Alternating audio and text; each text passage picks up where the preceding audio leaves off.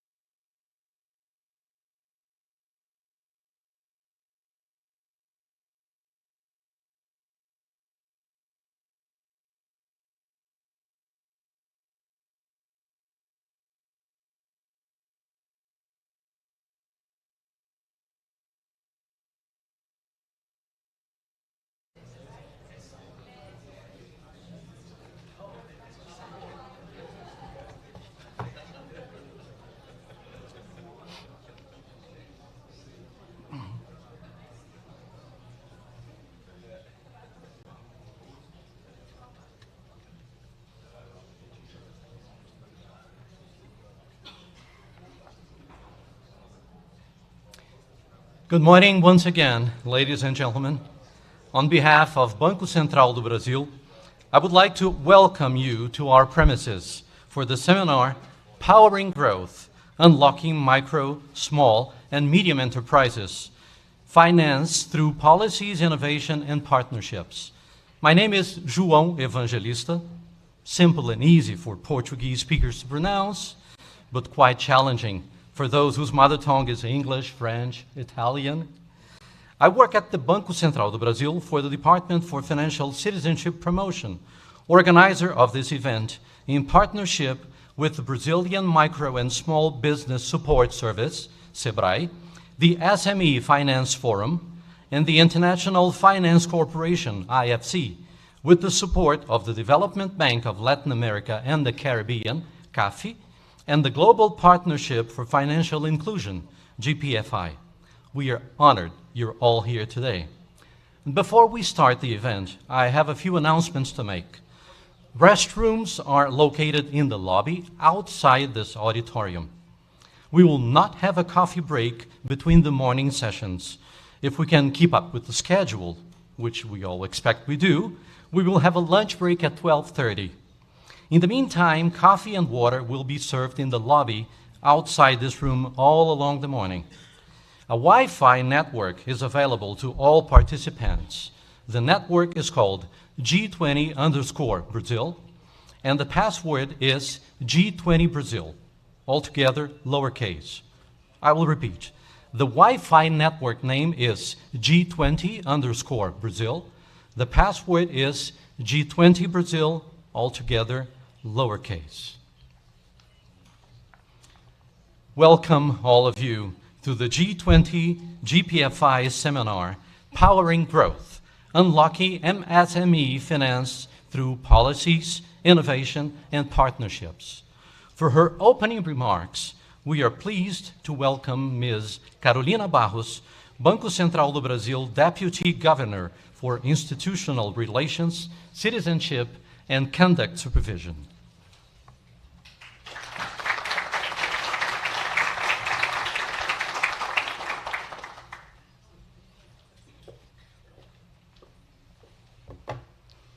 Bom dia aos presentes nesse auditório. Eu queria saudar de forma especial também todos que nos assistem pela transmissão, nos assistem remotamente. Sejam todos muito bem-vindos. Welcome to the Central Bank of Brazil. I would like especially to welcome the international delegations that came especially to the first plenary meeting of the Global Partnership for Financial Inclusion of G20, GPFI, starting tomorrow.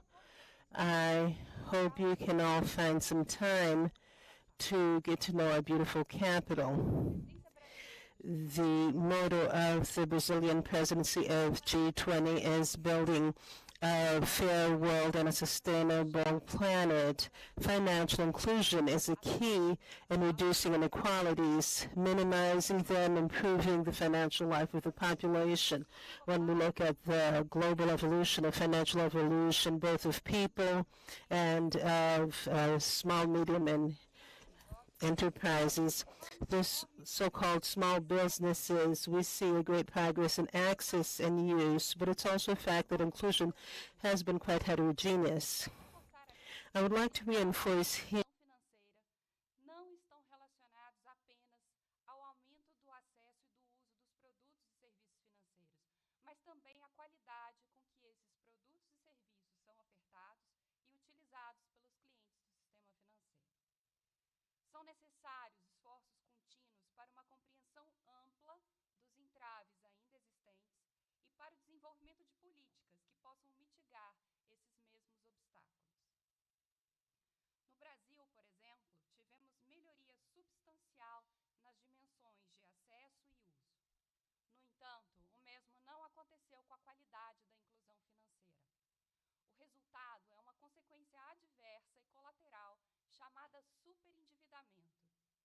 indebtedness, and we can't just close our eyes to that.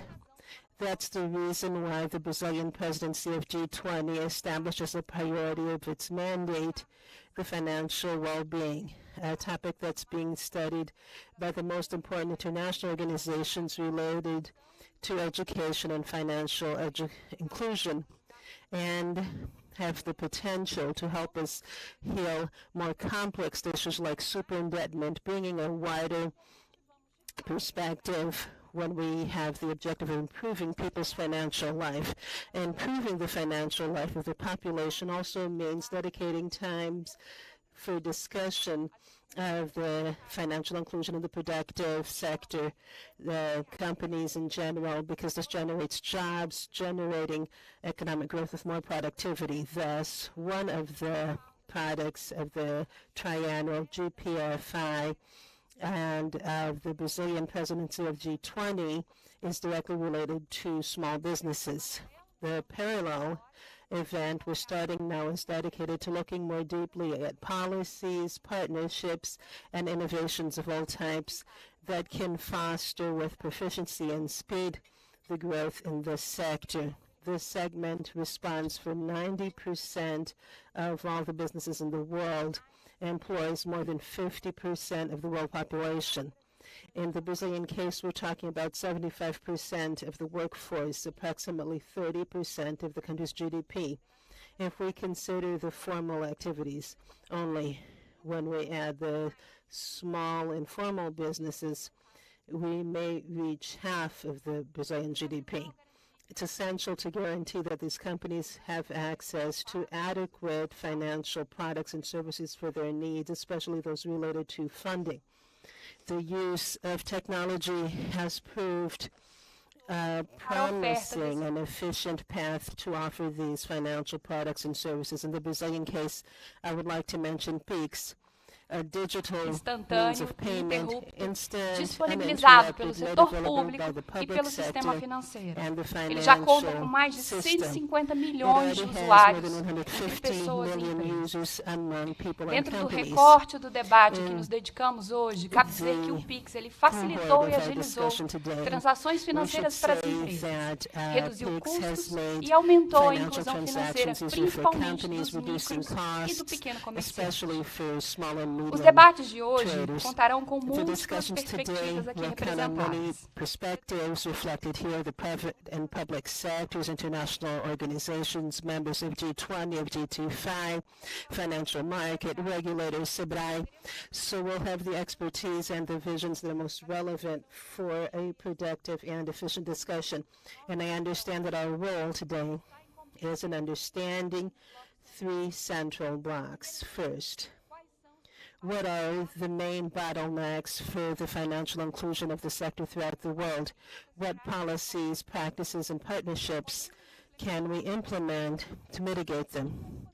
And how can we accelerate these same policies, practices, and partnerships? In a second block, I would say we need to ask ourselves what are the future perspectives of the funding deficit of small companies, smaller enterprises, what are the trends in the banks, and how can digital transformation bring more efficiency to the development of the sector? And lastly, how the regulatory environment can pave the path for the perfecting of small and medium enterprises, making the innovation flourish in the sector. The participation of small enterprises is definitive in the Brazilian economy. It makes all the difference. It's important for the country, for the central bank, and for the Brazilian presidency of G20. We're very happy and honored to welcome this discussion today. We know the results will be very valuable for small enterprises in all countries in the endless search for more adequate services and products and finances to foster innovation, generate income, and promote prosperity. And I would like to thank a few people. First of all, SEBRAE, represented by the president, Mr. Décio Lima. SEBRAE is an old partnership of the central bank for these issues related to MSME, and we have an agreement of cooperation with SEBRAE, technical cooperation. Thank you very much. You were decisive in the organization and the event today. for the aid and the organization and preparation of the content of the event. I thank the Forum for funding SMEs and the International Financial Cooperation, represented by the Director for Latin America, the Caribbean, and South America, Manuel Reyes. Also, the Development Bank of Latin America and the Caribbean for its support, Kathy. And I wish you all an excellent event. And once again, you're all very much welcome to this institution. Thank you.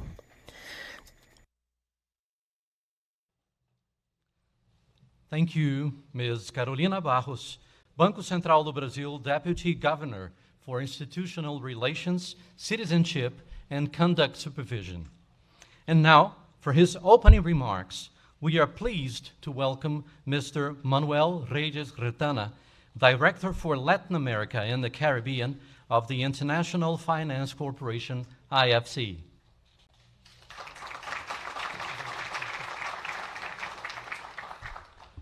Bom dia a todos. Ladies and gentlemen, my sincere gratitude to Banco Central do Brasil, G20, and the Global Partnership for Financial Inclusion, SEBRAE, CAF, and the SME Finance Forum for your kind invitation. It is my pleasure to be with you here today and share opening remarks for the side event of the G20 and GPFI first plenary of 2024, Powering Growth, Unlocking MSME Finance Through Policies, Innovation, and Partnerships. SMEs are crucial to creating dynamic, competitive, and inclusive economies. This is a global need. And as the Deputy Governor was saying, SMEs represent 90% of businesses and more than 50% of employment worldwide. However, access to financial services for SMEs remain a major obstacle. IFC's MSME gap assessment report estimates a financing gap of $5.2 trillion for formal MSMEs in emerging markets and developing economies, representing 19% of GDP and 20% of overall private sector credit provided by banks in these economies. From a regional perspective, the finance gap in Latin America and the Caribbean is the second largest in the world, after East Asia and the Pacific, with 18% of the total gap, and it's mainly driven by Brazil, where the gap is $593 billion, where SMEs also play a key role in driving inclusive economic growth. IFC and the World Bank Group have invested significant resources in addressing these financing challenges, improving access to finance for MSMEs through a comprehensive range of initiatives. We provide financial sector assessments to determine areas of improvement in regulatory and policy aspects. Design enabling instruments such as risk-sharing mechanisms, provide liquidity to banks to work with MSMEs portfolio and catalyze SMEs access to equity investments through our growth fund investments. To cite some concrete examples from the investment side, last year, IFC partnered with Itaú, for example, subscribing to a $200 million gender bond. This was issued in Brazil. This marked the first gender bond issued by a private sector bank in the country, and it was a game changer for thousands of women-led SMEs. Another example was the signing of a senior loan for $50 million to Banco Atlas to finance SMEs in Paraguay, of which at least 25% will go to women-owned SMEs, hence expanding its lending to business in the country. Like this, we have several other examples around the world. In addition to our investments, IFC is a founder and lead implementing partner of the G20 Global Partnership for Financial Inclusion, GPFI, and currently manages the SME Finance Forum, a G20 initiative and a key implementing partner for GPFI in scaling SME finance. The partnership is committed to advancing financial inclusion globally by increasing quality access to, as well as usage of, sustainable formal financial services, thereby expanding opportunities for underserved and excluded households and enterprises, including women-owned micro, small, and medium enterprises. This year, under Brazil's G20 presidency, IFC will develop an action plan, taking the MSME finance agenda to the next level. However, we are well aware we cannot drive this change alone. We need to bring different stakeholders together to design the solutions. From banks to banking associations, to corporations with large value chains, from fintechs to multilaterals and governments. Lack of financing for MSMEs need to be addressed by a multi-stakeholder approach. Therefore, I invite you to be active listeners and participants in the 4 upcoming sessions, which will cover crucial topics such as global trends in MSME finance, the digital transformation and enabling environment, bank fintech partnerships, and strategies to reach underserved segments, women, youth, and rural MSMEs. I have a firm belief that together we can drive change and help MSMEs play its role in our common efforts to achieving sustainable development and a livable planet with inclusive economies that foster shared prosperity. Thank you for your attention, and I wish you all a highly productive day.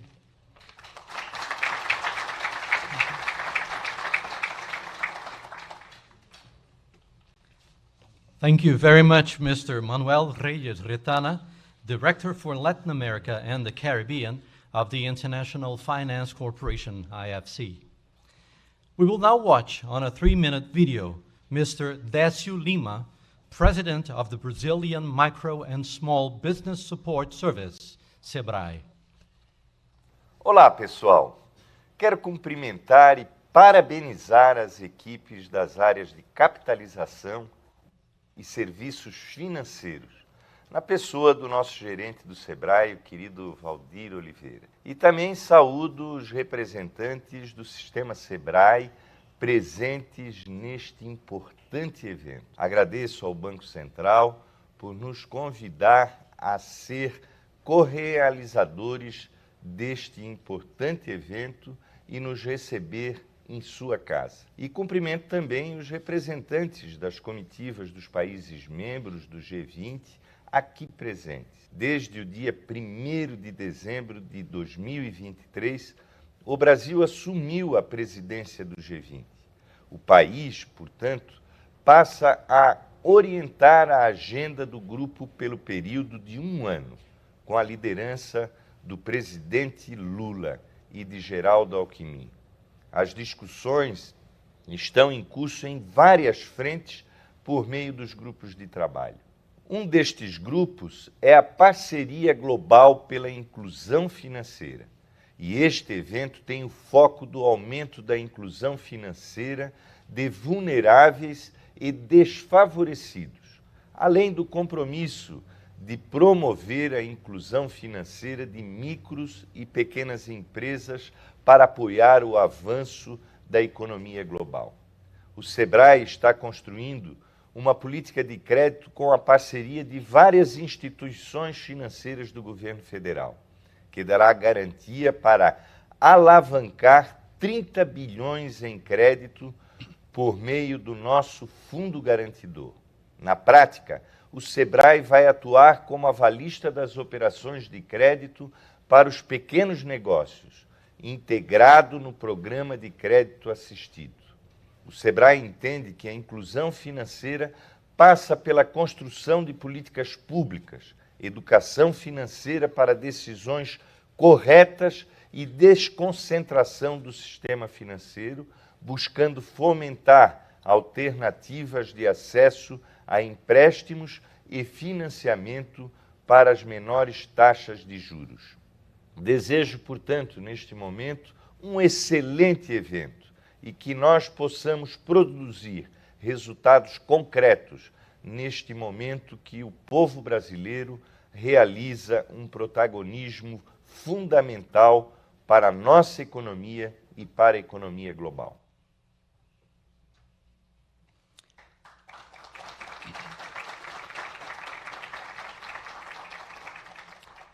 Our thanks to Mr. Décio Lima, President of the Brazilian Micro and Small Business Support Service, SEBRAE, and to all of the representatives of SEBRAE present with us this morning. We will now start session 1 of today's meeting. For her presentation on the latest estimated finance gap globally, how this compares to previous estimates, how the gap has been trending over the past years, and present global and regional comparisons, we are pleased to welcome Ms. Zara Aman Niazi, economist from the International Finance Corporation, IFC.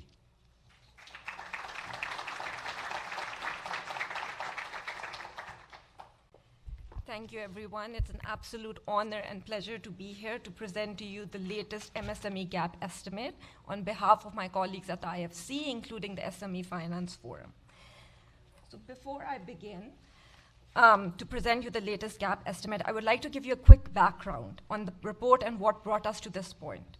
The first report was published in 2017 and was one of the first to estimate the financing gap for MSMEs in emerging markets. And to this date, it remains the only one to systematically estimate the gap across emerging markets. It does so by looking at not only the supply side data, which a lot of other reports do as well, but also estimating the potential demand for financing. While there have been studies that estimate the gap, it is usually restricted to a few economies, and there is no consistent methodology. The current report provides us another data point on how the gap has evolved over time by using the same methodology. And data sources, we believe we can provide comparability across 2 different data points. It is also the first study that attempts to quantify the gap for women-led MSMEs, and it remains to this date one of the most cited studies on MSME financing.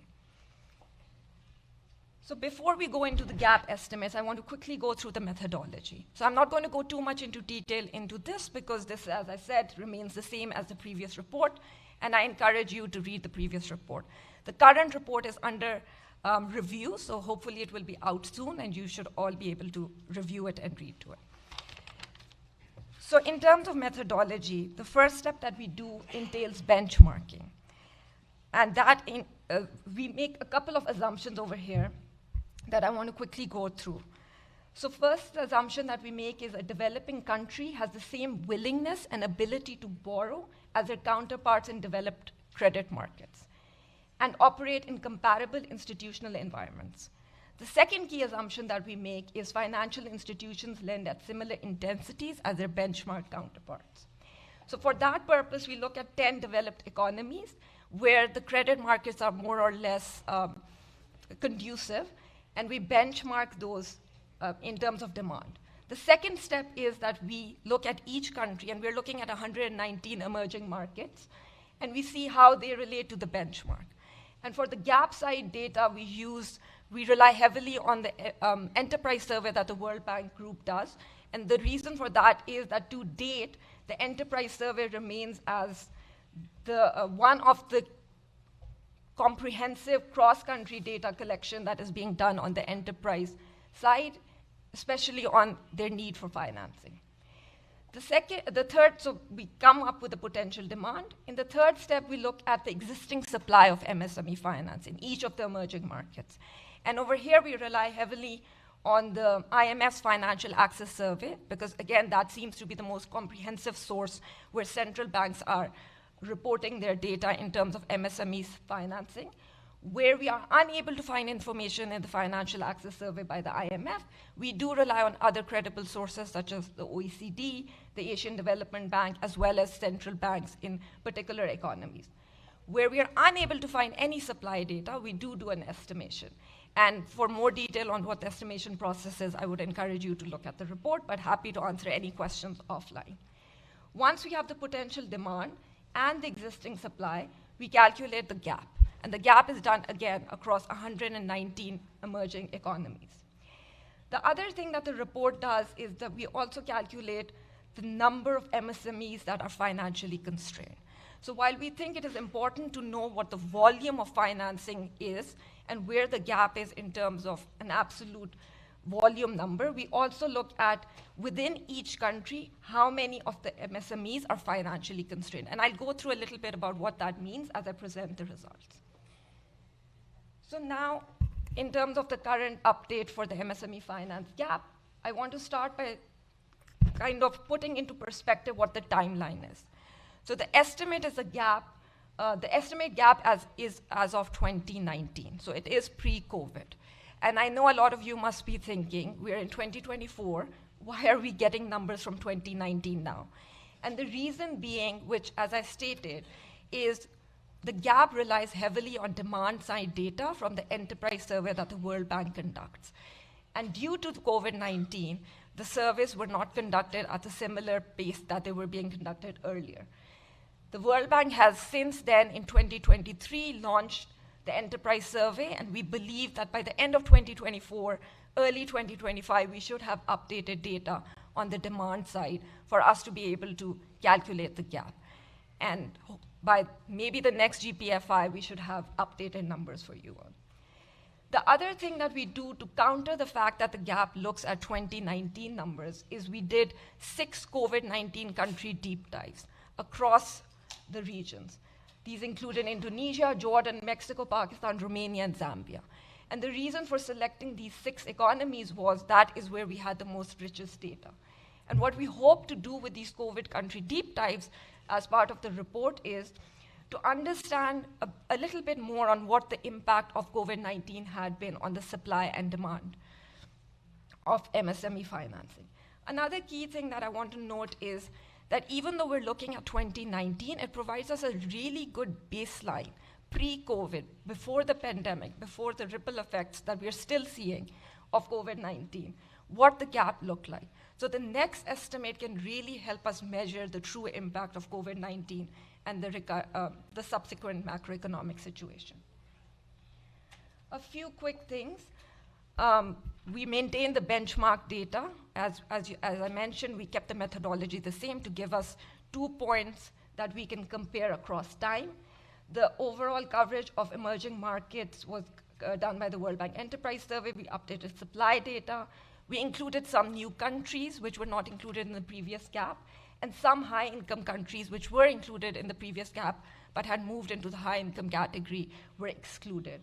And you can look at the list of those down below. In terms of categorization of high income, low income, and all other regional categorization that you will see is based on the World Bank classification. So before we go into what the numbers of the gap are right now, let me quickly point to the fact that in 2015, the gap was 4.4 trillion, 17% of the emerging markets' GDP. At that point, in terms of percentage of GDP, it was highest in MENA, Middle East and North Africa, followed by Latin America and the Caribbean. We try to look at the gap also as a percentage of GDP because we do think that that provides a more nuanced picture of what the gap is relative to the economy of those particular countries. So as we move from lighter to dark blue is how the gap as a percentage of GDP is increasing. And in case of interest, it was 27% the gap was 27% of GDP in Brazil in 2015. So now we move to 2019. So we all know that the gap currently is at $5.7 trillion. Key to note is this is a formal finance gap. So we already see a huge increase.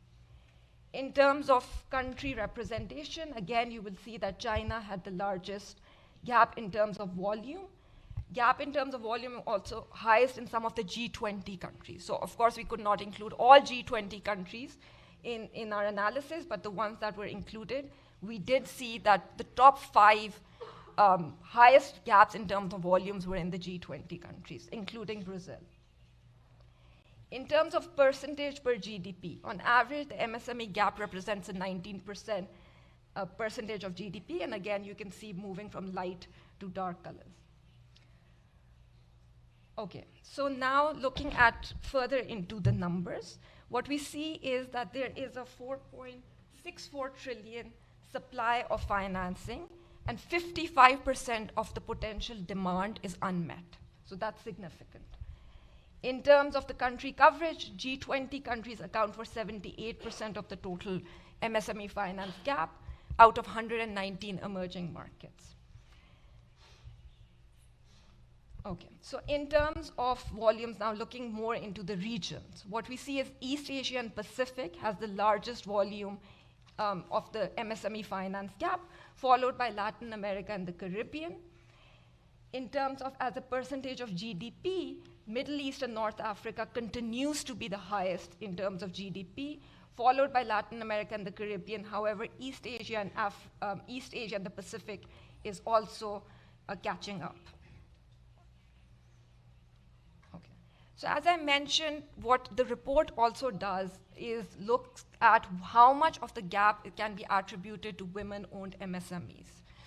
So what we find is that out of the 5.7 trillion, 1.9 trillion can be attributed to women, which is 34% of the total MSME finance gap, approximately 7% of GDP in these economies. G20 countries, again, account for 89% of the total women MSME gap. The women MSME gap is largest in East Asia and the Pacific, followed by the Middle East and North Africa. One caveat that I do want to point out is when we look at the women MSME gap, it's mostly looking at the share of the total gap. Where we had a lot of issues, and this is a call for everyone, given the importance of women in our economies, given the importance of women and gender finance, we need to do a better job in collecting gender disaggregated data, which to this date a lot of central banks are not doing. So the 5.7 trillion gap that we talk about is on formal financing. We do think that in emerging markets, we cannot ignore the informal entrepreneurs, especially since informality is pretty large in a lot of these emerging markets, especially in lower income economies. So what we did is we tried to estimate the informal demand for financing. So what we find, there is a graph missing, but that is okay. What we find is that there is a 2.1 trillion in estimated potential demand, equivalent to 7% of GDP for finance from informal enterprises in developing countries. Sub-Saharan Africa and Latin America have the largest informal demand as a percentage of GDP, and it is somewhat intuitive that informal demand is highest for lower income countries, where the level of informality is also the highest. Okay, so now that we have presented the gap as it is now, you have a brief picture of what the gap was earlier. Let's look at how it has evolved in terms of demand and supply of MSME financing. So in terms of potential demand has increased from 8.1 trillion to 10.3 trillion. In terms of supply has also increased from 3.7 trillion to 4.6 trillion, leading to an overall increase in the gap from 4.4 trillion to 5.7 trillion, a 1.3 trillion increase. The key thing to note is that this is a 29% growth in the MSME finance gap, more than double the GDP growth during that same period in time. In terms of the GDP, as a percent of GDP, the overall MSME gap increased from 17% of the GDP in 2015 to 19% of GDP in 2019.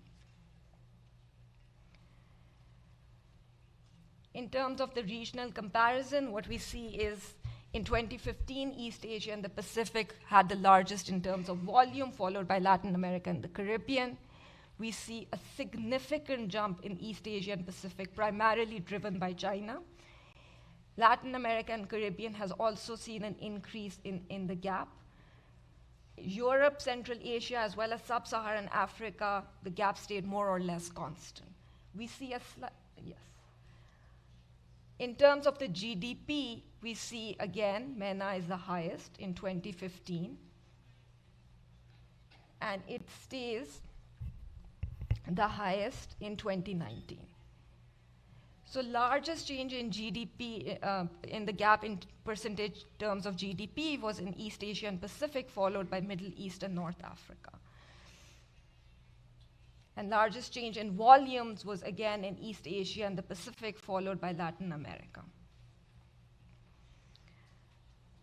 So I think it's interesting that we have now seen that the gap obviously increased throughout across regions, it increased globally, but how was it driven? Let's take a deeper look into amongst the regions, what the demand and supply and how that grew. So first, taking a look at potential demand, and we're going to look at it in terms of percentage GDP. As I said, it provides a much more nuanced picture. In terms of potential demand, this was in 2015. And you can see it has increased almost across the board besides Europe and Central Asia. So we see an increase in demand across regions. Supply, we see an increase. Actually, it has stayed more or less constant across regions, and we see a slight dip in Europe and Central Asia, and a less than a percentage point drop in Latin America and the Caribbean. So why is that? To take a couple of examples, let's look at East Asia and the Pacific. So what we saw, interestingly enough, that both on the supply and demand side, there was a lot of conducive government policies. Both on the supply side and the demand side, there was a push towards financing more MSMEs. MSMEs were growing in these economies at a rapid pace. That led to an increase in demand. The central bank and the government also provided a lot of conducive policies to the financial sector, which led to an increase in supply. In Europe and Central Asia, where we see a dip in both the demand and the supply, what we found was that at that point in time, some of the key economies in that region, and again, think of it this way, this is only emerging markets in each of these regions, were going through an economic slowdown. So one potential hypothesis is that because of the economic slowdown, it impacted both supply and demand. In Latin America and the Caribbean, the interesting part is that the supply dipped, and it was primarily driven by Brazil. Again, we are going to be hypothesizing a little bit on why that was so, and remember, this is 2019. It was a period of slower economic growth. There was high interest rate, which might have tempered demand, which might have had an impact on supply, as well as banks might have shifted more towards larger enterprises, which are considered safer bets, especially in slower economic growth times. So to recap, demand has increased across almost all regions as a percent of GDP, with the exception of Europe and Central Asia. Supply has stayed relatively constant as a percent of GDP across regions.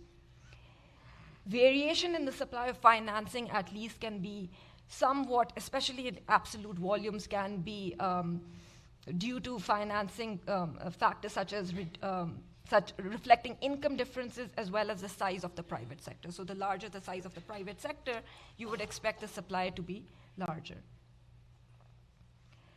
So as I mentioned earlier, we also look at the number of financially constrained MSMEs in each of these economies. And this, we think, provides a very good, complements the gap estimate, because we see that in terms of where financing is available, how many of these firms can actually access it.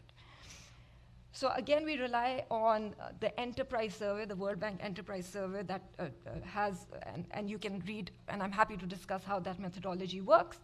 And what we find is that in sub-Saharan Africa, we have the majority of the firms, 50% of the firms are financially constrained. And in Latin America and Caribbean, 71% of the firms are unconstrained. So it's divided by fully constrained, partially constrained, and unconstrained. Just to give you a very quick overview, partially constrained are firms which have some access to finance but are unable to access finance in easy terms. Fully constrained as those that cannot access finance at all. In terms of the income level distribution, what we find, not surprisingly, is that low-income economies are the most financially constrained compared to upper middle income economies, where 70% are unconstrained. So 40% firms in emerging markets are credit constrained, of which 19% are fully credit constrained. Sub-Saharan Africa has the highest percentage of constrained MSMEs at 50%. So, as I mentioned earlier, due to lack of data, we were unable to do an estimate post-2019, but we did do 6 country-level case studies to weave together what the potential impact would be on supply and demand of MSME financing. And what we found was that overall demand for credit decreased sharply after the pandemic. However, it began to recover to pre-pandemic level between 2020 and 2022. But a downward trend began in 2022, beginning 2023. And this was primarily because of the subsequent global macroeconomic situation where interest rates increased, there was high inflation, tightening credit conditions, and increased cost of debt financing for MSMEs, which really tempered demand. Overall supply of finance remained the same in 2020 to 2021, with a decline beginning in 2022. And the reason why we think supply stayed more or less constant during the pandemic was because of the government support that was provided to the financial sector. What we did find that large firms did not appear to suffer from a credit crunch during the crisis, and they tended to do much better than their MSME counterparts. Formal financing for MSMEs tightened as banks turned to large corporates who were perceived to be safer borrowers. And this is something which I think is slightly intuitive, is when things, when the economy slows down, banks tend to focus more on less riskier clients. And this pattern was reflected across advanced economies as well as emerging markets over the course of the pandemic, where commercial banks, as I mentioned, had limited appetite for lending to MSMEs, absent credit guarantee provisions. So during the pandemic, the central bank, the governments really stepped in, provided support. As soon as those provisions seemed to go away, the commercial banks tended to shift away from the MSME segment. So even with robust policy support, MSME lending, there seems to be legacy issues still at play that dampen lending for smaller firms. So in conclusion, over the 4-year period from 2015 to 2019, the MSME finance gap increased from 4.4 trillion to 5.7 trillion, a 6% average annual increase. There is an additional potential demand from informal enterprises of 2.1 trillion, resulting in an estimated total demand to be 12.4 trillion. That's substantial. The gender finance gap stayed more or less stable, increasing slightly from 33% to 34% share of the overall gap in 2019.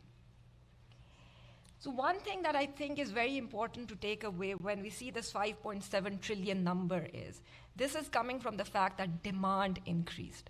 And an increase in demand is a good thing. That means MSMEs are growing. They are becoming bigger and bigger part of the economy. Where we need to do more work is on the supply of MSME financing. Because as economies will grow and recover, and this is happening now as post-COVID-19, MSMEs will increase in size, they'll increase in number, and they will need more access to finance. The impact of pandemic and the subsequent macroeconomic downturn and what impact that will have on the MSME finance gap, while we can see a little bit on what is happening on the supply and demand side, we need more data to be able to see what exactly the impact would be on the overall gap. And this is something that I think this forum is the best way to make a case for. We need better data. Our estimate is as good as the data that is provided. And currently, there is a lack of available data. On demand side, we're using the enterprise survey. But where we see, even on the supply side, is lack of data, especially disaggregated data, in terms of the supply of formal finance by size, by gender, and sectors. So if you've read the previous report, you will notice one thing. We haven't done an estimation by size, so the estimation of the gap by SME versus micro. And that is primarily because we do not have data where it is being disaggregated on the supply side. So we hope to have better data to be able to provide you that estimate. So I would like to conclude by again highlighting the point that such estimates would benefit from more standardized data collection from stakeholders such as yourself.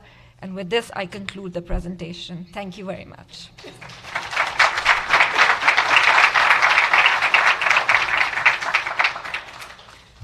Thank you very much, Ms. Zara Amaniazi, economist from the International Finance Corporation, IFC, for his presentation on industry trends in MSME financing, a discussion on different trends, products, partnerships, and how these are contributing to closing the financing gap. We are pleased to welcome Mr. Kamar Salim, Chief Executive Officer of the SME Finance Forum.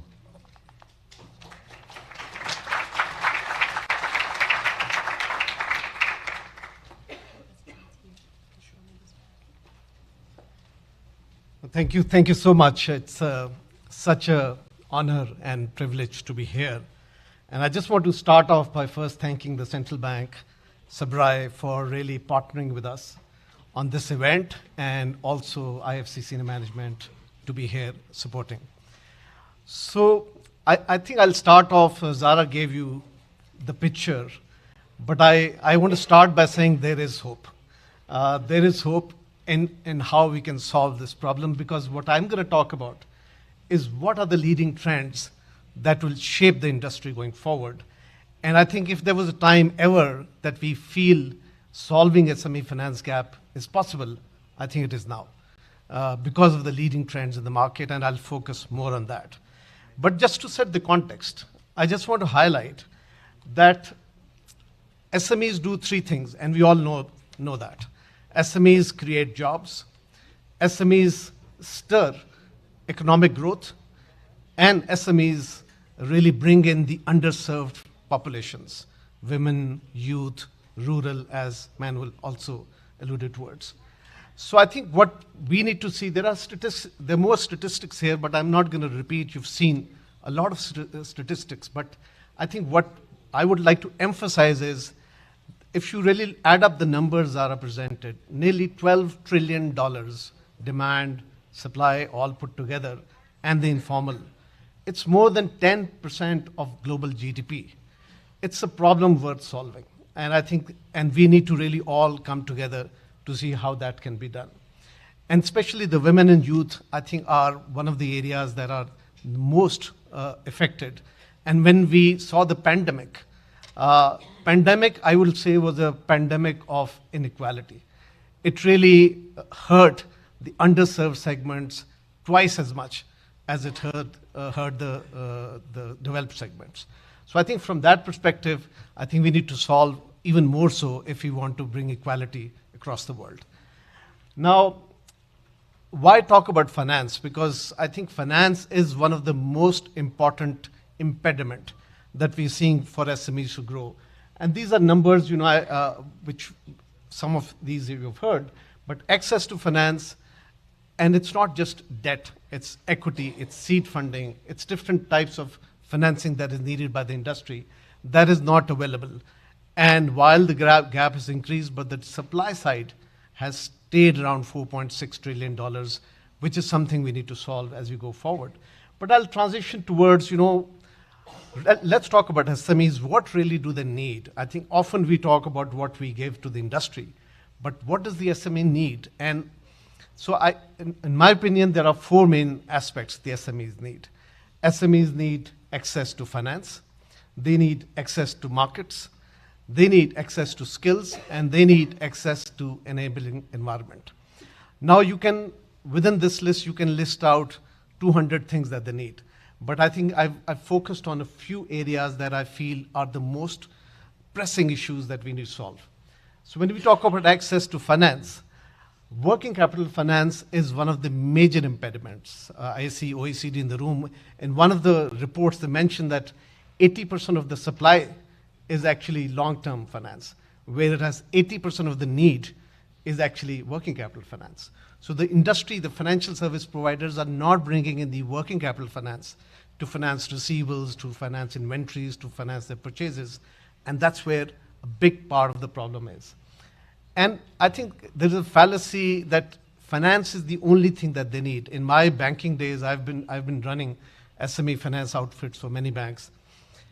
The best SME finance outfits have three revenue streams. They have liability, transactional, and lending revenue streams. The best of the institutions around the world have these equally split between the three categories. If you are too heavy on finance, you're exposed to a huge amount of risk. If you're too heavy on transactional, you're not really financing enough. So I think when you look at the SME finance, it's not just about finance. It's much more than that. Wells Fargo in the US has 48 products to do SME finance. DBS in Singapore has about 28 different products. So I think we really need to see how we create more bundled, integrated solutions. Supply chain inclusion, I think when we look at the whole, and I'm going to talk about these as we go along, but supply chains, a lot of SMEs are not the direct suppliers of the Unilevers or Pumas and P&Gs. They are in the long tail. They're the suppliers of the supplier and the suppliers of those suppliers. So I think we need to go into the value chain, and that's where they need to be included. And then having access to networks, not just to sell locally, but to sell internationally. There's a lack of trust in the system.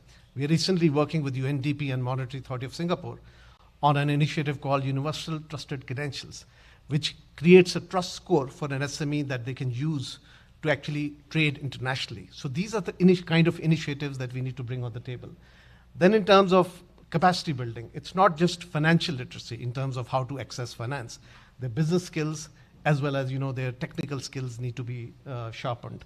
And of course, the enabling environment. While the conventional enabling environment was credit bureaus, secure transactions, but there are new regimes emerging out there in terms of alternate data regimes, and also credit enhancement mechanisms that go beyond guarantees. So I think this is really the summary of what we feel the industry needs. But let me start by the first leading trend that I'm seeing. I'm going to talk about 7 leading trends. So first is really digitization. And this is how digitization is going to help. We have a member in Bangladesh with a cost-to-income ratio in the SME of 83%. And then we have another client in Singapore and in Indonesia with a cost-to-income ratio of their SME business as 28%. What's the difference? Digitization. The institutions that have been able to digitize the front end, the middleware, and the back end have been able to really serve the SME segment far more. And you can see, I think you can cross-sell more, you can have higher transactional balances, liability balances, more fee income, what I talked about, the 3-way split of revenues. Then we talk about the costs. I think you really bring down the cost of origination, cost of underwriting, cost of disbursement, cost of portfolio management. So how do you really lower the cost at the other end? And how do you, in the end, serve the customer effectively? And what we call it in some institutions, they call it the jaws. You enhance your revenue through these measures, and you reduce the cost by some of these measures. And what the jaws do is they enhance your profitability. And the more profitable the business becomes, the more you will invest as institutions into SME finance. Now, digital banks, I think there are many reputable and highly known digital banks in Brazil as well. But digital banks, I feel, will play a much bigger role going forward. There are 431 digital banks around the world at this point in time, but only 20 are profitable. I think that's something that we need to consider. That why is that? And interestingly, the ones that are profitable are the ones who have gone into the SME finance space. Kakao Bank in Korea, I was with them about 6 months ago, studying their business model. They broke even in 18 months from inception. And part of that was because they led with their SME finance. So I think I see some digital banks are in the room. I feel digital banks have a much bigger role to play than conventional banks, because the time it takes for a traditional bank to transform from a digital bank is quite a lot. So I think digital banks will have a bigger role to play as we go forward. Now, embedded finance, a linked trend. Embedded finance is an area where the finance is at the nexus of the real sector and the financial sector transaction. And I think that's where we are seeing a lot of growth. And you can see the graph here. Right now, we heard about the gap, the supply of 4.6 trillion, that generates nearly $291 billion in revenues for the financial sector. But when you see the trajectory, at the 469 revenue pool estimates that we have in about 3 years or so, a large proportion is coming from embedded finance. And I think the institutions that are embracing embedded finance, I think will do far better. But at the same time, if the institutions don't brace themselves, there's nearly a $32 billion revenue loss that the financial sector can have because of leakages into the embedded finance, players coming in. So embedded finance is a huge area, and we have seen, especially in China, we have seen many of our members are enhancing their embedded finance portfolios, and they are growing by 40, 50% a year. So a segment to clearly watch and invest in. Then the alternate data. In terms of, typically when we look at one bucket, we look at financial data, one bucket in the bottom corner that you see. Typical financial institutions spend 80% of the time analyzing that. And from a predicted standpoint, it only is 20% predictive into how SMEs is going to perform. So what we need to do is crowd in other data sources. So there are another 40 different data sources that you can crowd in. And then our work with UNDP recently, there are another 50 data points that we have identified. The question here is, how do you, the data hygiene? I think that's the first challenge. How reliable is the data? The second is the data capture. Is the data being captured as you go along? And the third is about data modeling. Can you use that data to give you predictive analysis? And I think that's where the industry is going towards. Alternate data coding has developed, but alternate data modeling is evolving. And I think that's a leading trend that I'm seeing. And the SMEs, I think, are increasingly in the fintech space. I think when we look at the SME Finance Forum, nearly 73 of our members are actually fintechs. And these fintechs are purely focused on SME finance. So we are seeing, and they do different things. They can do lending, they can do working capital finance, they can be into supply chain networks, they can be into invoicing, accounting softwares, supply chain softwares. So fintechs are also increasingly coming into this space because they see a vacuum, an opportunity of the 5.7 trillion gap that we see around the world. So fintechs, again, will play a very big role, and fintechs are exponentially growing. In fintech's proportion of lending into SME was less than 1% about 5 to 7 years ago. Lending from fintechs to SMEs has grown to around 7% now. So you see that fintechs are increasingly becoming more prominent in the SME finance space. Then I think the two trends that are quite important, from an even developmental perspective. There is no net zero without SME adopting the sustainable standards. Nearly 50 to 60% of the GHG emissions in the economies comes from the SMEs as an aggregate. So you have to solve for that problem. If SMEs don't become sustainable, there is no net zero. So I think the industry needs, the issue is that are there sufficient solutions out there for SMEs to embrace, and is there sufficient financing available to go towards the sustainable finance space? And that's where the gap is. I think right now, the sustainable solutions products are very limited around the world, and only a few institutions have championed it. And it's not just green, it's blue, it's biodiversity, it's many aspects. It's energy, it's wastewater management. There's so many aspects to SME financing, embracing sustainability. So I think that's an area to watch, and I do see, I've always said that it's the digital and sustainability twin transition that is going to shape the future for us. And I think that's where I think a lot of opportunities lie for financial institutions. And it's nearly a $27 trillion market financing opportunity globally, if you look at the trends. And then, of course, the gender. It's going to take us nearly 151 years at the pace we're going to actually solve for gender equality. So I think we need to bring much more emphasis on increasing access to finance for women. Now, I'll transition towards the last 5 minutes of my presentation, and I do want to quickly talk about supply chain finance. Top 500 corporations in the world account for 40% of the global GDP. That you can think of it as a problem, or you can think of it as an opportunity, because you can go into the value chains of these SME large corporations and see how you bring SMEs into it. And these four are the key impediments that we are seeing in terms of banks. And I always say it's a 5-corner model: banks, large corporations, fintechs, regulators, and SMEs. They all need to come together, and it's a $1 trillion finance opportunity. When you talk about 5.7 trillion gap, nearly 1.2 plus sits in supply chains. So this is a huge area, and it's been evolving, it's been developing.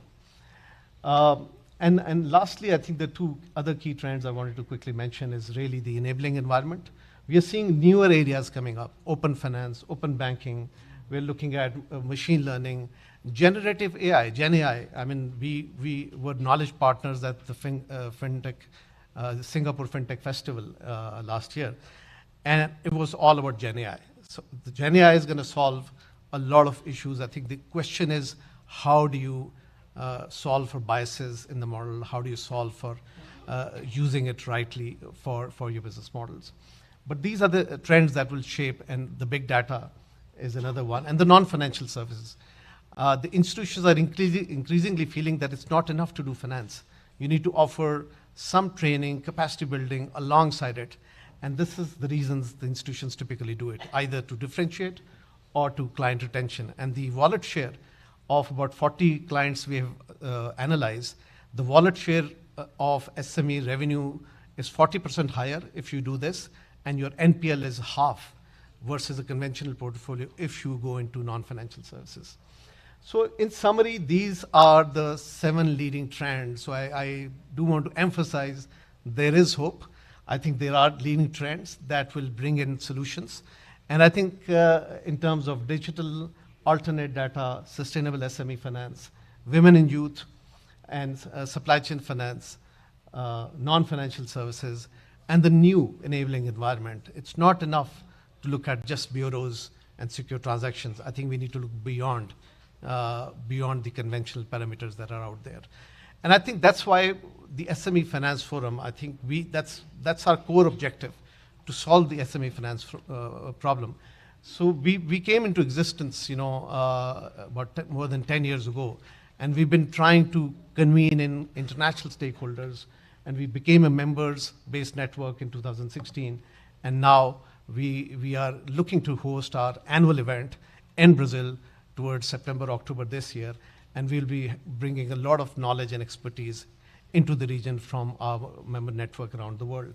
So this is our network. I think we really bring in global best practices. We have 240 plus members.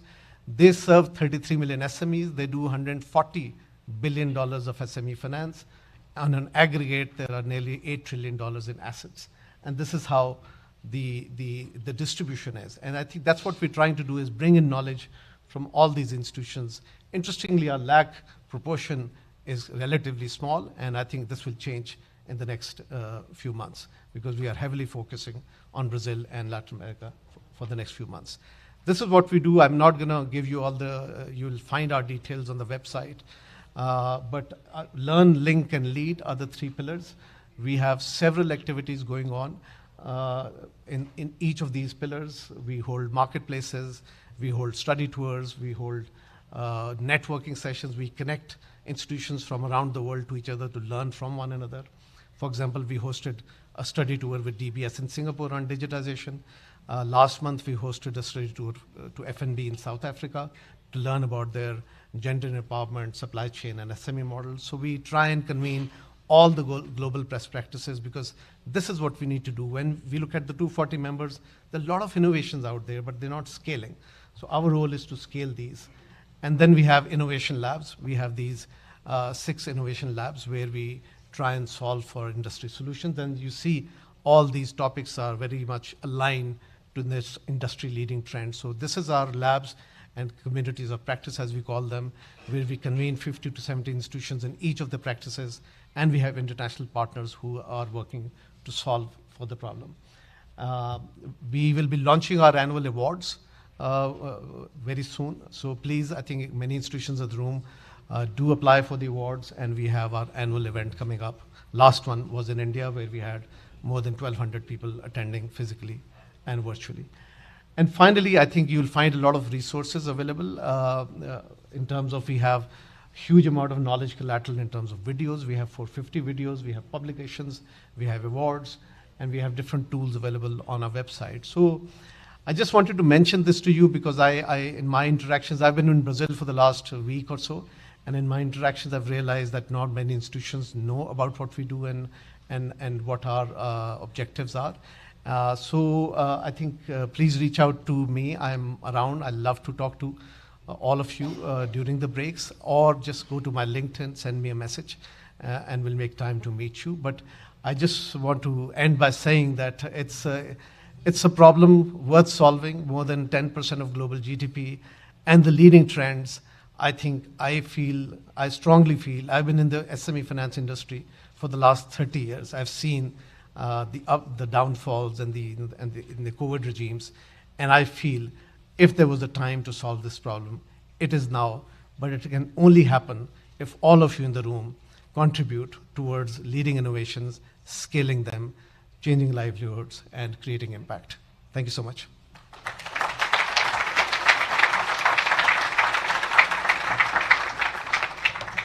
Thank you so much, Mr. Kamar Salim, CEO of the SME Finance Forum. And now, for his presentation on the changes in the Brazilian landscape of MSME finance over the past years, we are pleased to welcome Mr. Giovanni Bevilacqua, Coordinator of Access to Credit and Investments of Sebrae Nacional.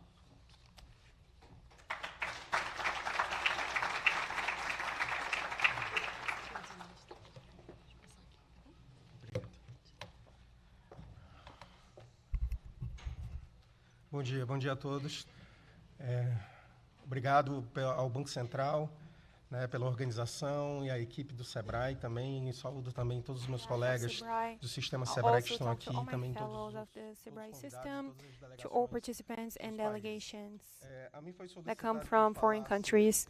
They've asked me to speak in Portuguese, but I was warned in regards to translation for me to not speak my mother tongue, which is from the state of Ceará. I think it would be hard for someone to translate that language into English. Muito obrigado a todos. Eu tô aqui numa posição que eu acho I'm in a position that I believe it's made easier due to the presentations that have preceded me by Kumar and Izara. As many of the data and information that was presented, especially by Zara, in relation to what happens in other parts of the world, also have reflections in Brazil. I think it's relevant for us to establish here a common ground. What do we understand by small businesses in Brazil? In some countries, that classification is done through quantity of employees. In Brazil, we adopt a classification through annual income of companies, and this brings some advantages and some disadvantages, especially if we're trying to compare what happens in Brazil and the field of small businesses when we try to compare that to other countries. And as Ms. Carolina mentioned earlier, small businesses in Brazil, which we consider to be all businesses that have a billing up to 4.8 million reais, about $1 million more or less, correspond to a big part of the formal companies in the country, as the director mentioned very well. If you include the informal side of the economy, it's probable that there are also small businesses, at least legal businesses, so to speak. Those are also small businesses, and we're talking about a big number of companies. About 90% of all companies, and this corresponds to more or less half of formal jobs that exist in Brazil, and all of this relates to about 30% of our GDP. And an important characteristic that has been growing over the last few years, the insertion also of those enterprises and global economy through exports. So about 41% of exporting companies in Brazil are small businesses. Clearly, the amounts of those exports are small, but regardless, the same way I have a big number of enterprises that have a big variety from retail to professional services to be able to deal with this group of companies and this diversity, especially in relation to financing policies or other actions towards funding of those businesses, is like trying to handle mammals that go from bats to whales and even platypuses. Those are very diverse beings with characteristics and practices, be those commercial or of acting in markets that are conducted very differently, especially in our case, the Brazilian case of about 20 million formal companies. We also have a large category in Brazil, which are the micro individual entrepreneurs. And that is the classification of small businesses in Brazil, this group that has micro individual entrepreneurs, micro companies, and small size enterprises. So this big group of companies takes a small part of the credit market. It is untrue that all small businesses and that this demand that Zara and Kumar have mentioned, that small businesses have a big demand for credit. This exists in part in Brazil as well, but it is not revealed due to a very simple reason. About half of those small businesses are not being funded within the formal national funding system. They are not even going to look for it. And I'm talking about the financial system, including all of those institutions, commercial banks, corporations, and so on. About half of those are not financed within that system. A significant amount, and I'm considering 20 million of companies, from 7 to 8 million of those companies are effectively participating in the national financial system. I'm talking about a third of small businesses are being financed through the national financing system. That's a way too small amount. Those companies that take part in this are operating a lot, and that's something curious Kumar mentioned in his presentation. What small businesses required and needed. The first topic was access to finances, but also access to markets, capacity building, and so on. I like to invert that order, Kumar. When we're talking that companies need financing, they also need other things first as well. Access to markets, capacity building, and other categories that you've mentioned. Why is that? The financing of those businesses are very operated in Brazil. We have a big amount of operations. Last year, about 8 million credit operations were conducted by small businesses. Of those small, almost 7.5% million of small businesses that are conducting transactions within the financial system. They're operating a lot, and the question as to why they do that. This is not a meaningless question in the sense that for two reasons. Do they actually need so many credit operations? Director Carolina mentioned earlier that the exact sibling side are embracing each other all the time, that as twins. The concern about financing is legitimate and fair as it allows financing and development of businesses. But there is another side which needs to be observed and considered also, those small businesses conduct about more than 70% of all credit operations in the country. And when you consider the quantity of resources effectively granted to those businesses, that proportion is nearly inverted, and it has been so for a while.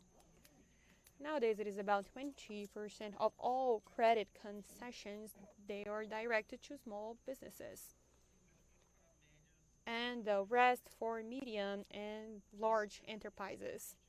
And here a stylized fact also. The financial system as a whole, when it measures risks, considers small businesses as much more risked, and we saw numbers related to that presented by Zara, and this becomes worse in moments of crisis. And that is when the financial system is much more aware and scared of small businesses. It has to protect itself from them. What happened over the last few years was a big insertion of small enterprises in the financial system, absorbing funding through credit and also through investments. I'll mention that further on.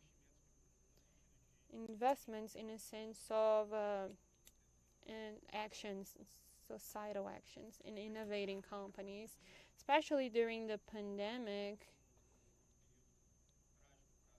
which was tragic to all economies, including Brazil.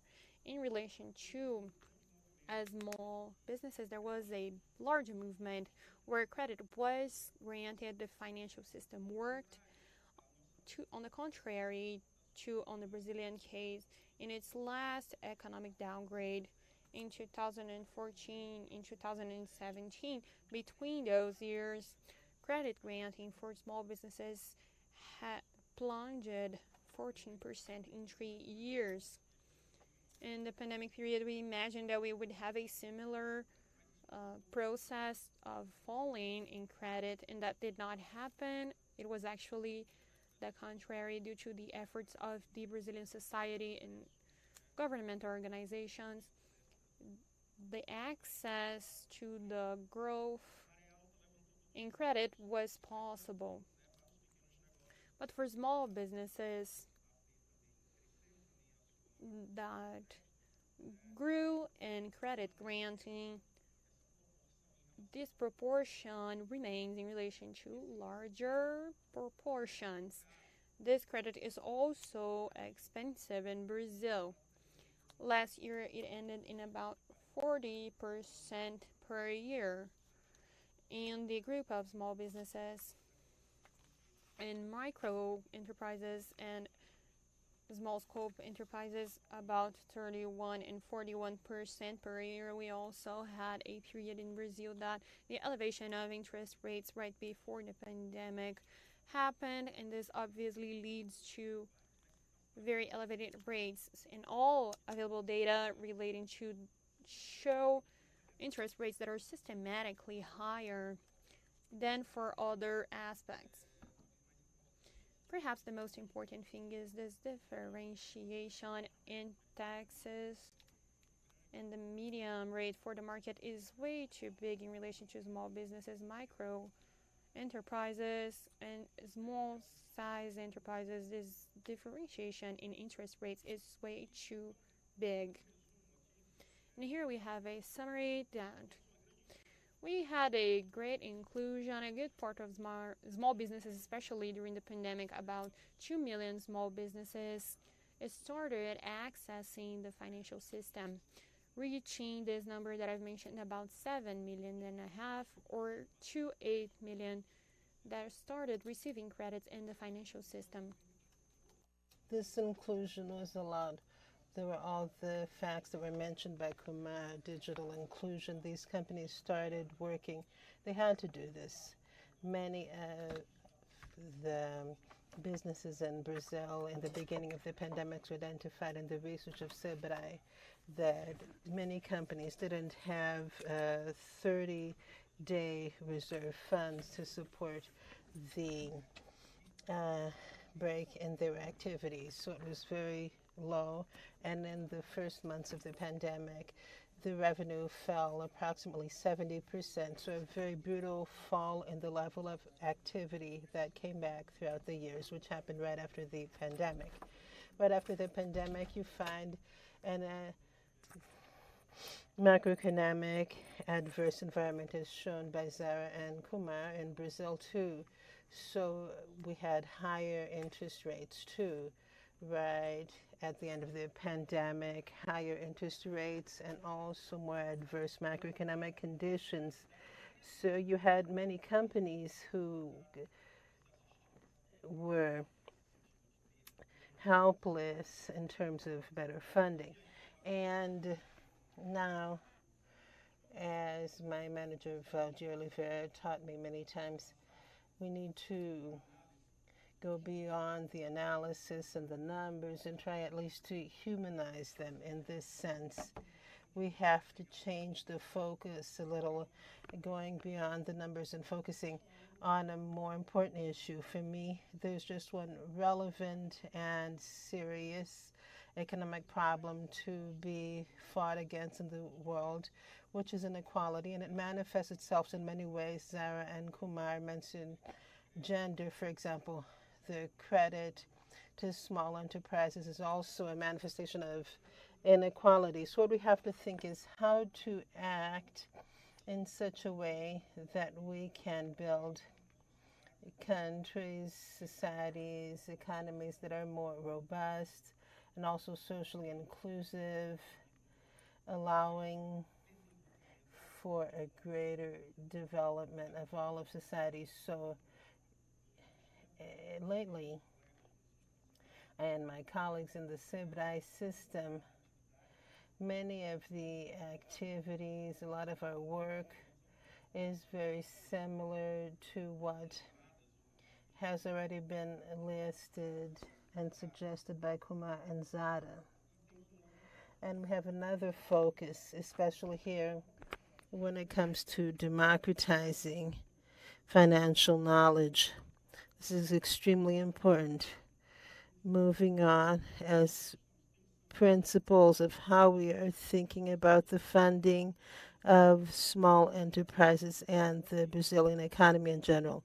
The Brazilian economy, with this number of companies that I just mentioned, can be very well qualified without the risk of generalizing as an economy of small businesses.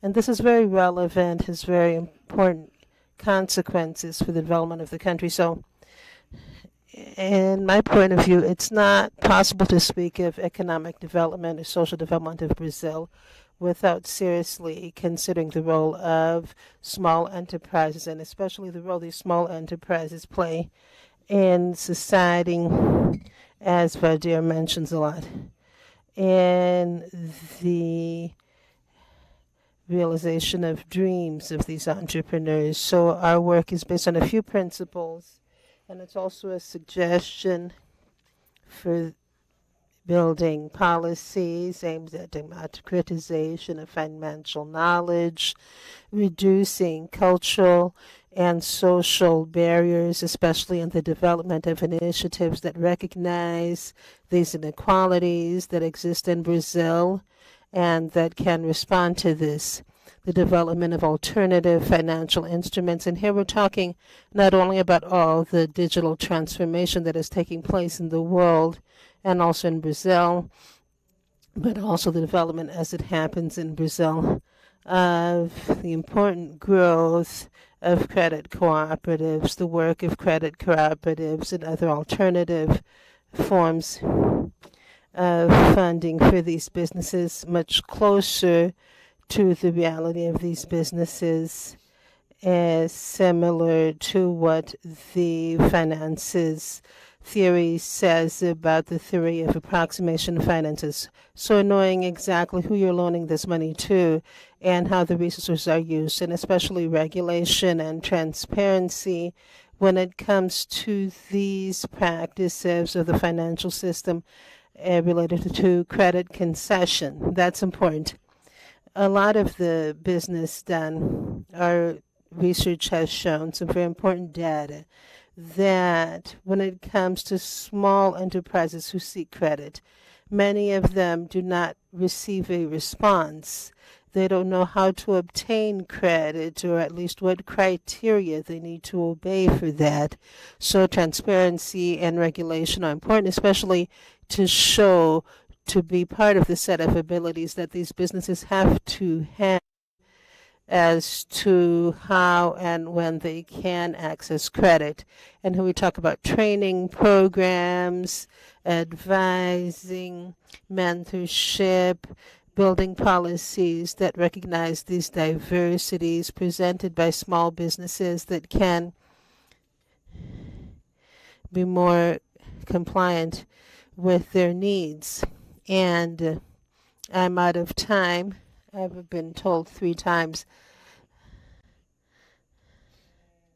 So I invite you to get to know Sebrae, the Sebrae portal, our Data Sebrae, which is our data repository with information about our studies and research about small enterprises in Brazil, and the recent observatory of the TNP Brazil. This data is open to the state, so there's a lot of information, important data about what these small businesses are, the reason that we hope that this data can be used to create much more efficient public policies. Our research takes place every 3 months. We go to the ground every 3 months. We collect information from small and medium enterprises, also relating to credit accesses and our guided and assisted credit. All the points I mentioned before are related to the work of Sebrae in the area of funding and can be considered a great effort to improve access to credit and investments for small enterprises through assistance, guidance, and aid to decision making when it comes to funding that is more effective, intelligent, and sustainable.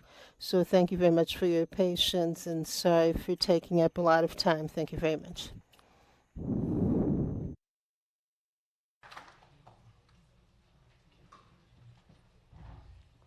Thank you so much, Mr. Giovanni Bevilacqua, Coordinator of Access to Credit and Investments of the Brazilian Micro and Small Business Support Service, SEBRAE.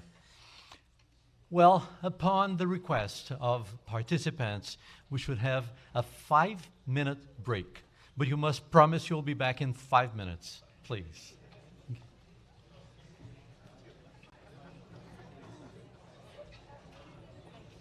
Oh, you're welcome.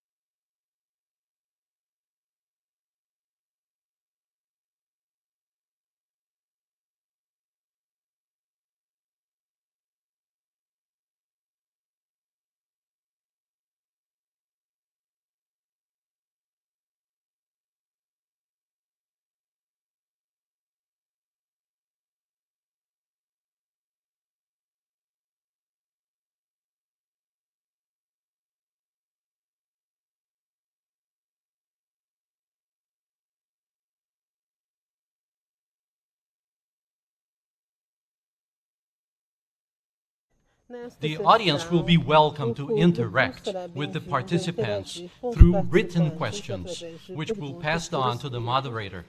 Should you need paper and pen, you can count on receptionists who will be down the hall. Ladies and gentlemen, to hear their ideas on the digital transformation, enabling environment and changing markets, we are pleased to welcome Ms. Ana Carvajal, Lead Financial Sector Specialist from the World Bank,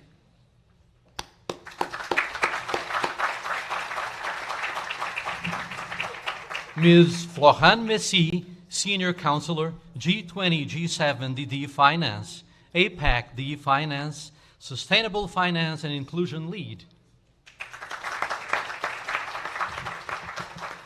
Ms. Diana Mejia, Senior Specialist from the Development Bank of Latin America and the Caribbean, CAF. Mr. Antônio Marcos Guimarães, Deputy Head from Banco Central do Brasil Financial System Regulator Department. And Mr. Chanchal Sarkar, Economic Advisor from the Ministry of Finance of India and G20 GPFI Co-Chair. To moderate this session, we are pleased to welcome Ms. Marcia Grossman Faria, Principal Investment Officer of the IDB Invest.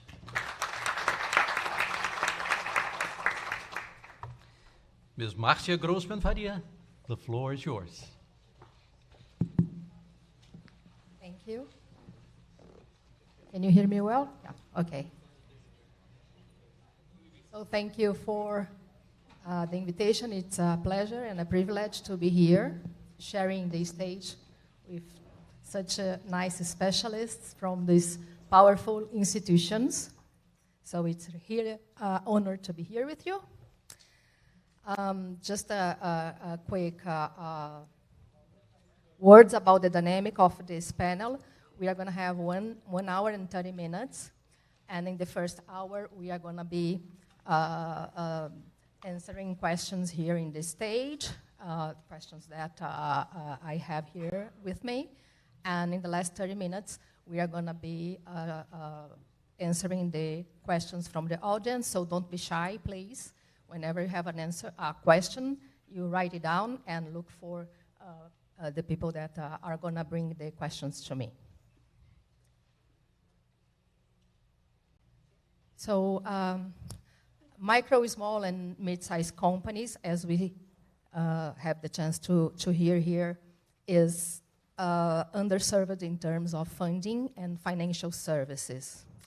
At the IDB Invest, we have financed between 2016 and 2022, 5.5 million MSMEs, and we have helped to keep 700,000 jobs. Especially, we do this through our financial intermediaries. As an example, last year, we did a loan with Sicredi, a cooperative with headquarters in the south of Brazil. It was a 30 million loan dedicated to women-owned MSMEs, and it had a special part that was fully dedicated to the Amazonia region. Together with that, we are going to provide to Sicredi a technical assistance so that they can grow their portfolio in that region. Because as we saw, it is difficult if you are an MSME to access finance. But it's more difficult if this MSME is owned by a woman. And if it is an MSME located in the Amazonia region, it's even harder. So we are very interested in support the financing of micro, small, and mid-sized companies. There was a study published last year that's called Digital Transformation for Financial Inclusion. And there we showed that although we saw that the gap in Latin America to access finance for SMEs is 19% of the world GDP. If we take into account the regional GDP for Latin America and Caribbean, this gap is 35%. So we have a lot of work to do. We also show in this study that sometimes SMEs, they feel tired to try to access finance. So this can dismotivate them to go to the new trends, the new products in the digital form. They are tired of bureaucracy. They are tired of being asked for substantial assets in guarantees. And they are tired of not having a credit history. So we have to innovate and figure out new ways to do the credit analysis. We know that banks, cooperatives, microfinance institutions, and fintechs especially are working on that and are providing innovative solutions, and it's more than welcome because it is needed if we want to really serve better the SMEs. So without further ado, I think I'm gonna pass on and start here. And if I may, let me put my glass because the letters are small. Start with Anna from the World Bank.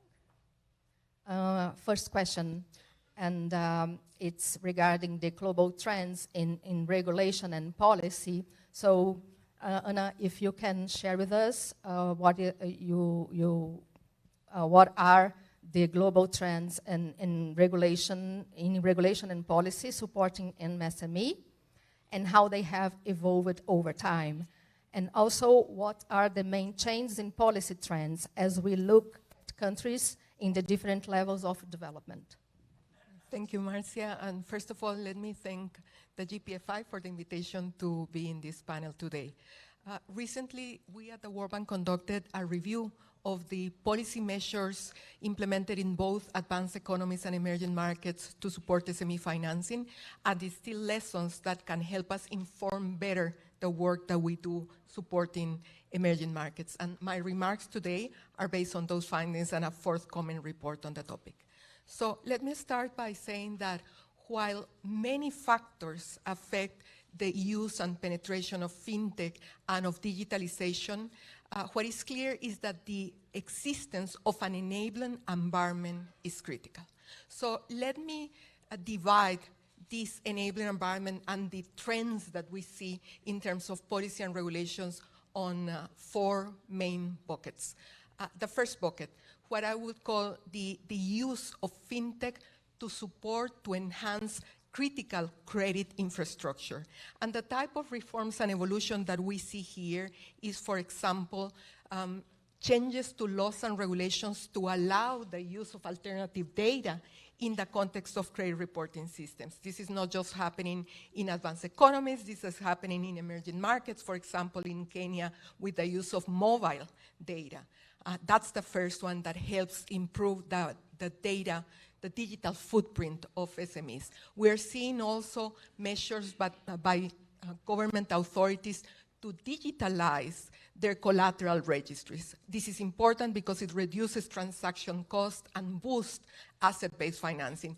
And linking other reforms that are being made, for example, invoicing, with reforms in secure transactions to, again, boost asset-based lending. And the Latin American region has been at the forefront of these type of changes. I just want to mention very quickly that, of course, in addition to this credit infrastructure, all the measures that authorities are taking on the foundational infrastructure are critical. I'm talking here about the role of payment systems in creating that digital footprint and work like the one that has been done in India with the stack, but that other countries are doing on the digital IDs that really are propelling and helping to enhance the footprint of SMEs. So that's the first bucket. The second bucket is what I call taking advantage of fintech to improve competition by allowing the entrance of specialized fintech lenders. And here what we see is two trends. On one hand, many regulators are taking the time and the need to review the laws and regulations for banks and to tweak them, to eliminate, for example, the requirement of having physical branches to allow the entrance of digital banks. Kamar, you mentioned, and I'm fully with you, that digital banks that specialize in SMEs have a key role to play in our countries, and it's necessary that those legal frameworks are changed. And we see it in countries like India, like Brazil, like Malaysia, Mexico, that are already making these changes. The other is making changes to laws and regulations to allow the entrance of other type of fintech lenders that also have a key role to play, for example, in the provision of short-term financing. And here I'm talking about the creation of specialized bespoke licenses regimes for entities such as lending platforms or debt-based crowdfunding. And interestingly, because these are new products, and in some cases, you need to have a balance between the ease of giving ease to companies to approach investors, but also investor protection. We see countries using the regulatory sandboxes as a way to first test those regulations, feel comfortable with them, and then put them on a permanent basis. And that was the case, for example, for Kenya with database crowdfunding, or for Malaysia with lending crowdfunding platforms. And I would say this is part of a bigger effort from policymakers to allow the entrance of different type of alternative lenders, understanding that banks are necessary and will remain important for the funding of SMEs, but that alternative lenders have a key role to play. The third bucket that is like a continuation of this topic of competition is other means through which policymakers are bringing competition to the financial sector and to SME financing. And here, many emerging markets have been very innovative at the front of using digital platforms to bring together different type of financiers. The first one that we all have come to know is Nafin, with a platform for reverse factoring, but we have now experiences in countries like India with a receivables platform, of Colombia with Bancoldex that created a platform for microcredits where it is bringing different microfinance institutions to compete for the credits, therefore lowering the spreads. There are other measures that are more at the end on the larger jurisdictions that we see also as critical. And the main one that I want to mention at this moment is open finance, that has a lot of potential to, again, bring more competition. The final bucket that I wanted to mention is the need with fintech, with the use of fintech, with digitalization, also come risk. And regulators have to be aware of and have to implement the necessary regulations to mitigate those risks. And here we're talking about the need of enhancing data privacy laws. I think that in these, some emerging markets are still lagging behind advanced jurisdictions. That's a very important area. The other is consumer protection and fair lending. That is important that all these new alternative lenders are brought to the perimeter of regulation and that they themselves are subject to these laws on fair lending. And the final one, Kamar, also again taken from you, indeed in many countries we are seeing these partnerships between banks and fintechs, and with those partnerships there are benefits, but there are also risks in terms of, as I was saying, consumer protection, fair lending.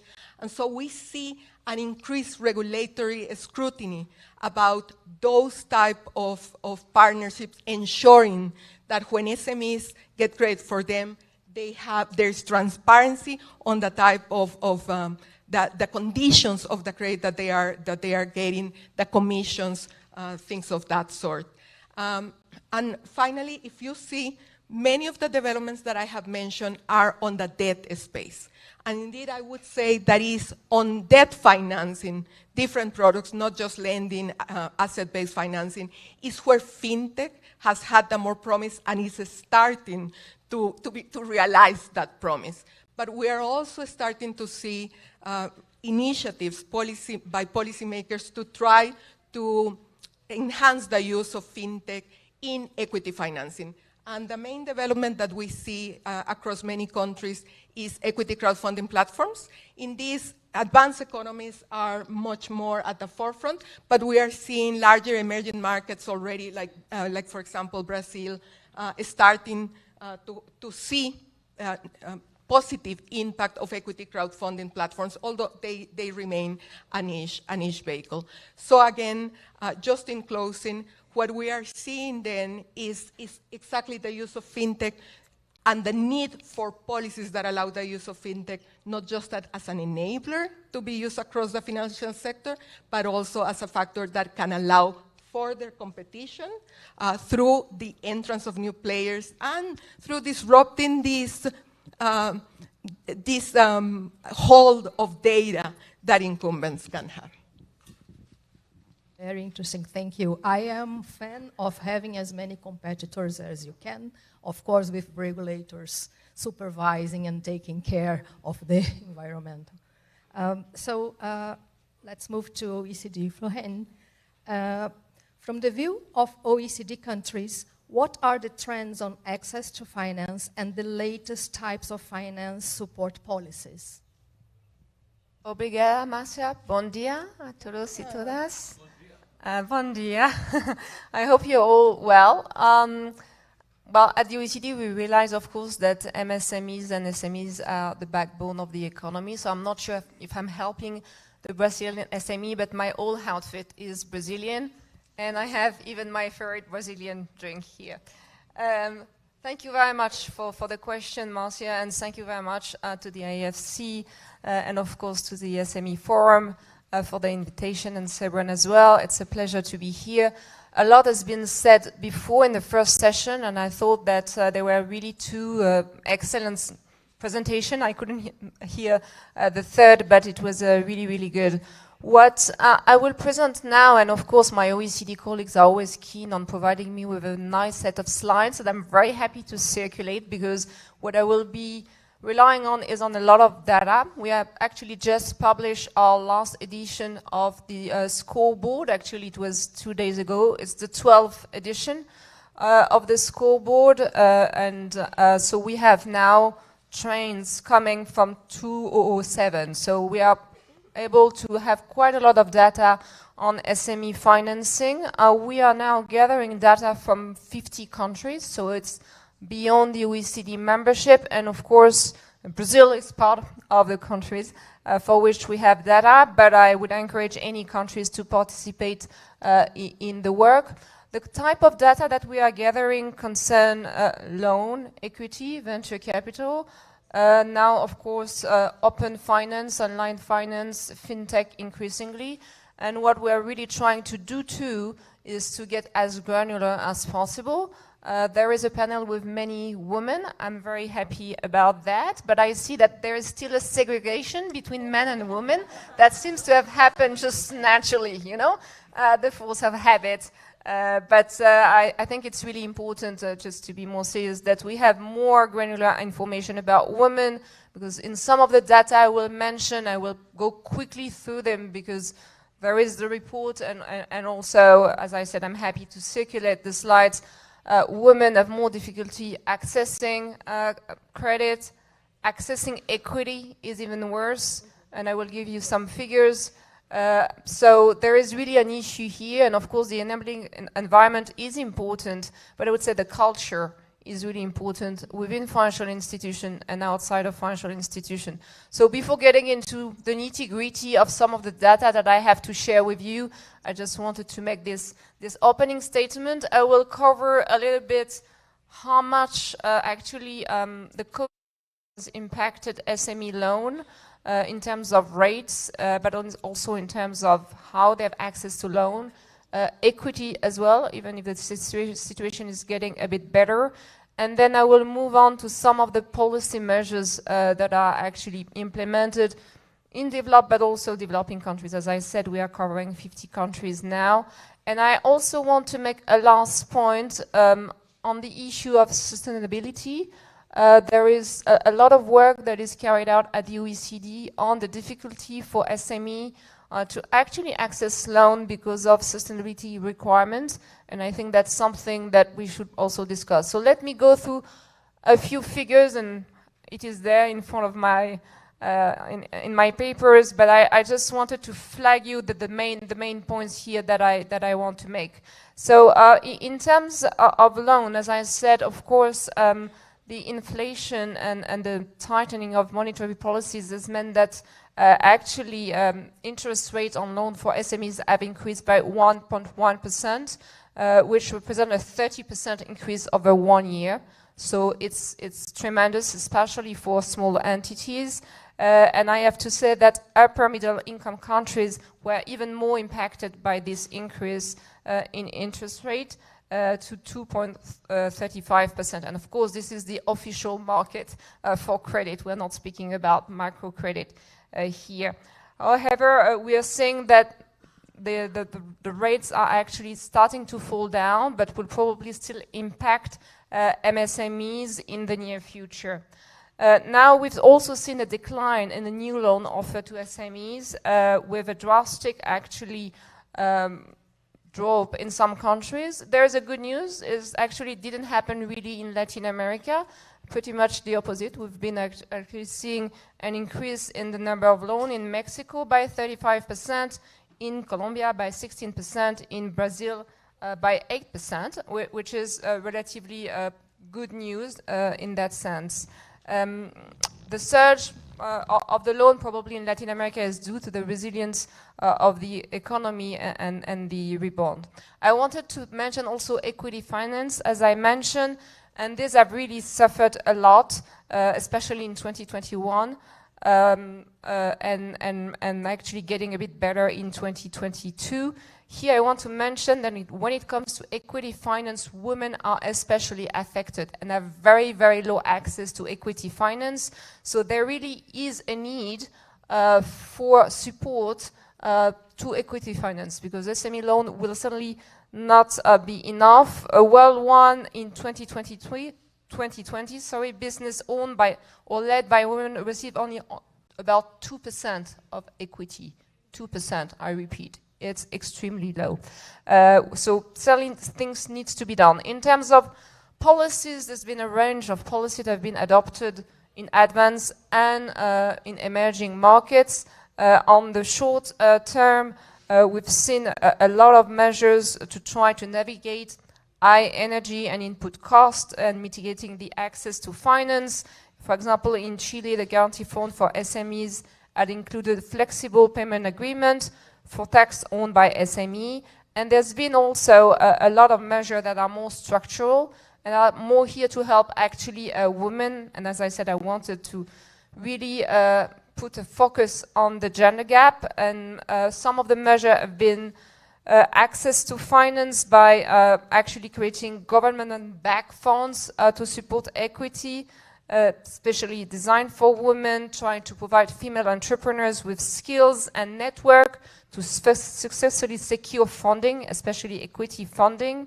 There's been also an increase of boost in SME investment in green and digital. And here it was mentioned digitalization is really, really key in order for MSMEs to access finance. So we continue to monitor that through the scoreboard. I just wanted to say a few things about the fact that the sustainability trend is a good thing, but financial institutions actually now are trying to also focus on companies that can prove that they have a sustainability requirement, which is very difficult considering the capacity and the resources of MSMEs. So here capacity building is needed, and I know that we will speak about it a bit later, but I just wanted to flag that it is on one hand, a very good thing. We need to move to the net zero target, but at the same time, there is a real challenge for MSMEs to actually be able to provide the data that financial institution or even fintech are actually requiring. I have a list of recommendations from countries, but just to say that we are in the process of updating the G20 OECD principle on SME financing. There will be an important sustainability actually angle in that, and of course we'll integrate all the discussion that we are having here. And I'll stop here for this first remark. Thank you. Obrigada. Obrigada. Obrigada, Florene. So, Diana, in terms of the trends for SME access to finance, what do you see similar or different from what we heard here on the regional level? Muito obrigada, Márcia. E muito obrigada, Banco Central do Brasil, pelo convite.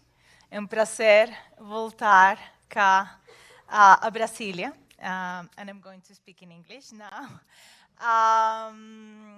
Mas gostaria de seguir But I falando would like português. to continue speaking Português. Muito obrigada pela pergunta. Eu acho que a Ana e o Florence mencionaram que as tendências que estamos Latin vendo na América America are more or less the same regarding MSME finance. What we are seeing in Latin America is a huge growth in fintechs. And from CAF, we are seeing a very interesting development of fintechs that are reducing these financing gaps for MSMEs in some verticals. I mean, from digital onboarding, digital lending, but also InsurTech. We are seeing a very important development of InsurTech, e-invoicing, and also crowdfunding. And what we are seeing also is these trends where the digital payment systems have also played a key role.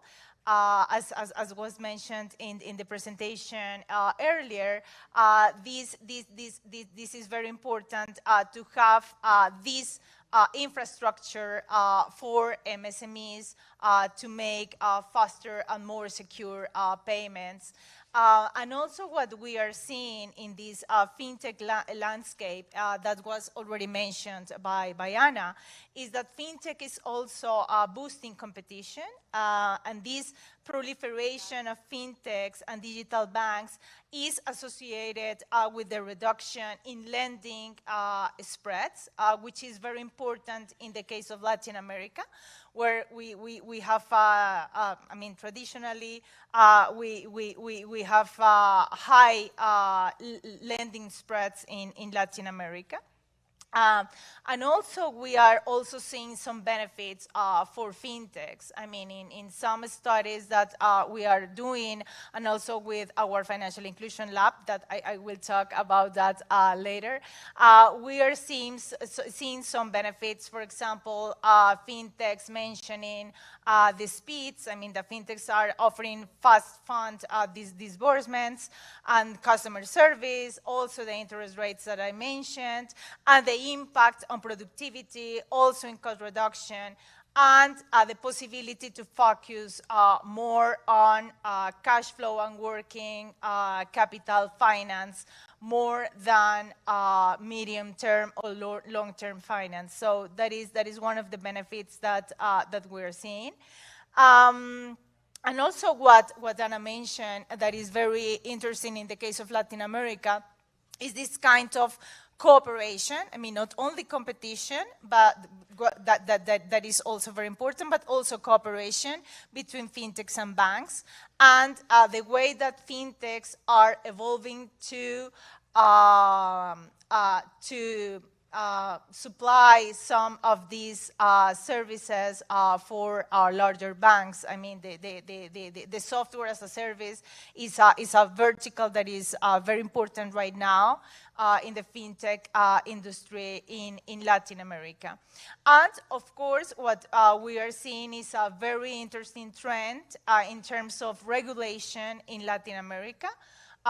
With some countries, I mean, such as Brazil. Of course, I'm not going to talk about Brazil because we will have an intervention about the Brazilian case, but also other countries such as Mexico, Colombia, Chile, that are working on regulation that supports this financial innovation. For example, with innovation hubs, which are this platform that coordinates this dialogue between innovators and the regulators that are very, very interesting. And here in Latin America, we already have 8 innovation hubs in Argentina, the Bahamas, Brazil, Colombia, Costa Rica, El Salvador, Guatemala, and the Dominican Republic, and also the financial sandboxes that I think that it has been very important in order for the regulator to promote financial innovation, but in a very with certain rules and in a testing environment that can allow these innovations from fintechs. And we have very interesting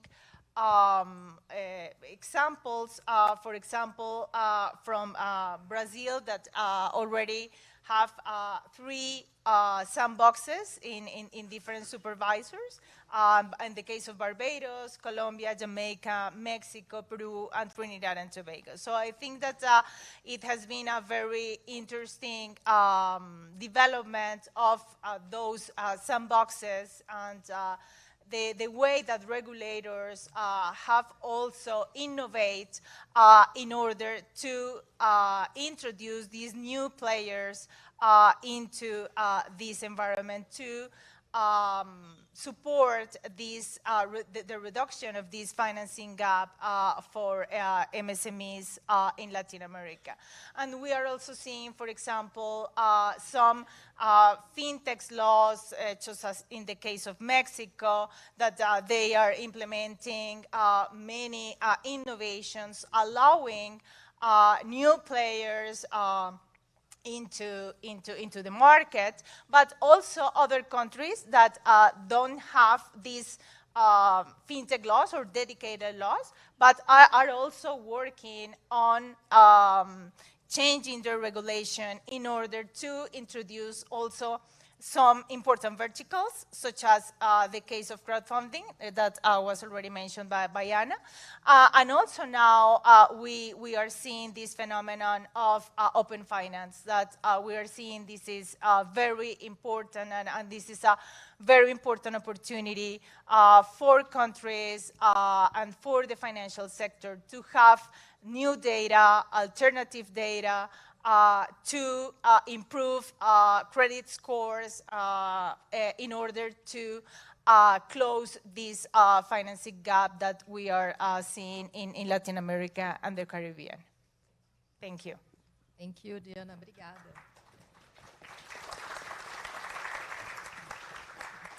Okay, so now we have the chance to hear the regulators. So I'll pass on the word to Antonio from the Central Bank of Brazil to share with us a little bit of the experience in Brazil. How can we help expanding the finance access to SMEs? Thank you. Thank you. First of all, thank you for the invitation. It's an honor to join such a distinguished panel, and especially a privilege of talking about SMEs, which is such a relevant segment of the market, given its importance for economic growth, diversity, and innovation, which is very important. Well, on the perspective of the Central Bank of Brazil, obviously the majority of our public policies somehow have some concern about how to improve the financing for SMEs, but obviously there are some initiatives that are more focused on this purpose, and I could give some examples of it. Starting for the oldest one, which is the most well-known, but I don't think it's the most important one, but it is worth to be mentioning, is the microcredit. Microcredit's a regulated market in Brazil. 2%, according to the rules, 2% of the bank deposits must be applied in credit operations that are qualified as microcredit. So it's focused on small business and productive activity. And for being a regulated market, it has some restrictions. So it's capped interest rate and sales amount and amount of loan. So it's an important initiative for supporting their ventures for small business. But I would say that there are two other initiatives that are much more important and successful in Brazil for attain this goal of improving financing of SMEs. The first one, which is very important, it's credit core receivable payments. Credit core is an extremely relevant market in Brazil. It responds to numbers close to 10% of our GDP, and half, I repeat, half of this amount is performed through installments purchase. So you have an idea on how important it is for a small business to be able to manage this kind of assets.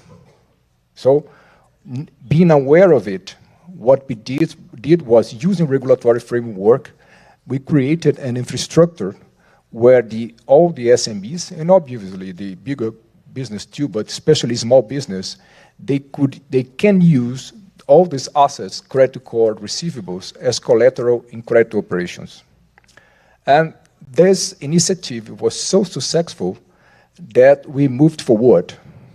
So we created a third initiative, which is electronic invoice. In Brazil, it's called Duplicata Escritural, which is also extremely relevant for small business in Brazil, because Duplicata, it allows the small business to use their sales invoice as collateral in credit operation, so they can finance the activities without having to ask for new loans, or they can anticipate it.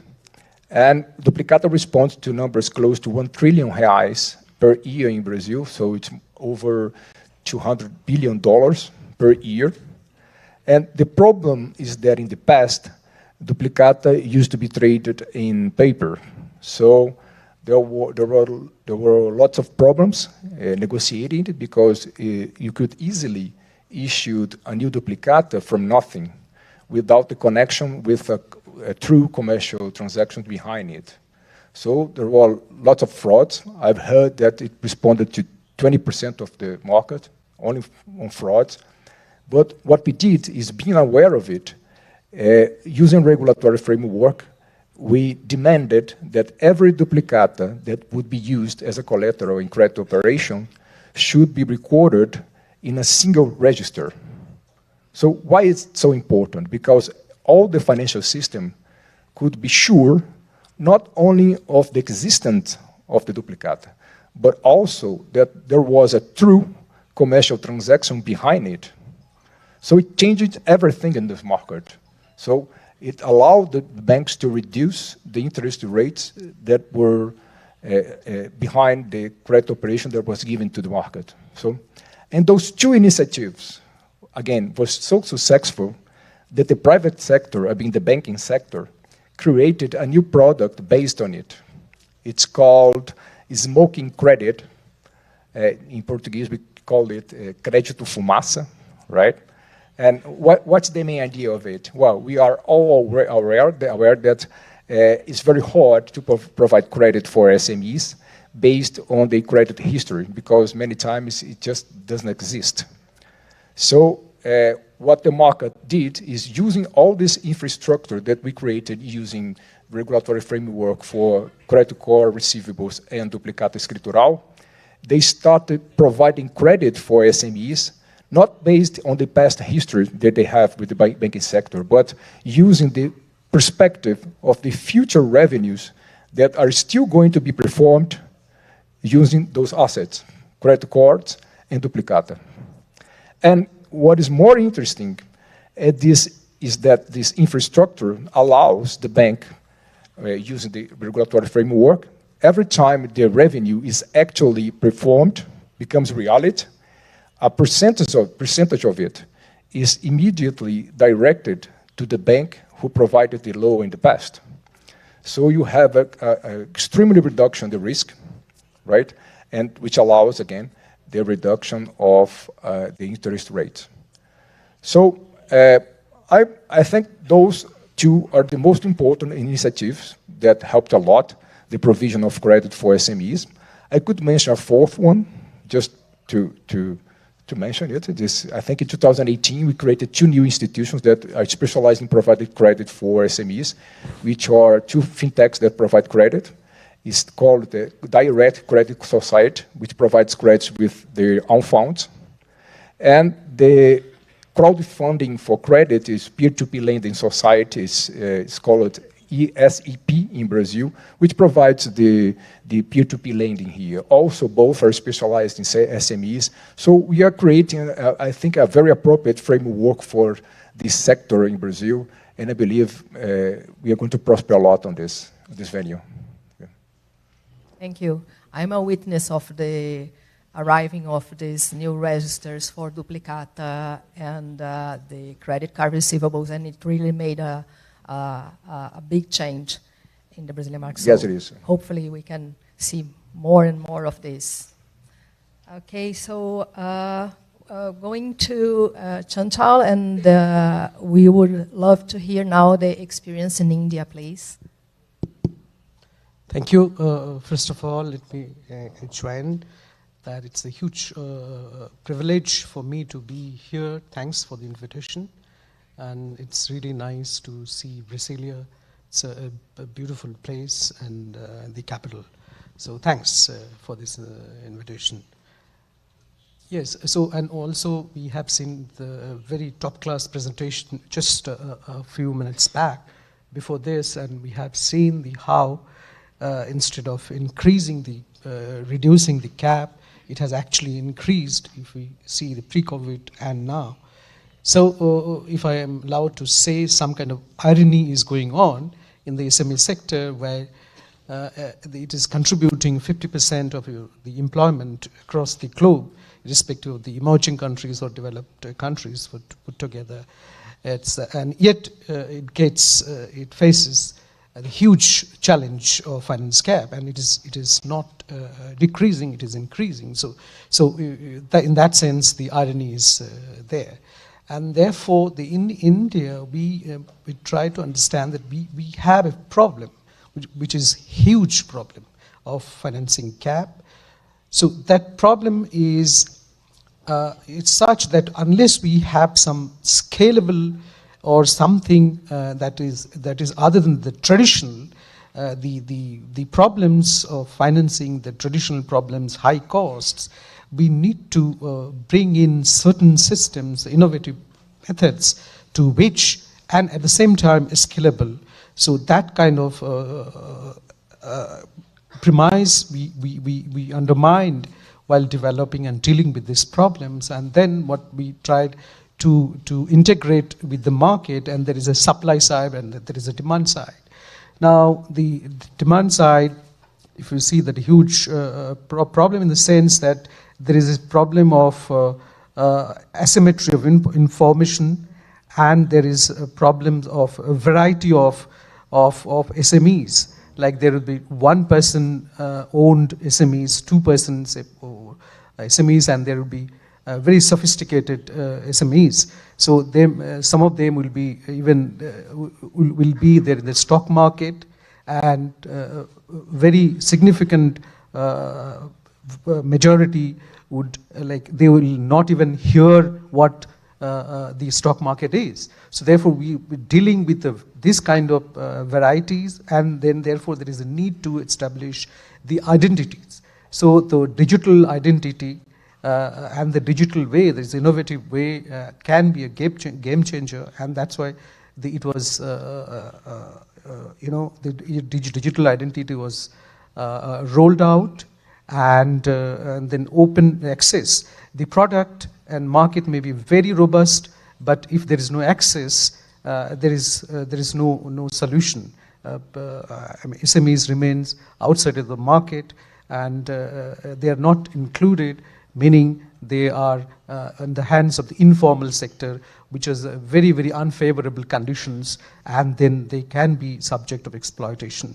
As a result, and the digital identity, and then these SMEs, they would need to have a system very cost and effective and efficient, so that they remain in the market. So the payment system should be such that should be interoperable, it should be less costly, and therefore, and also create the digital footprint so that these digital aspects can be used as a substitute of collaterals and can break the traditional barriers to access the finances. Now, if you see that how this opening of account in a span of 7 years in India has gone from 25% plus to around 80%, which in 8-9 years that would have been taken that would have taken around 50 years that the BIS study has shown, meaning that the access has been ensured. Now the payment system, which is costless and on real-time basis, that not only reduces the cost, that solves a lot of the problems like eKYCs, that reduces the cost from $6 to $8 to 0.4 to 5 cents. So it is around 75 to 80% reduction of the cost on onboarding the eKYC. And then that also helps a direct transfer of cash, that we have been able to have open account of 500 million, out of which 57% is women. And then even the payment system has also helped direct transfer of around 650 million US dollar, and then which has also saved around $27 billion. So that is the kind of savings that has and reduces the pilferages.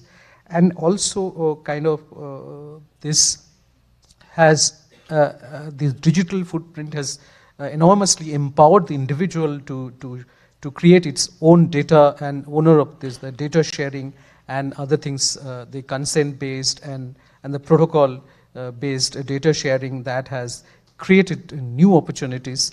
And then in the process, what has been done is the digital public infrastructure, which is interoperable, and that has provided the rail where the competition from within and innovative. So our regulators are no longer seen as an independent regulator, but then they also things, regulator that will also regulate, at the same time will also encourage the innovation. So therefore the sandbox and other innovative methods that have been established, and in the process also created specialized banks, digital banks, that not only increases the competition within, but also between the physical branch of the bank, and therefore the services have gone up. And then we have specialized bank like SIDB, which would give special loans to the SMEs. We have also the rural bank, NABARD, that has been created. And we have also, the government has also created, encouraged the experiment by the regulators, like central bank has created payment system, and also the SEBI has also created system which is innovative and also allows the full interoperabilities. So and then it has given the kind of open finance. India has come up with the account aggregator system, which is a unique system by giving empowering the individual to share its data and also get the credit in a frictionless manner. So by now it was more than 2.2 billion financial accounts have been on board on the account aggregator, and 2.5 billion US dollar has already been released, out of which 30% has gone to the MSME sector. And this is, we are thinking that this is going to be a game changer in the MSME and will reduce the gap of finance. Apart from that, we have also developed open standards on WOCN, which is known as Open Enabled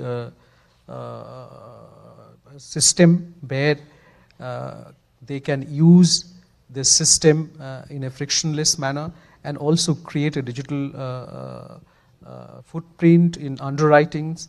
And then also there is something is called Trade and Sandbox, both together. They help finding the SME finance quite a bit, and also this increases the consumer protection, and also these are systems are such that interoperable and minimalistic, so that this can be further experimented and add values. And then there is a platform where private and public sector both can come in and compete and yet develop, and they have the opportunities to create new competition and new products. So we are quite hopeful that we'll be able to improve. We are still learning, and we need to go a long way, but we are in the right direction. Over to you. Thank you. Thank you. Very interesting.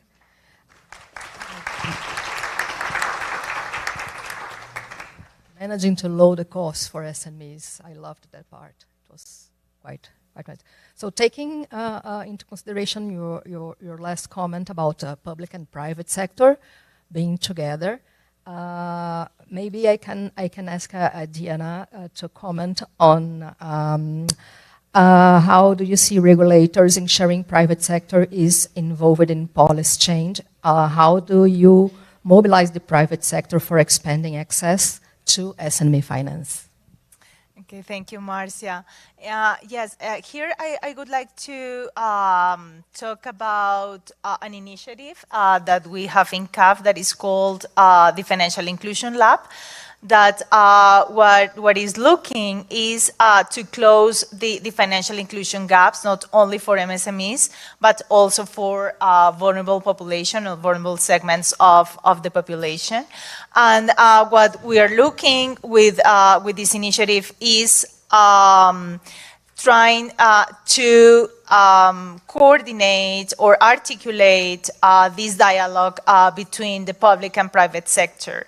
So in this initiative that we started in 2019, we have more than 80 partners from the public sector, such as supervisors, regulators, central banks, etc. But also from the private sector, we have the participation of banking associations, fintech associations, commercial banks, and also impact investors. So what we are looking with this initiative is to find fintechs or innovative companies that are using technology and that are reducing those financing gaps for MSMEs. In these 5 years, we have had 1,500 fintechs participating in this financial inclusion lab. Actually, the Central Bank of Brazil is one of our key partners here in Brazil. And we are supporting those fintechs with capacity building and also with investment opportunities. And it's very important to see that from these 1,500 fintechs that we have participating in this financial inclusion lab in these 5 years, almost 30% are dedicated to reduce these financing gaps for MSMEs in different verticals. We have, I mean, the more important vertical, of course, is loans with 30% of participants. Then digital payments, but we're also seeing insurtechs, which is very interesting in the case of Latin America to see that 20% of the fintechs that have been participating in this financial inclusion lab are focusing on insurance through technology. We have also business financial management with a focus on financial education and financial health, which is very, very important also for MSMEs. And alternative finance and crowdfunding with less percentage, more or less 5%, and also digital banks. And taking also into account this focus of bridging the gaps, the financial inclusion gaps for vulnerable populations, we have focused our two last editions of the Financial Inclusion Lab on women and on migrants.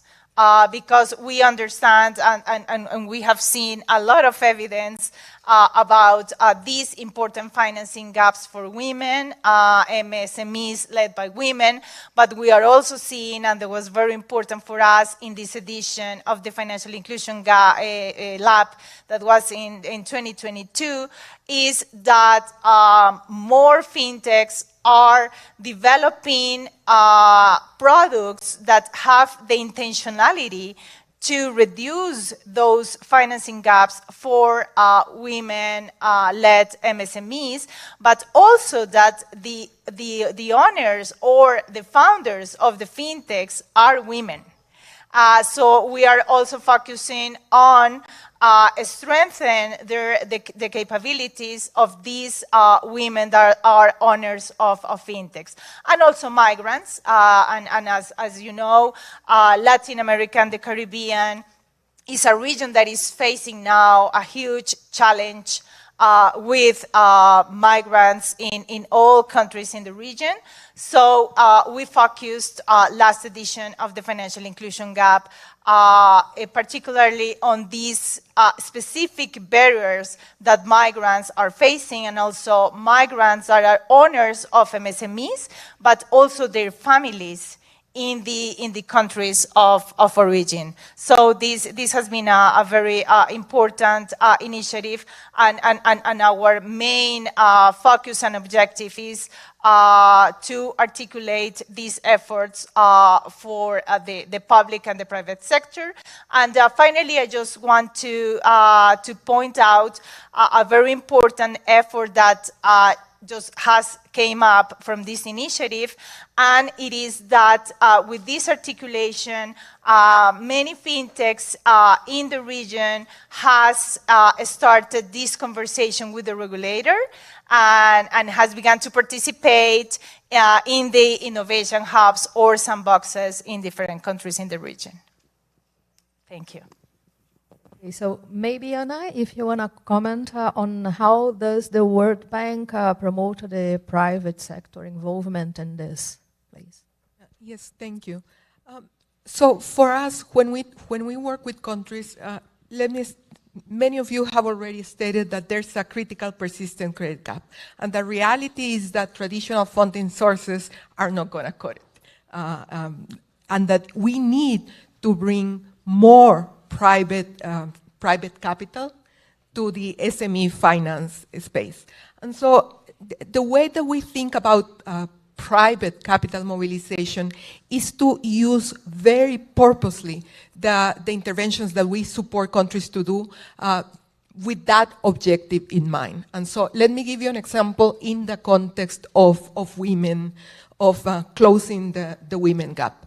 So many countries, because of the additional market failures that affect women financing that are not just structural but behavioral, what we have come to realize is that gender-neutral interventions do not cut it.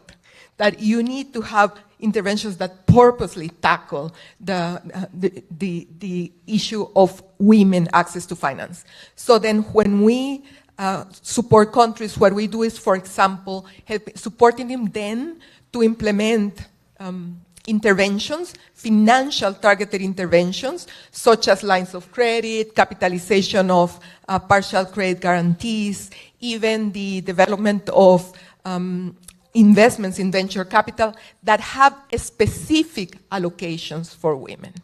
But so in the way that we do these interventions, we support countries in setting them up so that through either investment of the governments or risk-sharing arrangements, they enable the private sector to bring more sources, more financing to the table. And again, with the specific allocations or windows, we call them, in each of these instruments for example, women. So this same, and just making a more general comment, this same approach of trying to use or support countries in using their targeted financial interventions to bring more private capital, to mobilize more commercial financing to the table, is the one that we are also using in the context of climate change.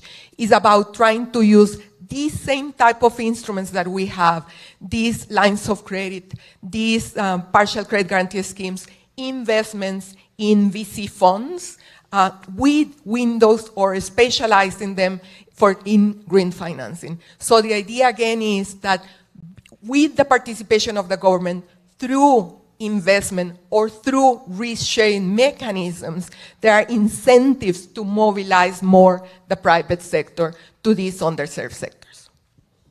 Thank you, Ana. Flohen, I would like to post a question for you.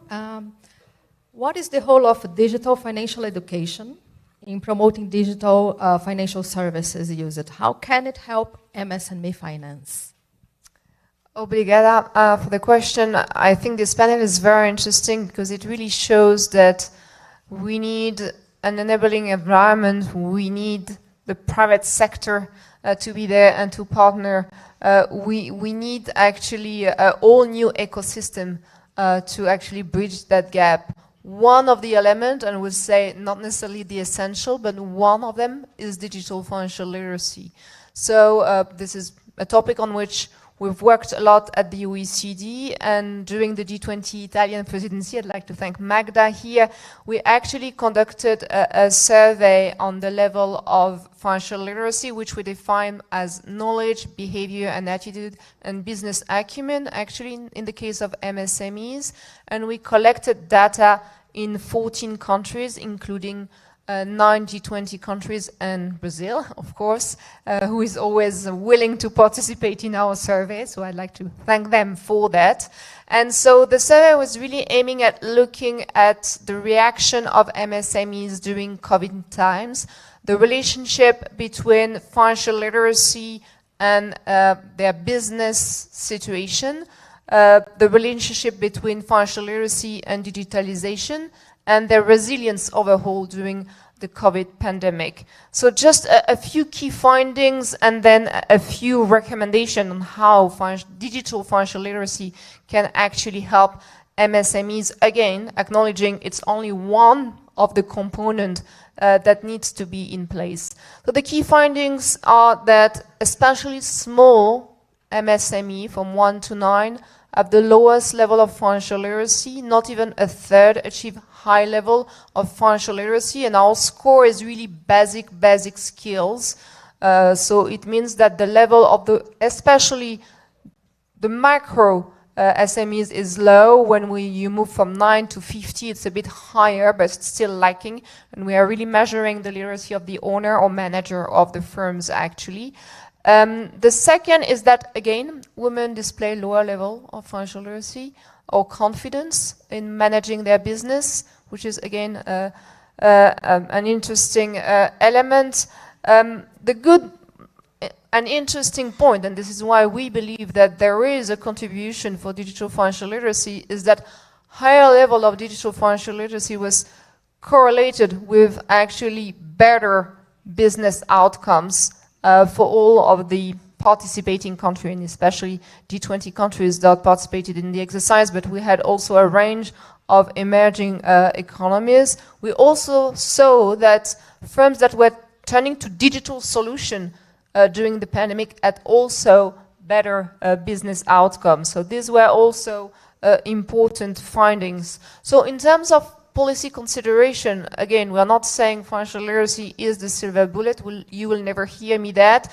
I think also financial consumer protection, as you mentioned, Anna, is extremely important, as well as all the solutions that are found in terms of sandboxes, partnership with the private sector. But I think that there is an element of financial literacy that shouldn't be forgotten. We know that the issue with MSMEs is that they have literally no time. They don't have no time to be educated. They are running businesses. So what we need to do for them is provide them with easy access to easy tools and low-hanging fruit. So providing them with literacy while we're providing them with access. So equipping fintechs with the ability to help actually micro entrepreneurs, especially female ones, to do that.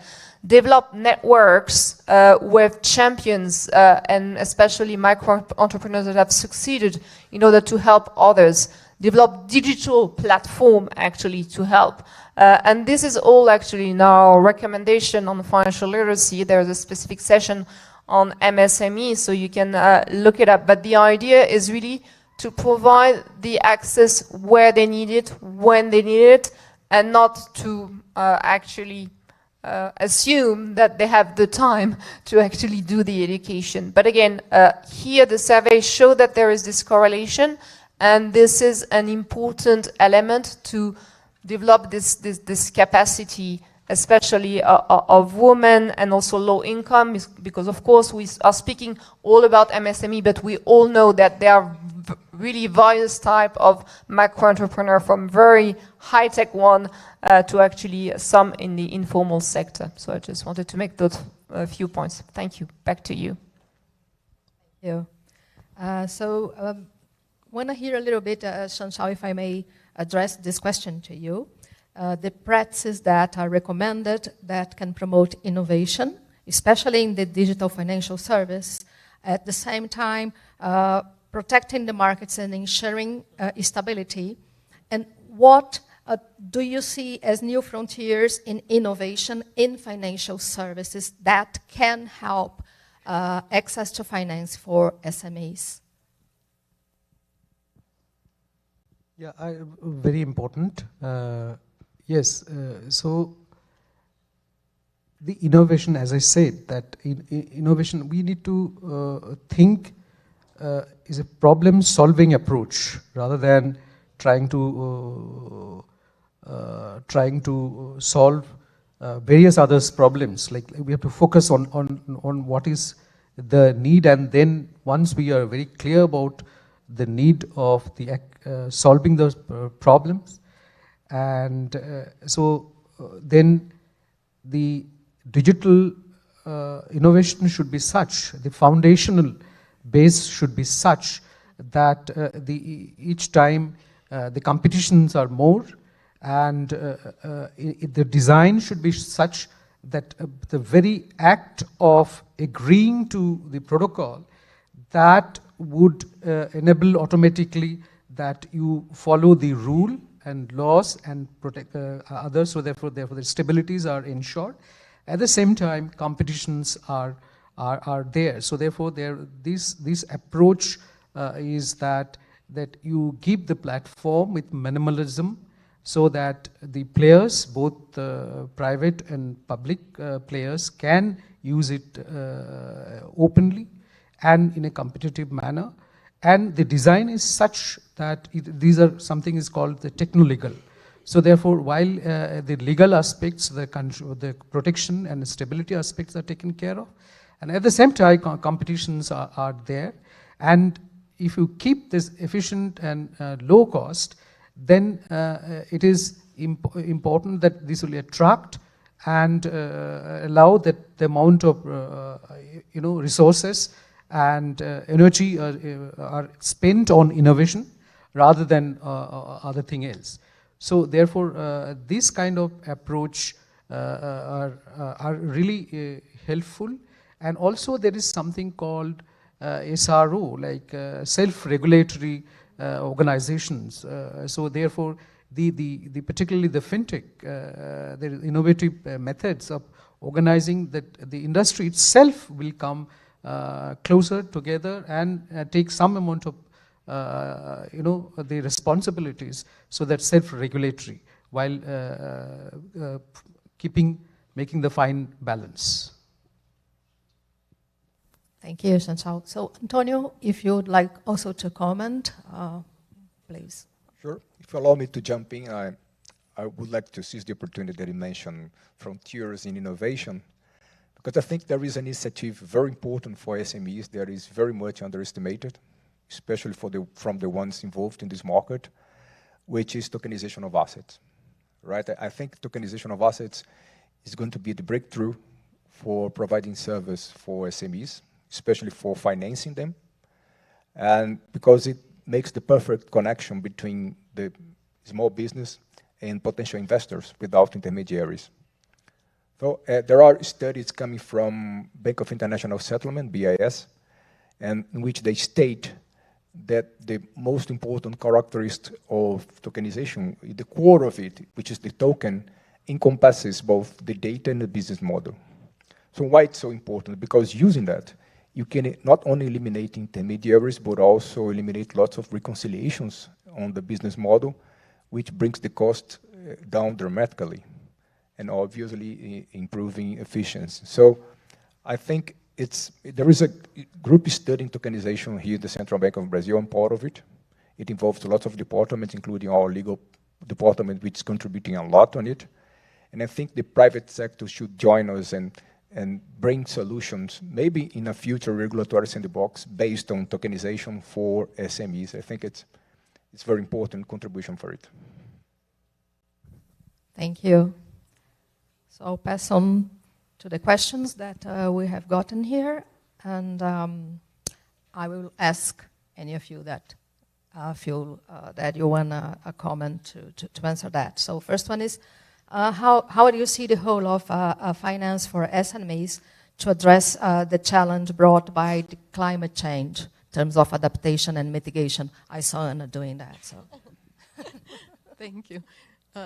Yes, this is a topic where we are spending a lot of time because it is a critical issue for SMEs in emerging markets. And let me start by saying that the balance of what is more critical, whether adaptation or mitigation, is different in advanced economies versus emerging markets. When I think of emerging markets and SMEs, the risk that they face, the physical risk for them are tremendous, because emerging markets are more exposed to this physical risk, to floods, to droughts. And so it is very important that SMEs make the necessary investments in adaptation.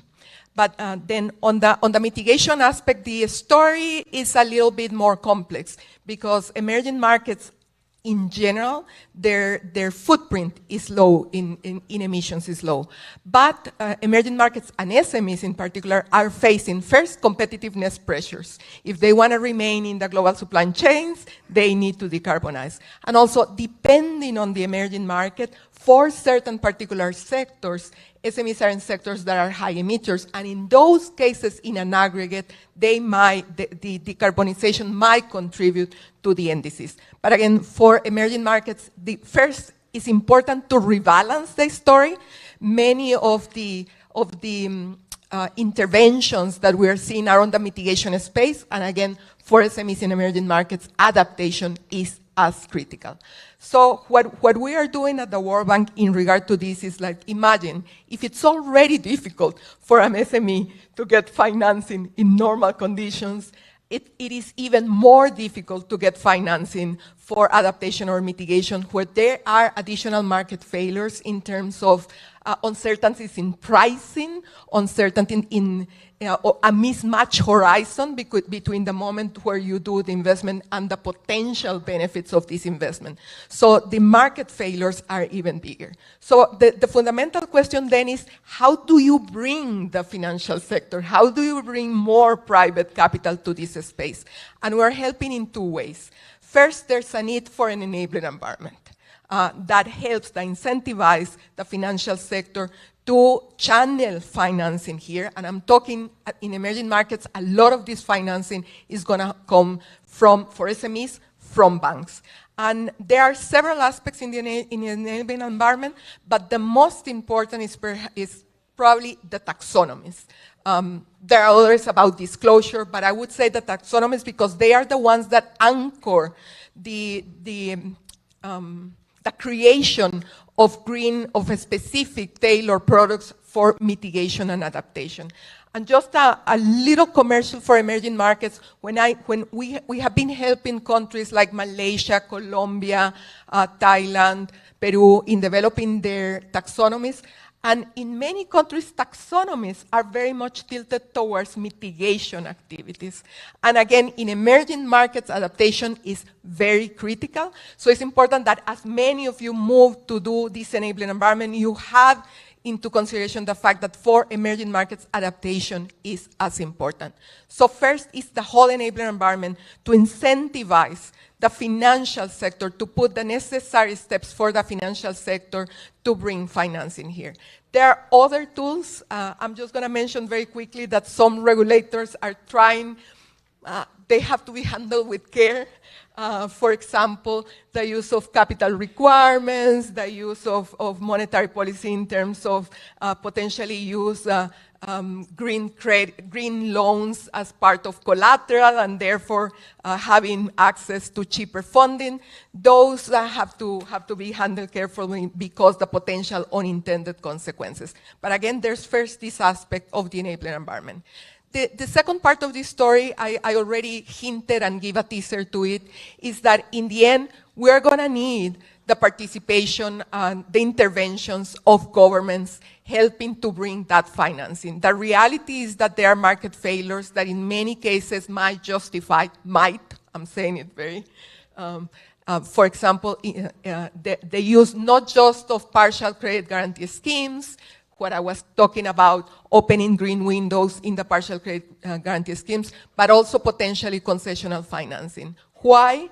To make these investments for SMEs, to incentivize SMEs to make these investments and to incentivize the financial sector also to create tailor-made products. So what we are doing, the other side of the coin, in addition to enabling environment interventions, is to support countries in implementing these targeted interventions in a way that incentivize green financing through dedicated windows, be it in the lines of credit or be it in the partial credit guarantee schemes.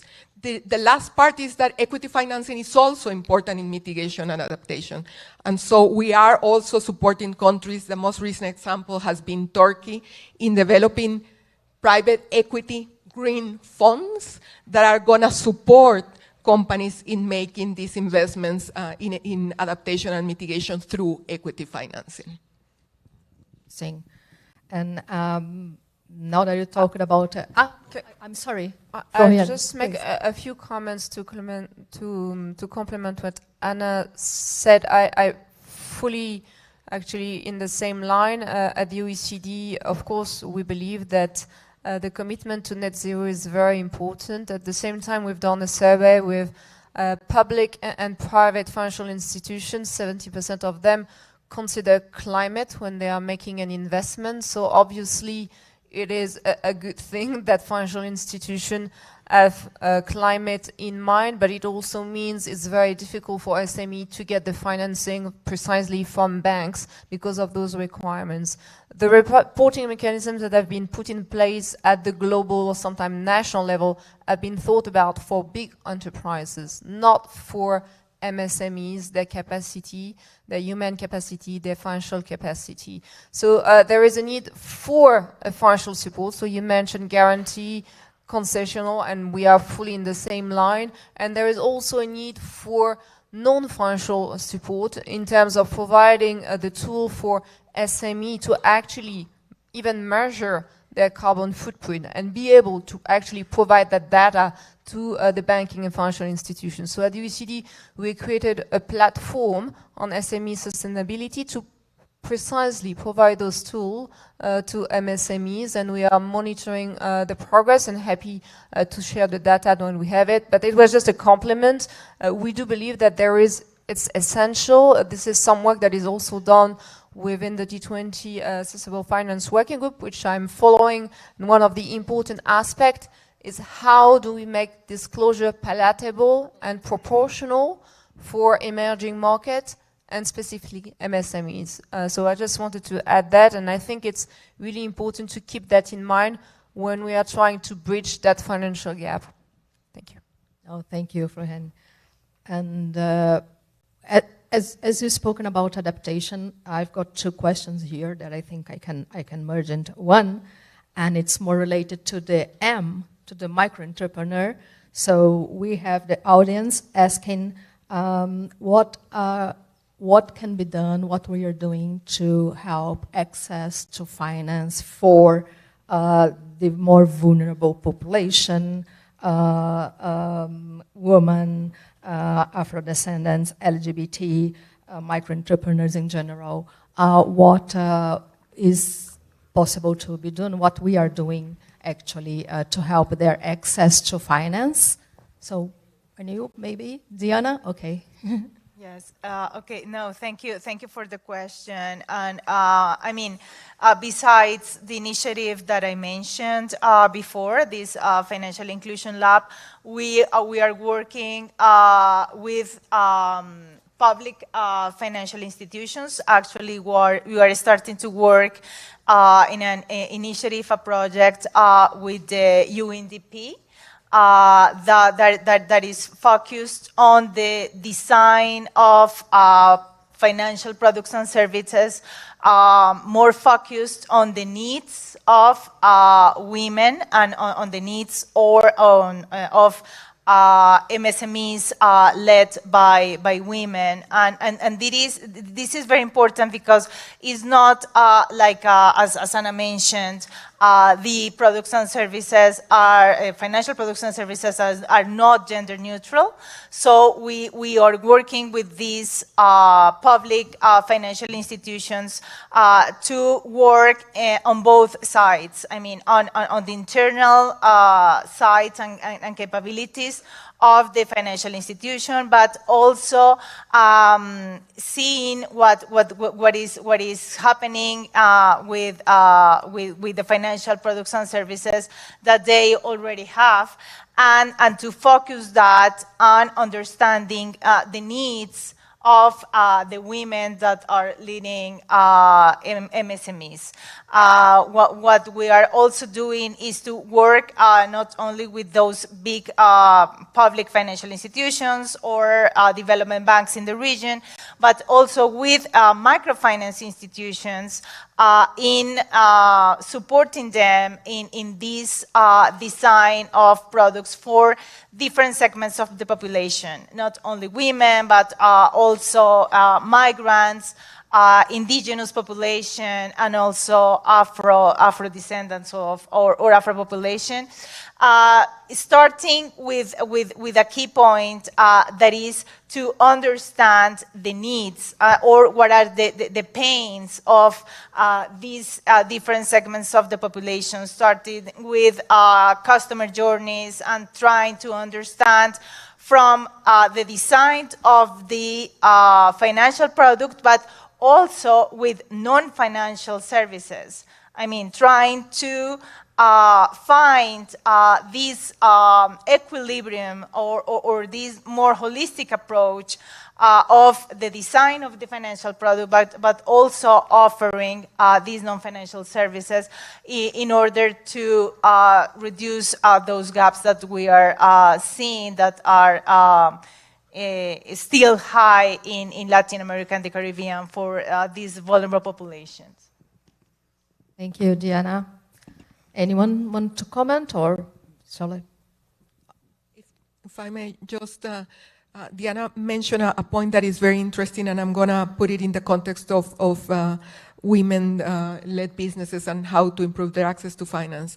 What we see, the reality is first, exactly as you were saying, when I think of government authorities trying to close the financing gap, one thing that has been mentioned is you need better data, and you need to understand better what are the gaps and how to address them. So first that, but then there's this issue of customized products. And for example, in many countries, we are supporting countries in having pilots of how to test what a customized product look like. And in the context of women, what we are seeing, for example, is that the digitalization plays a key role. First, women, even more than SMEs in general, have problems of owning collateral, having collateral. So the possibility to do loans that are more on cash flows is important. These are critical features, but also because women face mobility limitations in many countries, the possibility that loans are, the whole process from the acquisition to the disbursement of the loan are digital, can support and help better women. So there's an issue of whole customization of the products, and we're testing products in countries like Ethiopia, like Nigeria, with these cash flow-based loans that are fully digitized. But also the point that I wanted to highlight, but the financial part is not enough. I think that that's the other lesson that we are getting, that you need to have a non-financial component that is of capabilities, and that in the context of women is not just about managerial capabilities, but it's these other socioeconomic aspects that have a lot to do with these behavioral biases that we have both on the supply and the demand side. So it's about capacity building for women, but also on the behavioral side, and also training to the financial intermediaries to try to help them remove those behavioral biases. Thank you, Anna. There is one question here. Oh, sorry. Sorry, just one quick point. Again, I think we need to be mindful about that we are dealing with very, very sensitive sector SMEs, where, as I said, there is a single proprietorship.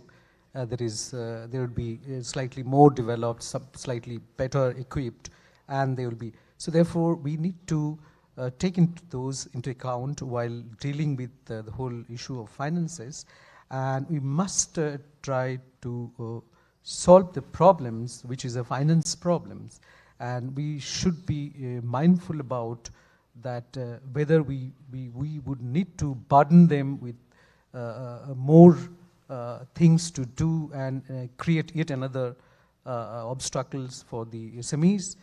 So we need to, instead of hand-holding, if we try to impose something which actually may not necessarily help across the board. So therefore, we need to be very, very mindful about that with the problem-solving approach on the finance rather than anything else. Thank you.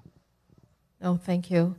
And we have to remember that many of those are in the informal side of the economy, so it's much harder to work with them, right? And even taking capacity building for them and finance and everything, it's more difficult because many of them are in the informality.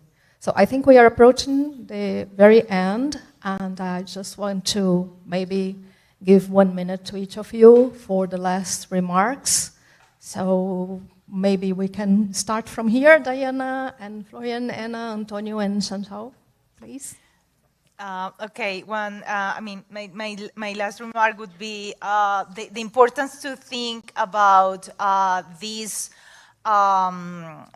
policies to improve MSME finance through, the supply side, to the regulatory and supervision side, but also, and of course the market development, but also from the demand side. And I think that what Florian mentioned about the importance of digital financial literacy and education and consumer protection, this is key. We need to take into account that most MSMEs and of course most of the micro and small enterprises are not very well equipped to make financial decisions in this digital environment. And now with the complexities of open finance, etc. So we need to keep in mind that the regulatory and supervisory sides are important, but also to work on the demand sides. And also what Anna was mentioned before, that Wilson CAF are working a lot on trying to understand these behavioral biases, not only of women, but also different segments of population, and try to introduce that into the design of the financial products, and try to keep this link between the design of the product and financial education, because sometimes financial service providers are seeing the two as completely different, and it is very important to introduce those behavioral insights into the very design of the financial products and services. Obrigada. Thank you very much. I was thinking about a last word on this. I think we should start by reminding ourselves how important MSMEs are. They are the backbone of the economy in advanced and emerging markets. So we need to partner all together, the private sector, the government, the association, the different IOs that are represented here. I agree that there are supply and demand side issues, and I very much agree on the behavioral and even cultural issues.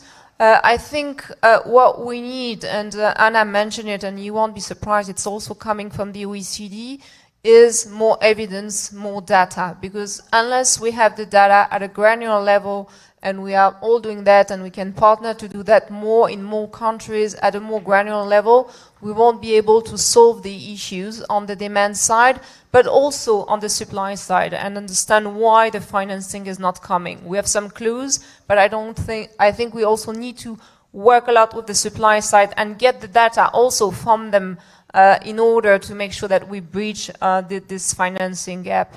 And I'll finish here.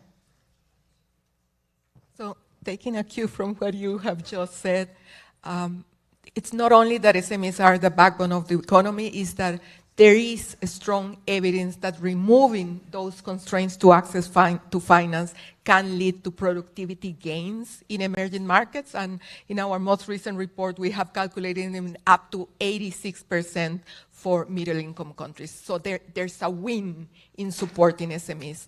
Now, having said that, two messages for government authorities. First, what I was speaking about, the enabling environment. There's an urgent homework in many emerging markets to complete the enabling environment. This is an agenda that carries very limited fiscal cost and huge sizable gains. So that's first. Part of that enabling environment agenda is completing the data, is that effort on data. The second final comment is that as important as the enabling environment is, in many countries it's not going to be sufficient because of the type of market failures that there are. And many of government authorities, many countries are implementing targeted financial interventions.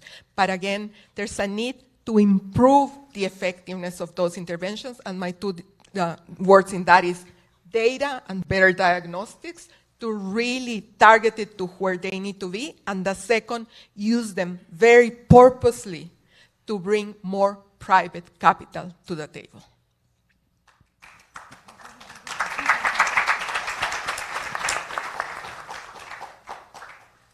Well, I think the big message is, for my final remarks, would be that in the perspective of the regulator, we should always be sure that we implement a level playing field, assuring that none of the players is going to adopt a responsible behavior on expenses of others.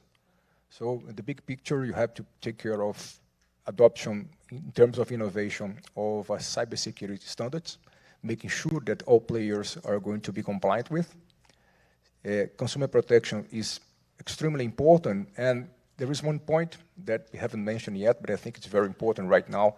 We should be aware of the construction of a regulatory framework based on, focused on artificial intelligence, because it will have a huge impact on, especially on the vulnerables for this market, in terms of gender and all other issues that are very relevant, especially for SMEs. So that's my final remarks, and thank you very much for. Well, all have been said, but still I will not say something new. It is that we need to understand the SMEs. We need to understand these SMEs problems.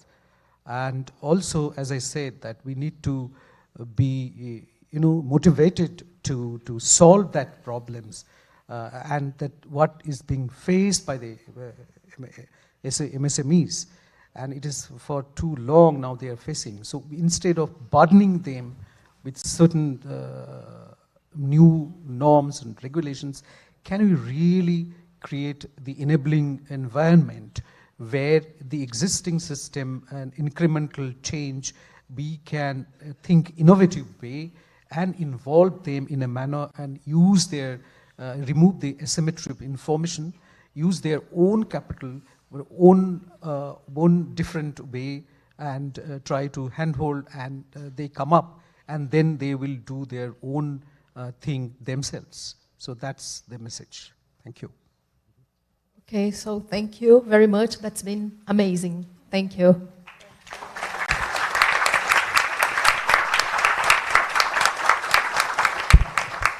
Thank you very much, Ms. Marcia Grossman Faria.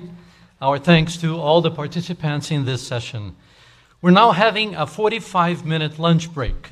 Lunch will be served in the lobby of the auditoriums, and we will be back for the afternoon sessions at 1:45. Thank you.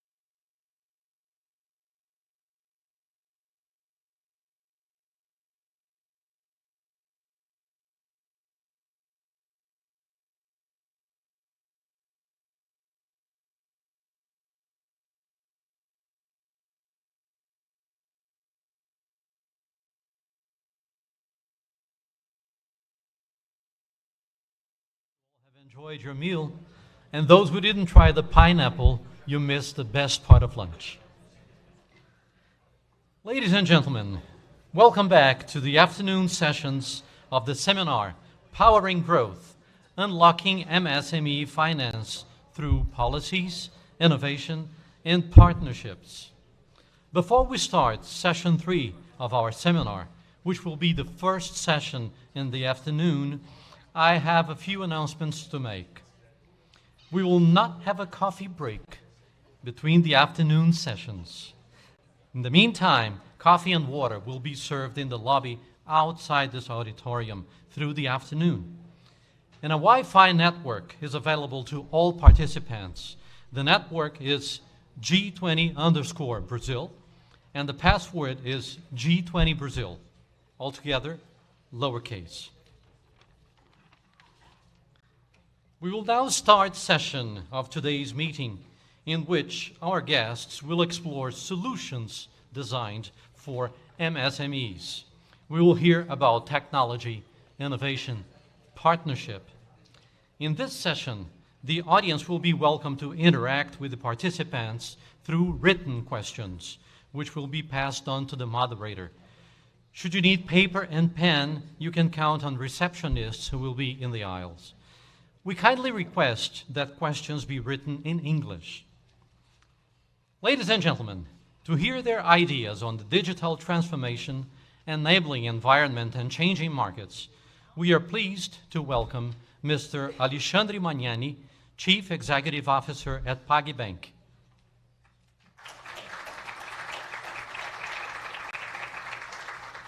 Mr. Ariel Olais, Vice President for Operations in Latin America of C2FO. Mr. Carlos Leibovich, Managing Director Head of SMEs of Bradesco. Mr. Eduardo Lopes, Global Head of Public Policy of Nubank. And Mr. François Martins, Director for Government Relations of Mercado Libre. To moderate this session, we are pleased to welcome Ms. Ghada Teima, Principal Operations Officer of the International Finance Corporation, IFC. Ghada, the floor is yours. Thank you very much, and good afternoon, everyone. I think Alexandre tried to teach me how to say good afternoon in Portuguese, and since I forgot already, I have an alternative. Oi!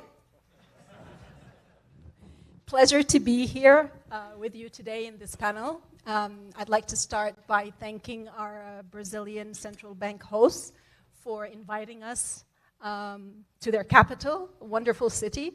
And also thank all the panelists. We have a very distinguished panelist.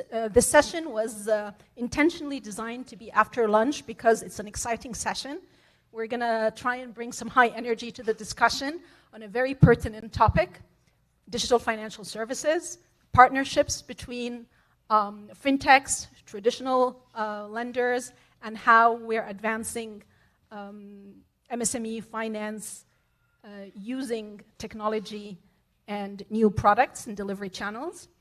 My warm welcome to my panelists, starting from my right, Alexandre Magnani, I think, CEO, PagBank, Ariel Olais, Vice President, Vice President Operations, LATAM C2FO, Carlos Leibovich, Managing Director, Head of SMEs Bradesco, Eduardo Lopes, Global Head of Public Policy, Nubank, and François Martins, Director, Government Relations, Mercado Libre.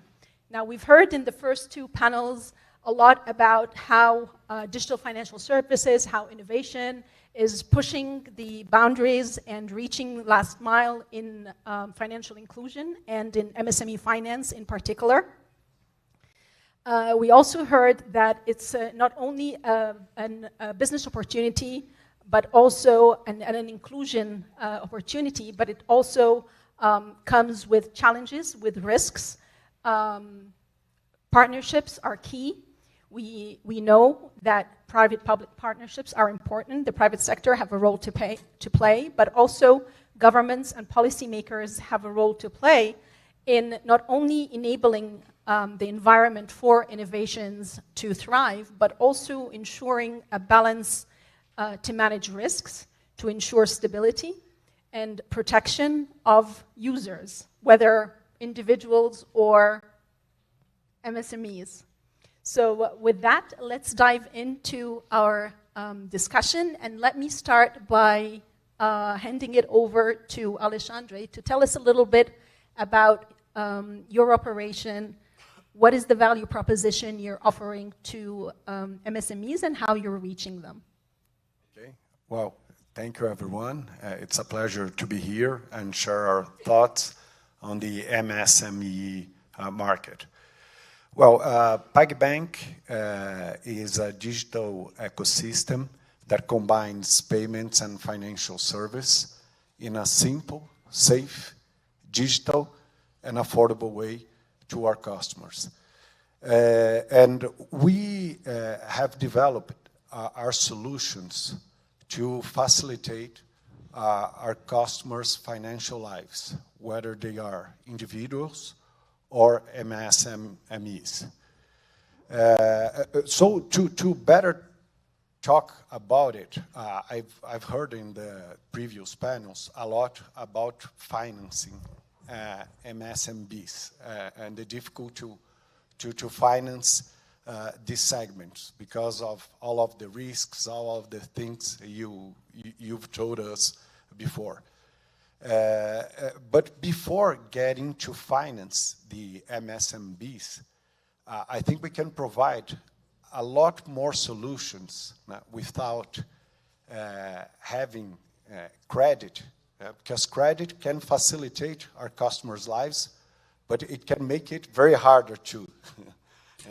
For many of these customers, SMBs, they get in debts, and they create a mess in their financial lives, and this is one of the biggest cause of the mortality of this business. So I'm going to give you a practical example how we facilitate the lives of some of our customers, most of them merchants, in a way that they create efficiency before they get into credit. First of all, through any of our solutions, payment solutions, online solutions, face-to-face payments, our customers get paid instantly, 24 hours a day, 7 days a week. We guarantee instant liquidity. That's the cheapest working capital line we can offer to our customers. Once the money comes into their accounts, we have a feature for automatic savings. So all this cash-in goes to daily liquidity CD, where we pay up to 180% of the Brazilian interest rate, which is high. So the balance standing in the accounts or the deposits our customers have are very well, they get well returned over that. And then with that deposit amount, these deposits serves as the credit card limit for our secured cards. So our customers, they can have a credit card, plan their purchase, centralize payments, defer payments through installments in the credit cards, and do not get debt, do not get delinquent. Yeah, so it's a very efficient way for our customers to work with their money, and also to have some education during this process on how to operate with all these financial instruments without get delinquent. So that's how we set up our solutions in a way to create this efficiency, education.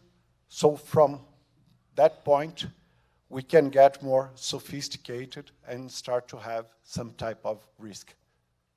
Great. And maybe alongside how e-payments are so important in that they're creating a digital footprint for users that can facilitate later on credit, right?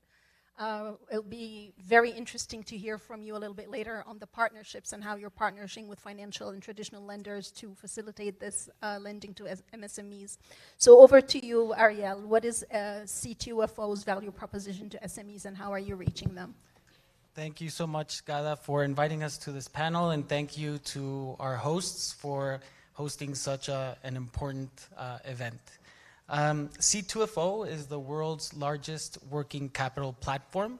Since 2010, we've built and scaled a platform that enables some of the world's largest companies to upload their invoices ready for payment on our platform so that their suppliers from across the globe can request accelerated payment in order to invest in their business, whether it's to build up inventory, to hire new people, to invest in CapEx, whatever the case may be. Our product is not structured as a loan. It's also not a factoring product. And probably the most important point of it is that the onboarding is very simple. Suppliers come to our website and they register for free. Once they log in, they're able to see all of their invoices that are available for instant payment, and they select which invoices they want to accelerate, and they set a rate on those. If that offer is accepted, then they receive payment instantly. And so a payment that would have been made in 90 or 120 days is made today, giving them liquidity that they need to be successful and to thrive. To give you an idea of our scale and our size, since our founding, we've accelerated about $350 billion US. Our platform is a global platform. We have about 40,000 supplier customers in 100 different countries around the world. The platform is very scalable. Each day, about 45 million invoices are uploaded for early payment. And we feel that we've created a fintech that has a very elegant solution to this SME finance gap. And our customers tend to think so too. We have a very high adoption rate from our supplier customers.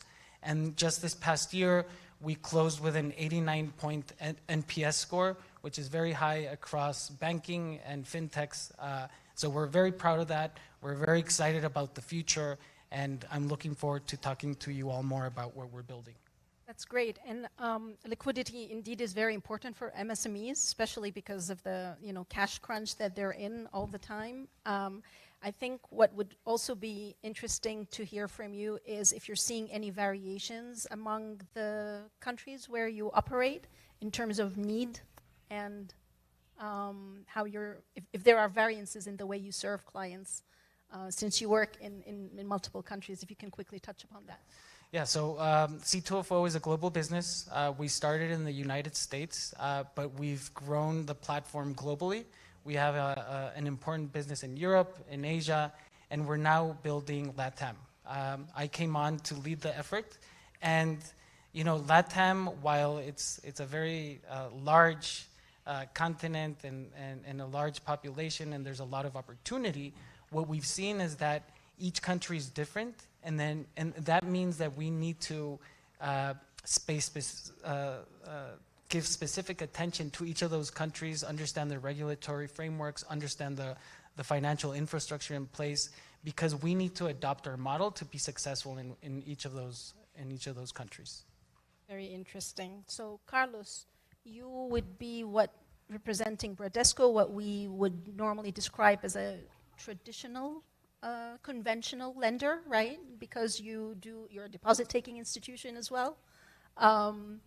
But you're, of course, introducing digital financial services and technology in your programs and operations. So please share with us a little bit what you're doing there.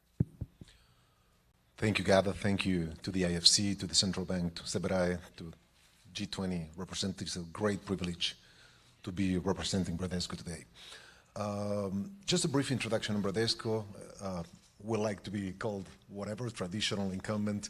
I would say we're past that, and we have a great relationship with all of the fellow panelists here.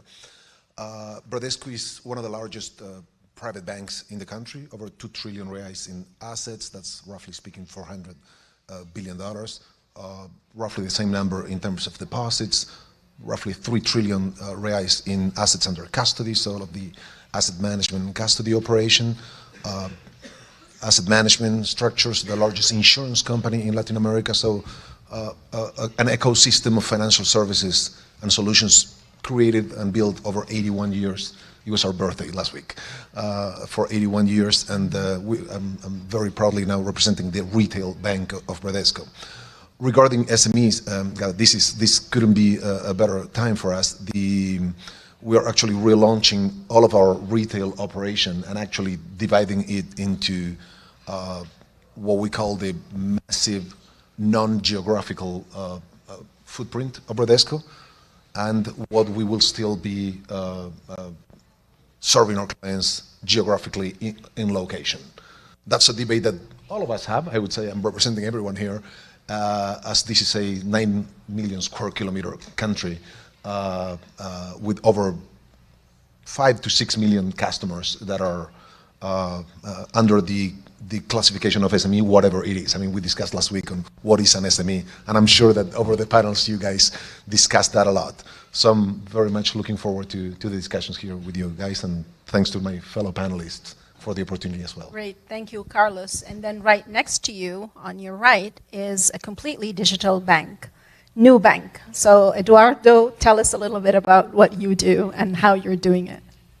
Yes, so hi, thank you very much for the invitation. Thanks to our hosts and for you to moderate this panel. So Nubank was founded a little over 10 years ago with a mission which was to fight complexity and empower people to really take control of their financial lives. And it seems that the mission was very appealing and has been well executed, since now Nubank has over 90 million customers in Brazil, Mexico, and Colombia. And from this customer base, nearly, depending on the classification, but according to ours, nearly 3.5 million are MSMEs. So to them, for this audience, for these customers in particular, our value proposition is similar to the broader mission of Nubank, which is basically providing them with a very good service, a very good channels for them to solve their problems, no fees. So in a way to allow them that they have such a challenging life in terms of how to manage their business. We know how MSMEs, I mean, they are taking complex, hard life, I mean, changing decisions every day, what to do, how to do, when to do. So, I mean, our main purpose and what we are willing to achieve is, I mean, reducing their financial stress by providing this kind of, very easy to operate, as much as possible, automatized in a way that, I mean, we can really solve this in their lives.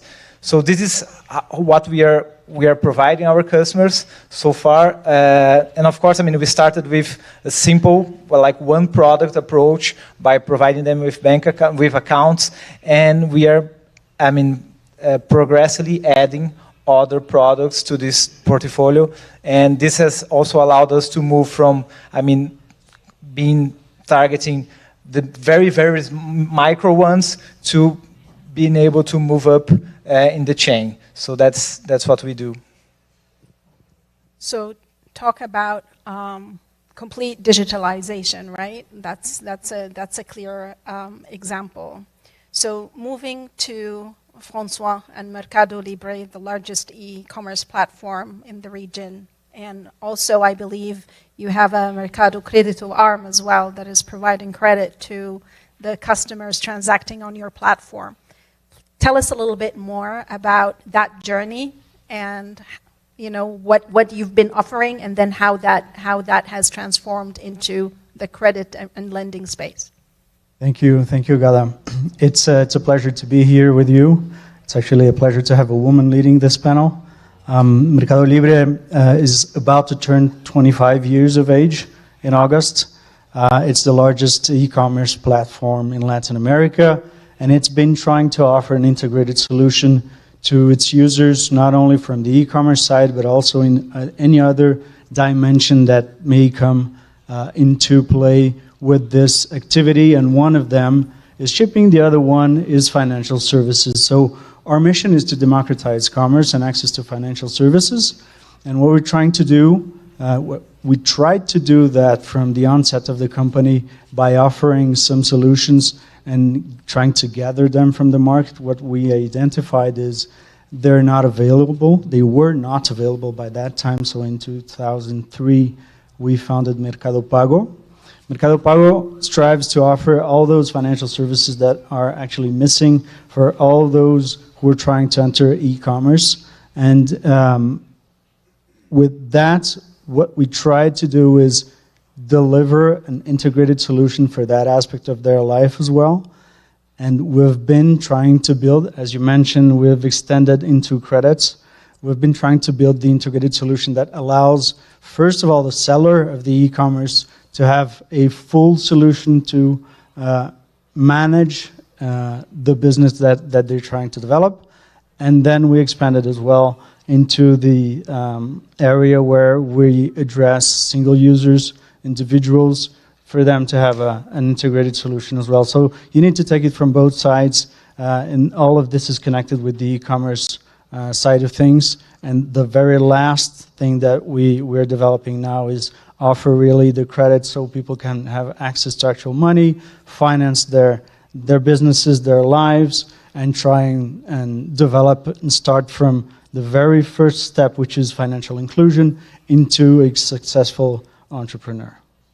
Great, and actually, Francois, you sort of are moving towards my next question, so why don't we start with you this time? And it's very clear how your offering has evolved over time, right? First with just the e-commerce platform, and then payments, and then credit now. Can you tell us a little bit about any lessons learned, or what has Mercado Libre learned in that journey?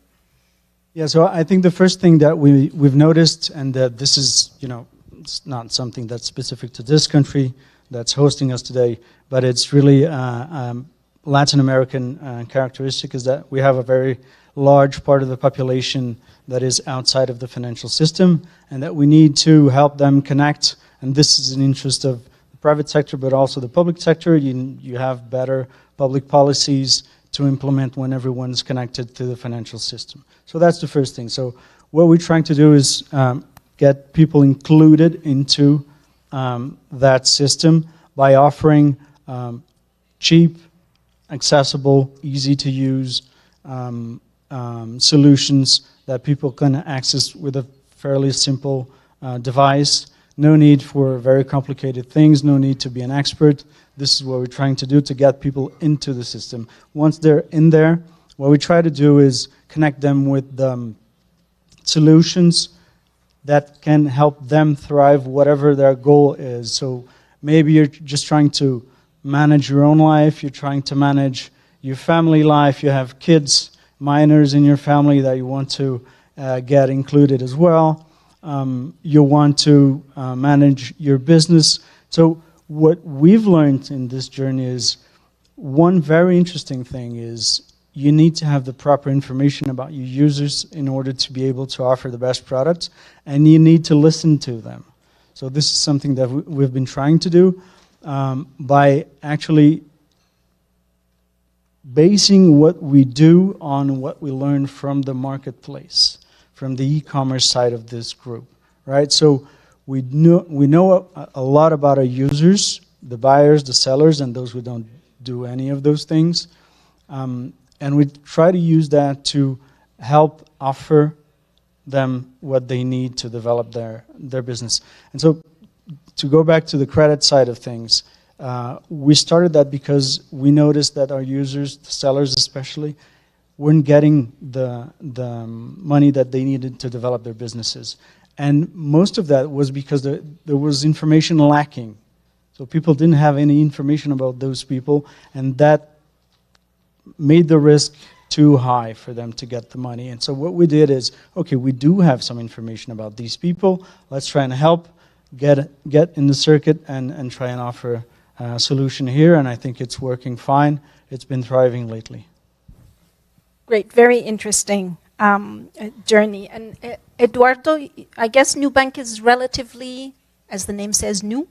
Do you have any lessons learned to share up till now since you started operating, and what can you share with us?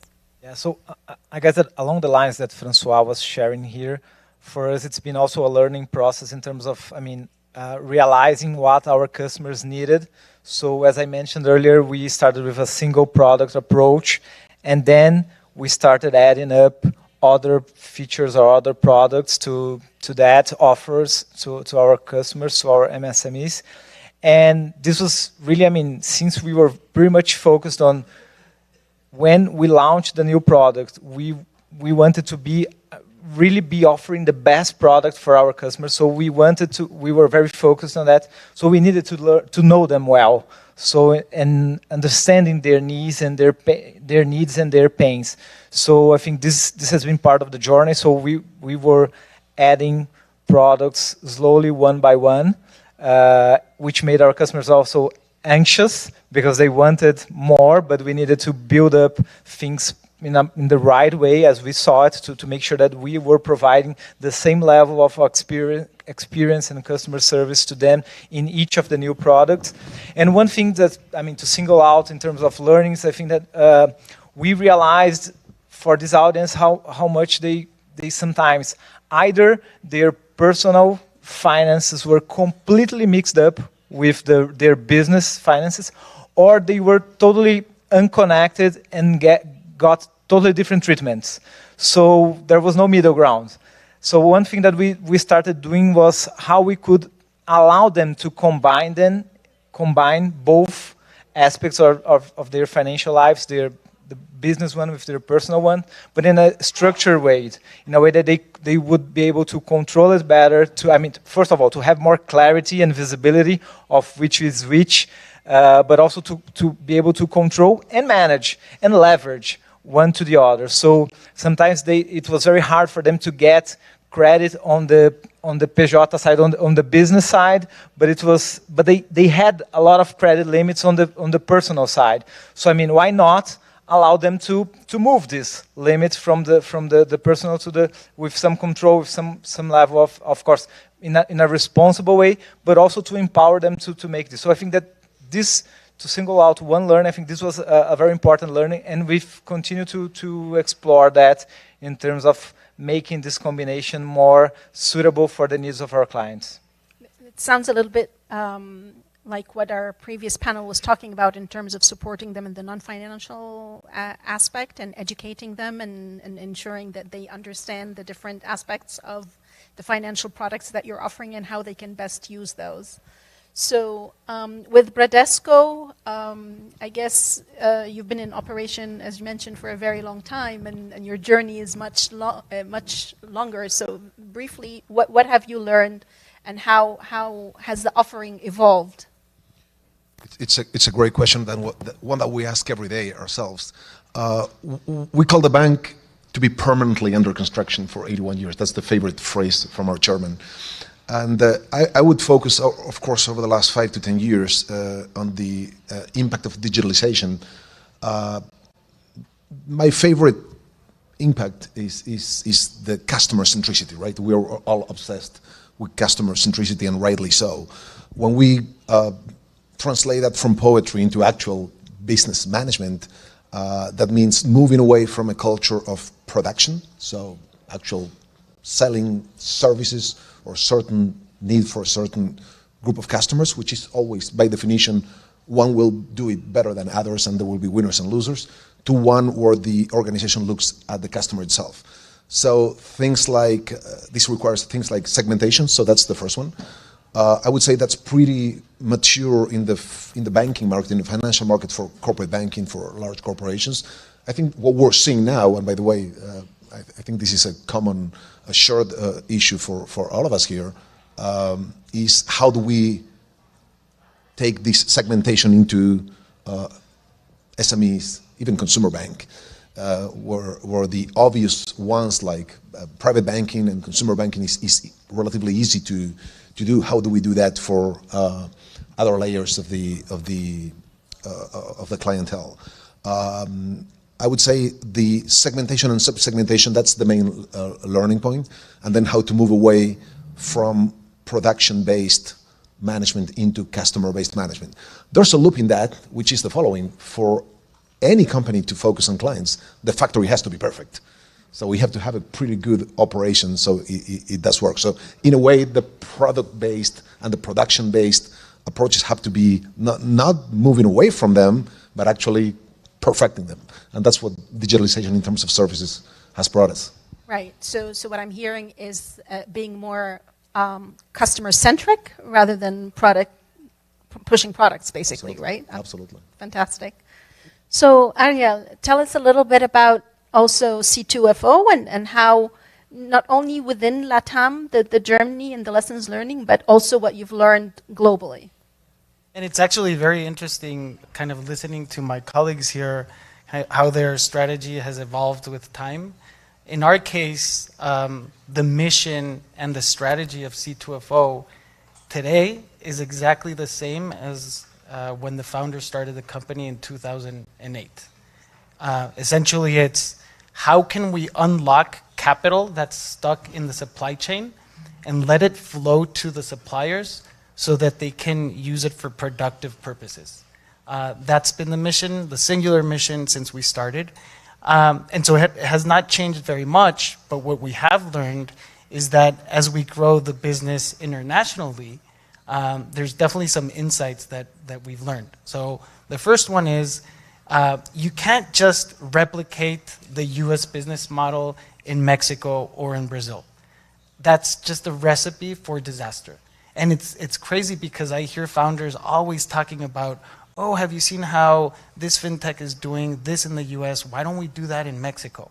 And we've seen that that just does not work because the markets are different and because the infrastructure is different, like I said earlier, and the financial services that have evolved in the region or in these countries to finance the supply chain are very different in Mexico than they are in Brazil or in the United States. So we don't do that. Instead, what we do is we work with our global customers that we have relationships with, and we try to understand their operations in a new geography. We try to see what they're doing in Mexico or in Chile or in Brazil or in Colombia. And one of the things we found is that the C2FO model has to adapt to the balance sheets of those corporates in their domestic markets. So it could be the case that a large corporate in the United States, for example, is willing to finance the early payment to their suppliers in exchange for a discount. But what we've seen is that there's less appetite for corporates doing that in LATAM. The balance sheets are not as robust. And so what we've done is we work with global banks to have them underwrite and pay the suppliers on behalf of the customer. And so when we do that, you kind of get the best of both worlds. You get the financial kind of strength from the bank, and you get the user experience and the product from C2FO, and that has worked very nicely in our markets here in LATAM. Great. And Alexandre, PagBank, what Our journey. what have we learned? Well, we originally started as an online payment and dispute resolution platform to serve SMEs. We included hundreds of thousands SMEs in the e-commerce market that weren't able to sell online before we entered that space. And after that, we launched the first low-cost POS to sell to customers. And we did this mass publicity. We sold through digital channel. And with our broad logistics, we could deliver in a fast way to the entire country.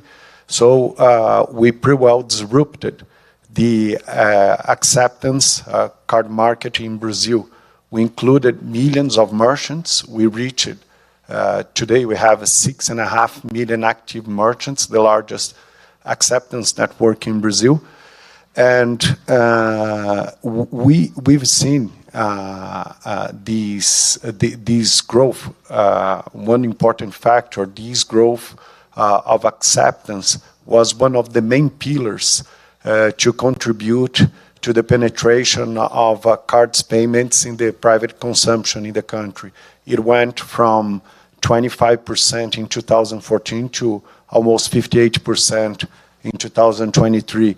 So this made a big revolution in the market in terms of payments. As we move up in the pyramid to serve SMEs, because most of our regional clients were micro merchants, we understood that only the digital approach wouldn't be enough to fully serve these customers.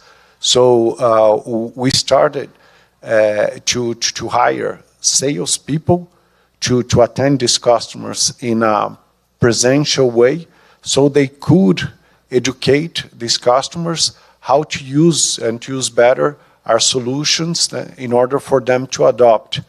And one of the things, we had good surprise and bad surprise in this process. For instance, the instant payment, we thought, wow, small, medium merchants will not like to use instant payment as micro merchants do. And actually, they adopt even more than micro merchants. Yeah. So it was nice to have that. On the other hand, they would require some other channels and some more humanized channels in order to be assisted for their issues or any problems that they would have with our network. And so we put together different channels, including we have a virtual manager managing each of our SMEs accounts. They can look in the app, in the internet banking, the photo and contact of this manager. So in this case of SMBs, it's important this human presence in the care of this customer.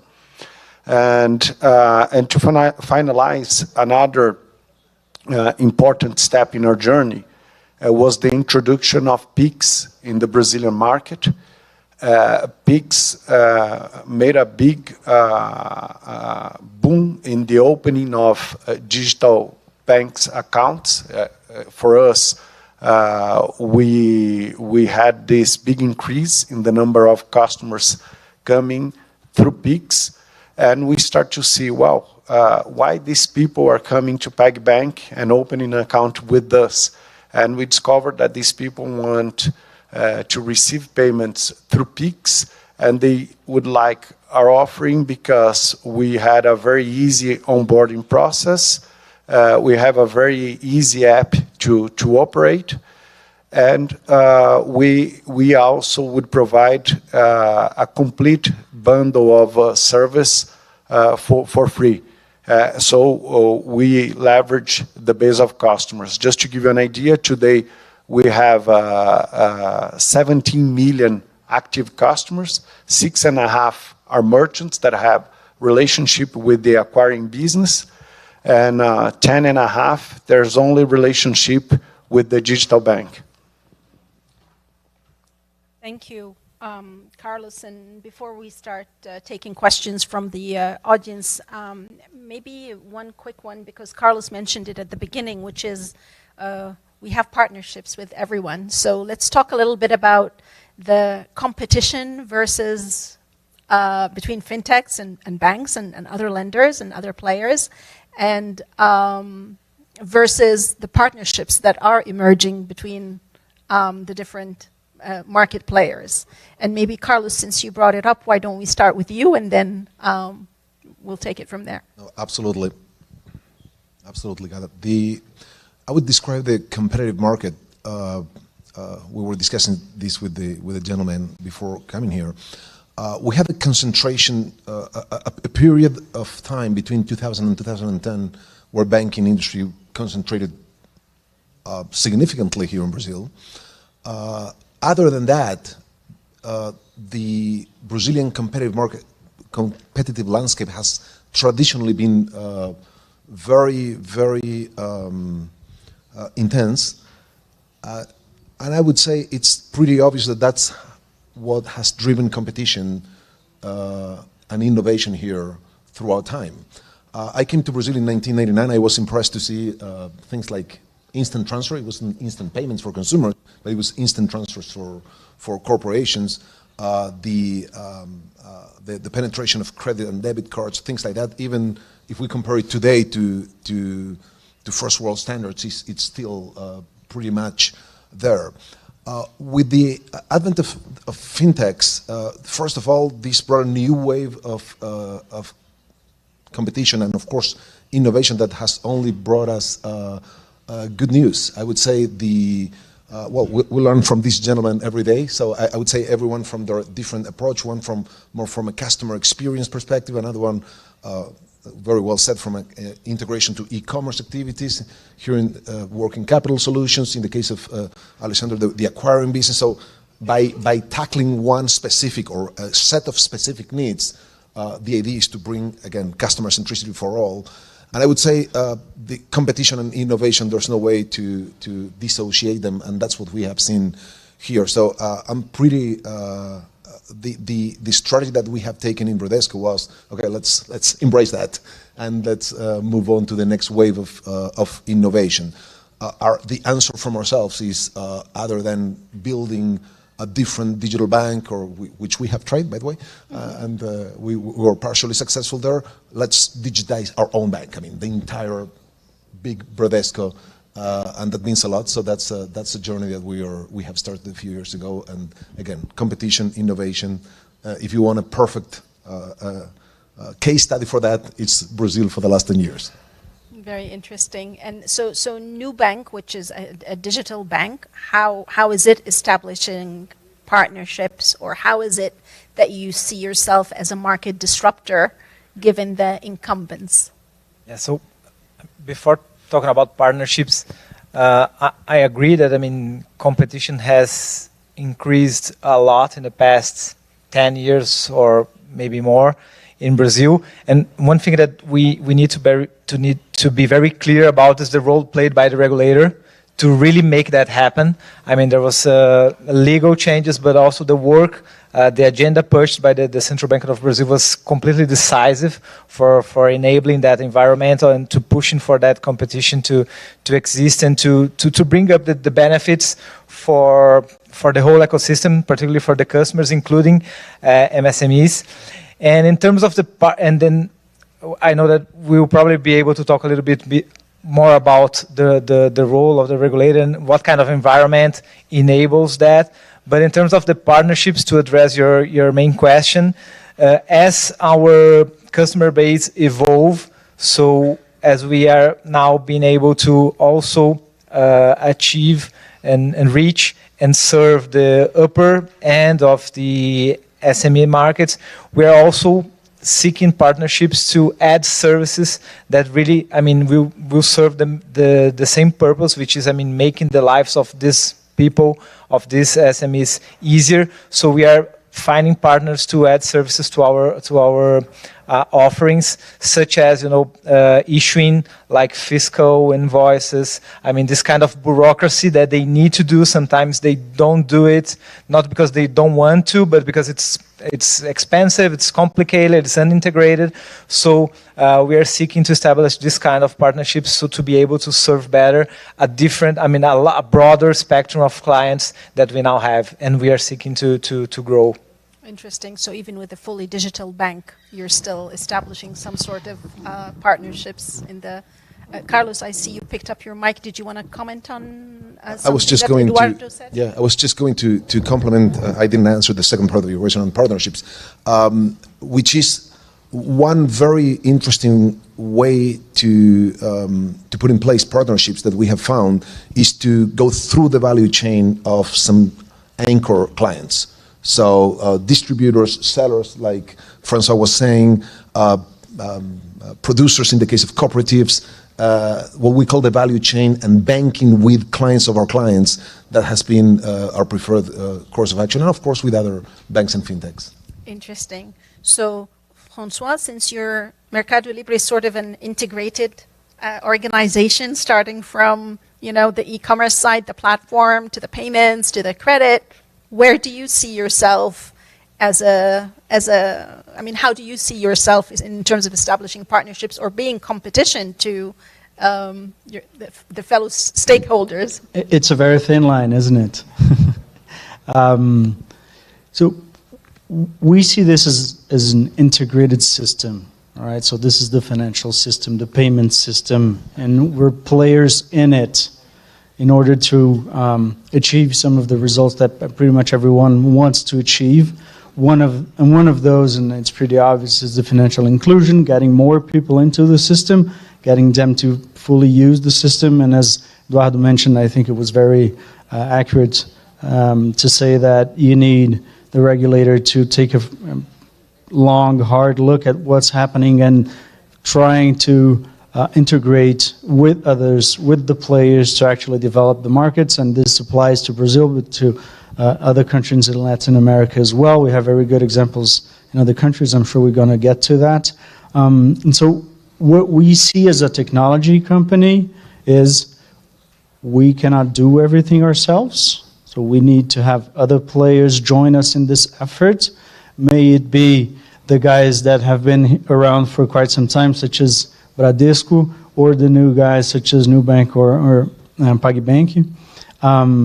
We need to get along and eventually integrate solutions so we can have the right offering for the user, who's actually the only reason why this entire system exists. And I think we add up to the system as we bring in more people and add up to the solutions offered. Eduardo was mentioning the number of users. We also have 53 million users in Latin America. Those are generating 371 payments per second in Latin America. That's a lot. It's a lot of movement, and I don't think that is actually a number that's been subtracted from other players. It's been added to the system, and I think in that sense, we're all kind of contributing to offering a stronger solution to the users that we have in our region. And may it be from the technology side, from the product side, from the financial inclusion side, we're all playing the same game here and going in the same direction. Great. So since we're talking still about platforms and so on, maybe I go to Ariel and then Alexandre to tell us about your partnerships or how you see your competitive landscape looking like. Sure. I'll offer a few perspectives here. I think that at the end of the day, there has to be more collaboration, more partnerships between traditional financial institutions and fintechs. In the first panel of the day, we heard how this gap has actually widened in the last couple of years. And so I think that we're in a unique position to leverage the capabilities of the traditional financial institutions on one hand, and to have fintechs build off of that infrastructure to provide services in collaboration with each other. I just think that we have to work together to close this gap, and we have the technology to do it. Open banking is a good example of that. Now, consumers and businesses can share their financial information so that we can provide better products to more demanding customers around the world. And so I just think that we need to work together on this big, big problem. Great. I think we are privileged to be in a country that regulators, the people, consumers, entrepreneurs, investors, create the proper conditions for the eruption of financial service based in new technology. Here in Brazil, we have a population that are early adopters of new technology, and these things work very well, and we have a very exciting and competitive environment. And competition made us smarter, made us sharper, stronger, and bigger. So we are glad to have all of these competitors, being traditional banks, digital banks, and other solution providers in the market. It's important because I think it's a win-win situation. All the market gain with it. And in terms of partnerships, obviously during our journey, we had to partner with financial institutions, distribution partners, and technology partners. I will give you two examples. The first low-cost POS, standalone POS that we developed was a partnership between a Chinese manufacturer and us. We transformed a mobile POS that was not a standalone device into a standalone device, putting together our both engineering teams to work together in that project. And that was the big splash of Moderninha in the Brazilian market. And the second example, today we have more than 300 software partners that provides ERP and management capabilities to SMEs. They are all integrated into our smart device platform, so they can provide management service with payments and financial service in an integrated way. Great. So since they've cut this session a little shorter, let me just jump to a couple of questions from the audience, and then we can continue our conversation. One with regard to market segment within MSMEs, I guess, women in particular, and given the challenges that they face, which are a bit, over and above regular access. This is for whoever wants to pick this up, by the way. What kind of products or services do you offer that are specifically targeting women? And are you doing any special programs or special products for women SMEs? Who wants to take that? Well, I can start. In Nubank, what we see is when we look at the financial inclusion numbers that the people that we were able to include, we see there's a prevalence of women. So I think this is, it's not a specific program, but it's an actual result of data that shows that we've been able to include more women than men with our products and our services. I don't have the figures for SMEs specifically, but I would assume that they are similar. And also what we can see that, among the people that we have included, between women, they save more money. So when the Nubank, their first relationship, more than 50% of these women, they save money with us. So I think that it speaks not only to, being able to include these people, but also not only being able to include women, but also, to support them in the longest journey, which is financial inclusion, because not only access, right? I think that we've been talking about this a lot, not only today, but in general. That it's also, how to make them use well the products. The quality of this inclusion and the resilience of them in the process, and being able to save is a very important milestone. And as we have also savings for SMEs, this also applies to the SMEs. Great, thank you. Yeah, I'll definitely chime in here. This is a very important topic, and it's something that we care about deeply at C2FO when we talk about women-owned businesses and minority-owned businesses.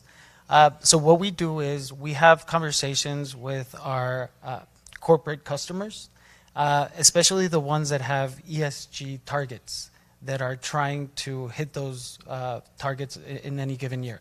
And essentially what we'll do is we work with them to segment their supplier base so that we can identify those women-owned and minority-owned businesses, segment them, and set up the platform so that those businesses can access the capital at a lower cost. And so that requires a lot of collaboration with both our corporate customer and when banks step in to finance those transactions, that's something that banks want to do as well. And so I think that there's a ton of opportunity to do more of this, and we're seeing companies kind of embracing that type of mentality.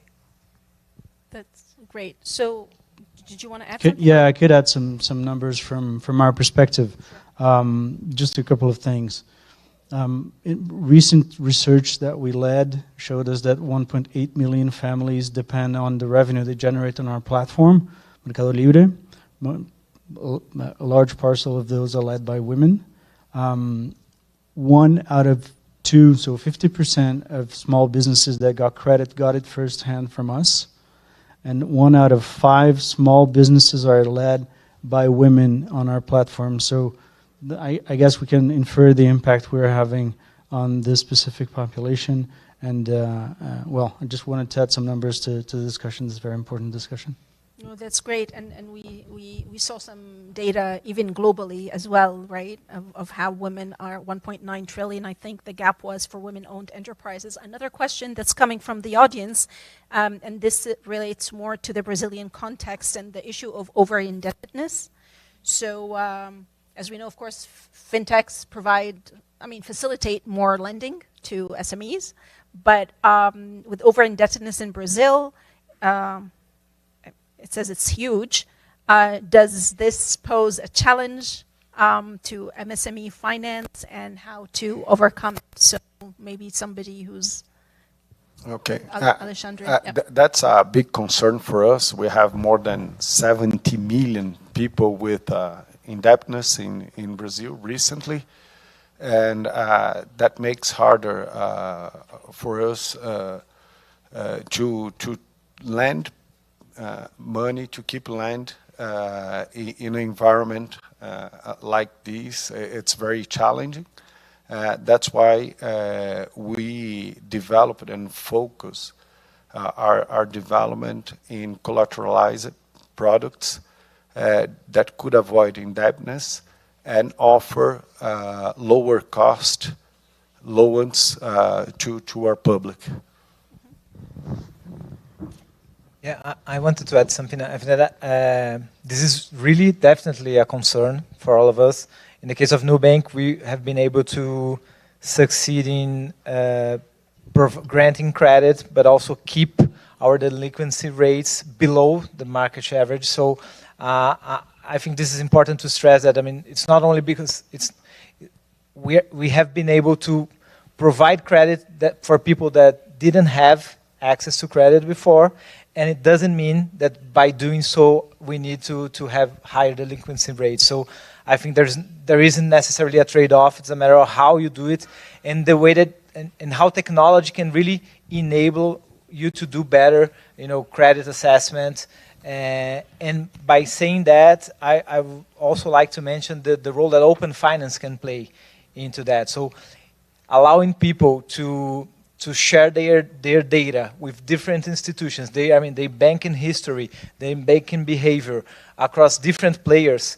It really can play into making this way more competitive and being able to really allow these people to have different offers by different players. So this really can take competition to another level. So that's why we see as the open finance what's been doing in Brazil, but as an institution per se, how it's important also to achieve this kind of goal, which is allowing people to have access to lower cost to credits with a lower cost, but also to being able to manage their financial lives across different institutions, across relationships that they have in a better way, with more visibility, with more control.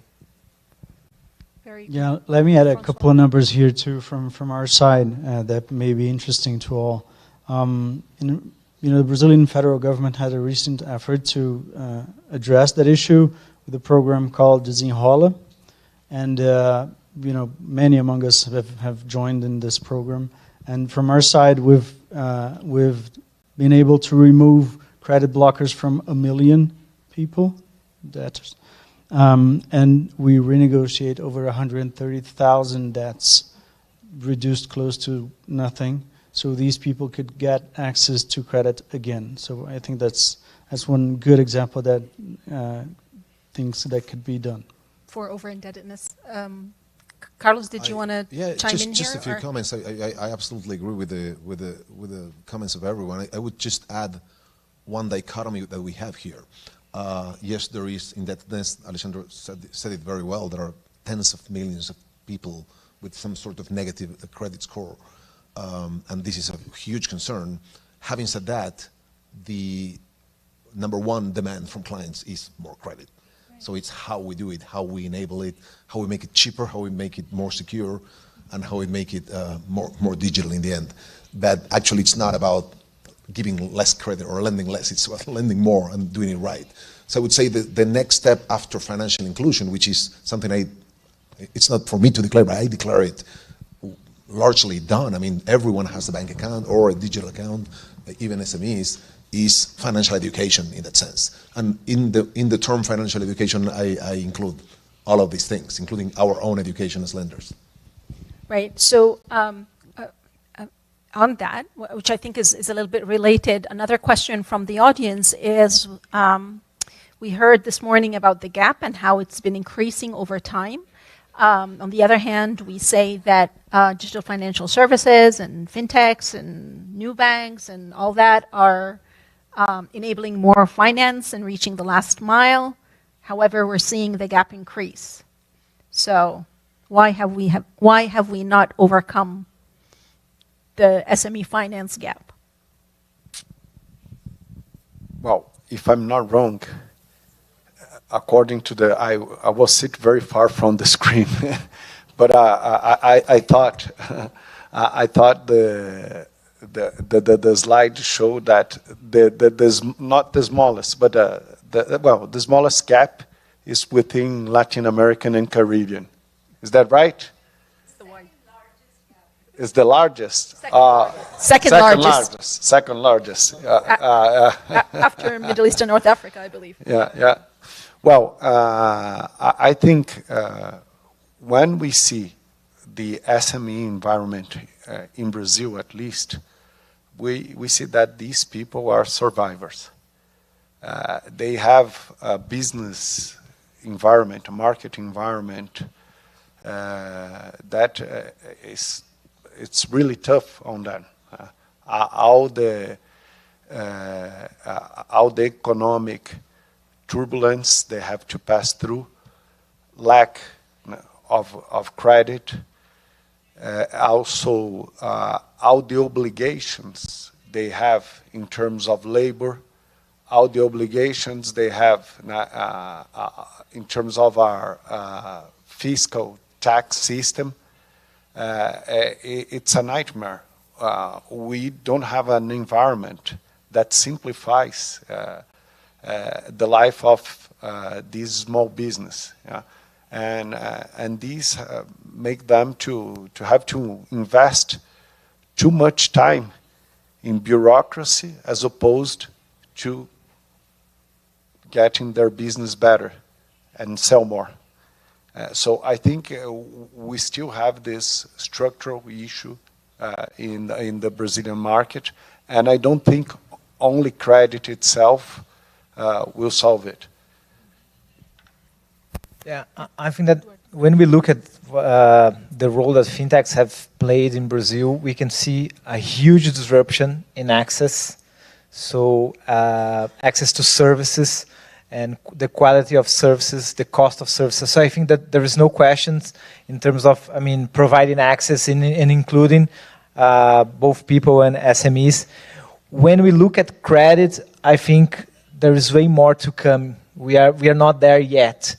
And I think there is a very important, there are many things that need to happen or are happening that will enable that or accelerate that.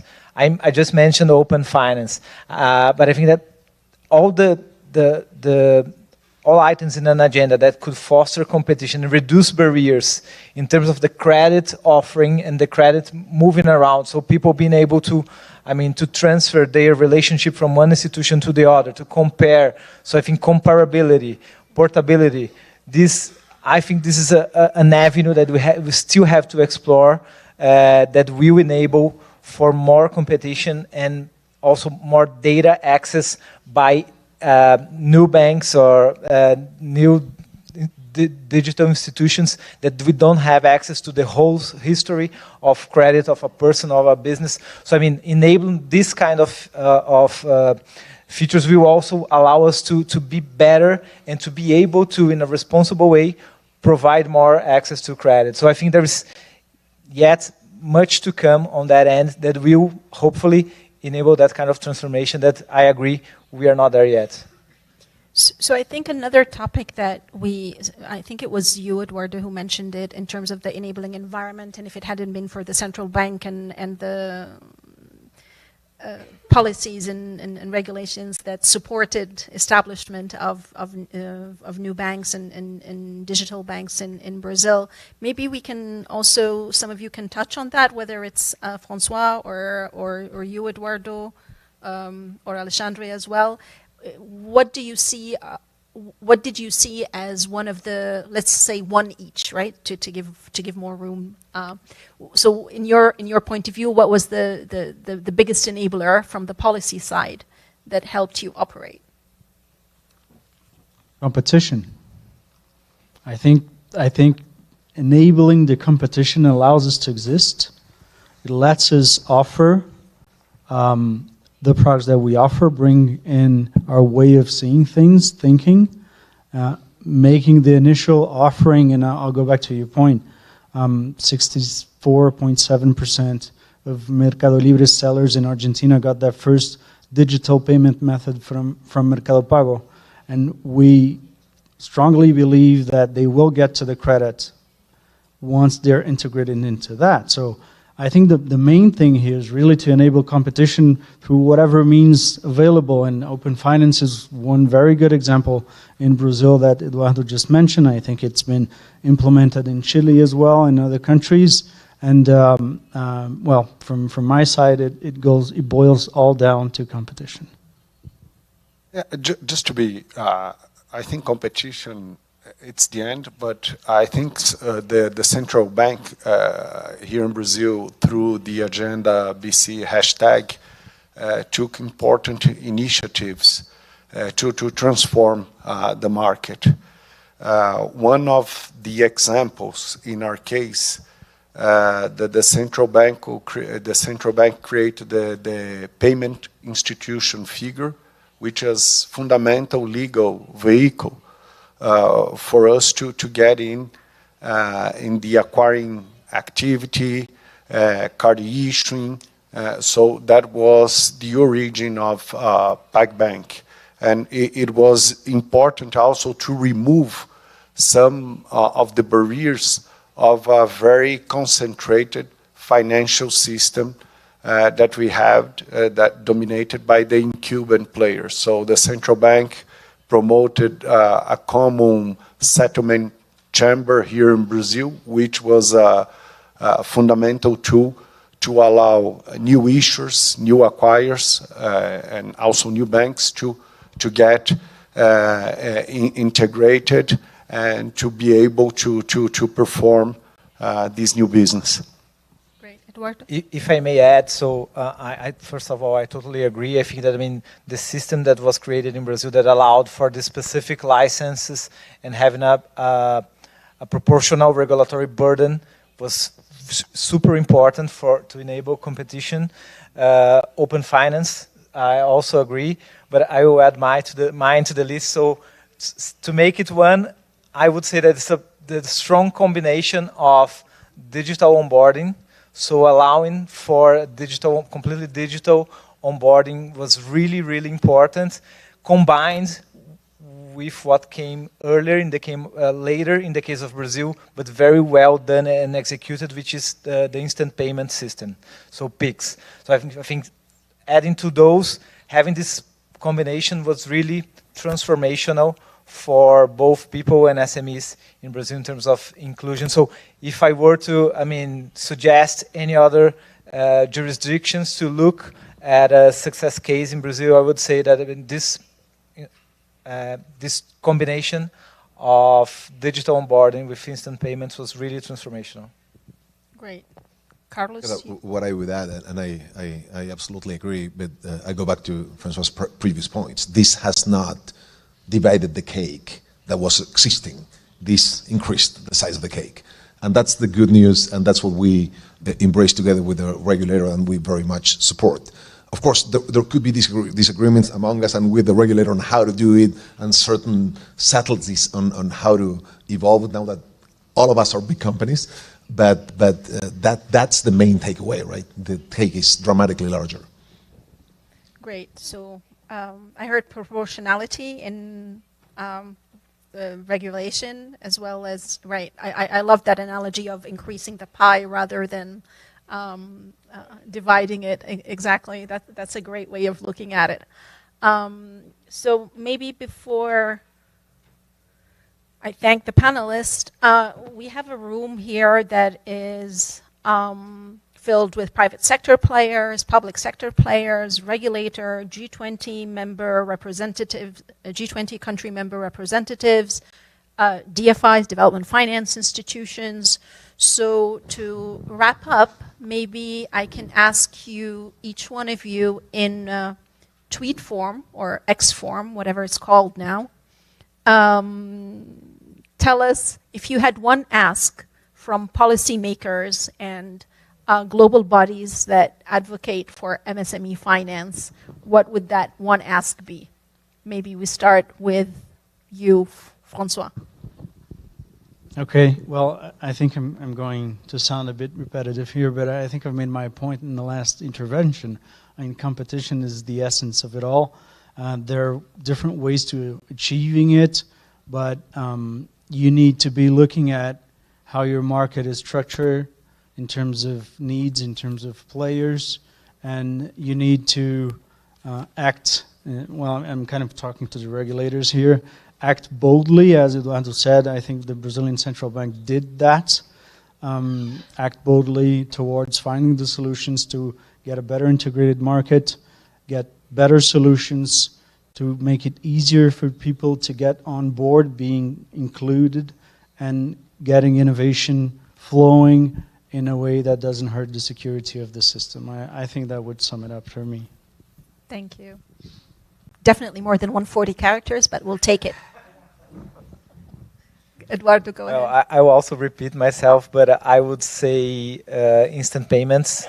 So how it was done in Brazil in terms of allowing not only a system that is really 24/7, but also that allows for different use cases and an agenda that can really evolve for different applications.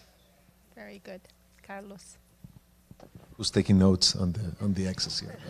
Our colleagues from Banco Central. Of course, there's constant dialogue with through the associations, bilateral discussions, publicly, privately. I mean, and that's the way it should be. I would say there's a beyond financial regulation aspect that I would add to this, and we were discussing this with a gentleman before coming here, which is the same level of digitalization, not only for the financial community itself, but also for other things like to actually facilitate onboarding, to facilitate tracking, to facilitate customer identity with tax authorities, with even registration authorities. So the person is the person, the company is the company, the actual attorneys signing on behalf of the companies. And that's not only a central bank or Ministry of Finance attribution, and something that sometimes not even us as an industry can do. So I would say take this, harmonize all of these coordination to others. That would be my main one. And of course, we have a permanent talking point here on the proportionality, symmetry, or whatever we want to call it, of regulation. I mean, we all have to be for competition to actually bring the results that the society wants. It has to be fair. It has to be on equal footing. Very good. Arya. Thanks. So I don't want to sound repetitive, so I'll take a slightly different direction. And I'm just reflecting on, I believe it was Kamar's presentation earlier today. He basically left us with, there's hope. There's still a lot of hope. And I think that, I think he's short selling the opportunity here. I think that we should all be very positive on the future because the opportunity is very large. It's obvious that we still have not cracked the problem, right? The SME finance gap is still growing. There's a lot of work to do.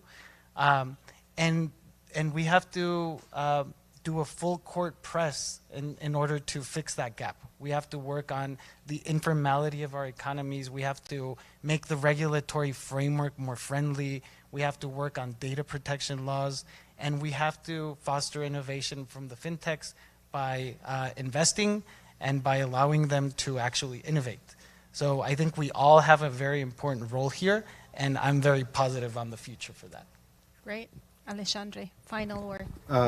In the line of Carlos said, I think there's room for a bigger coordination among all the entities in the financial and payments industry to better fight fraudsters and to do a better job in terms of fraud prevention.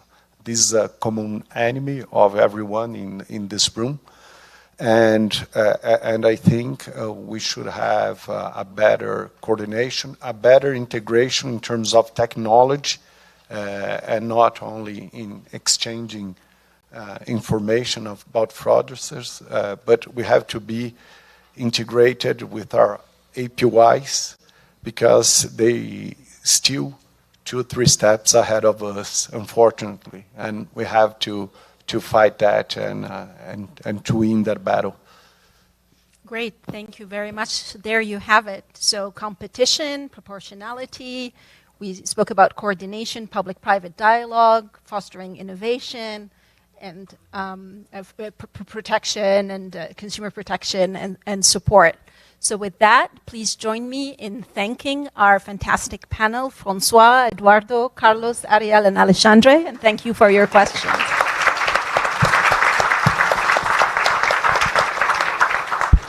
And we give you 1 minute back. Thank you, Ms. Gada Teima, for your moderation. Ms. Gada Teima, Principal Operations Officer of the IFC.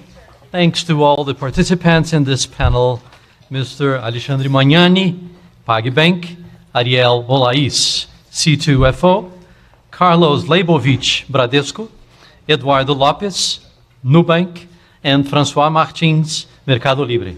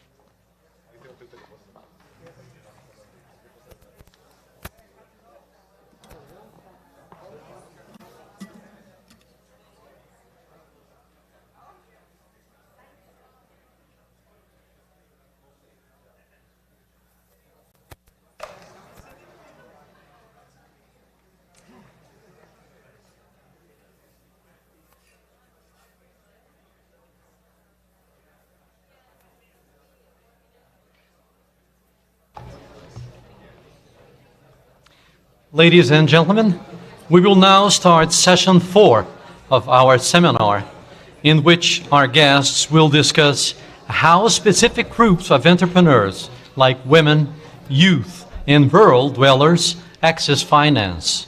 For this panel, we're pleased to welcome Mr. Anderson Pereira, Chief Executive Officer of the Capitali.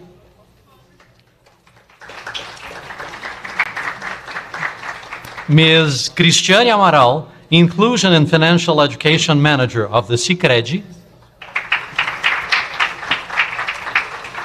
Ms. Gisela Davico, Latin America and the Caribbean Lead and Global Gender Lead of the Better Than Cash Alliance. Ms. Karen Miller, Global Head of Strategy and Special Projects of the Women's World Banking.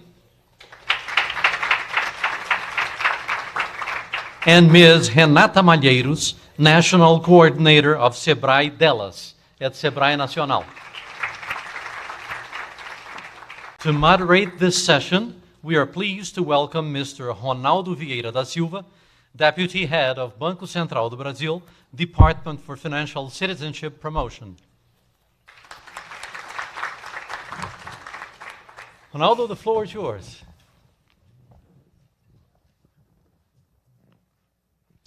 Thank you, John. Good afternoon, everyone. So we're here for this last session today, and I thank you for your endurance to be still here to listen to us. I'm pretty sure you're going to enjoy this panel. It's a beautiful panel, as you see. And before I start, I would just like to make some comments. We've seen from last panels already, there's lots of people talking about the finance gap for SMEs, and in this panel we go a little bit deeper into specific groups like women, youth, and rural producers.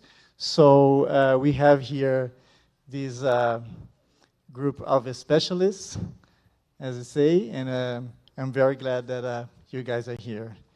And I would just start just by bringing some numbers from that we got here from the last Global Findex, World Bank Global Findex from 2021, where we saw like the gaps. In general, the Global Findex showed that financial inclusion evolved a lot in the last decade, especially. But there are some groups that still face, some wider gaps. And for example, in developing economies, we saw that there's a 6 percentage points gap between like women and men in access to accounts.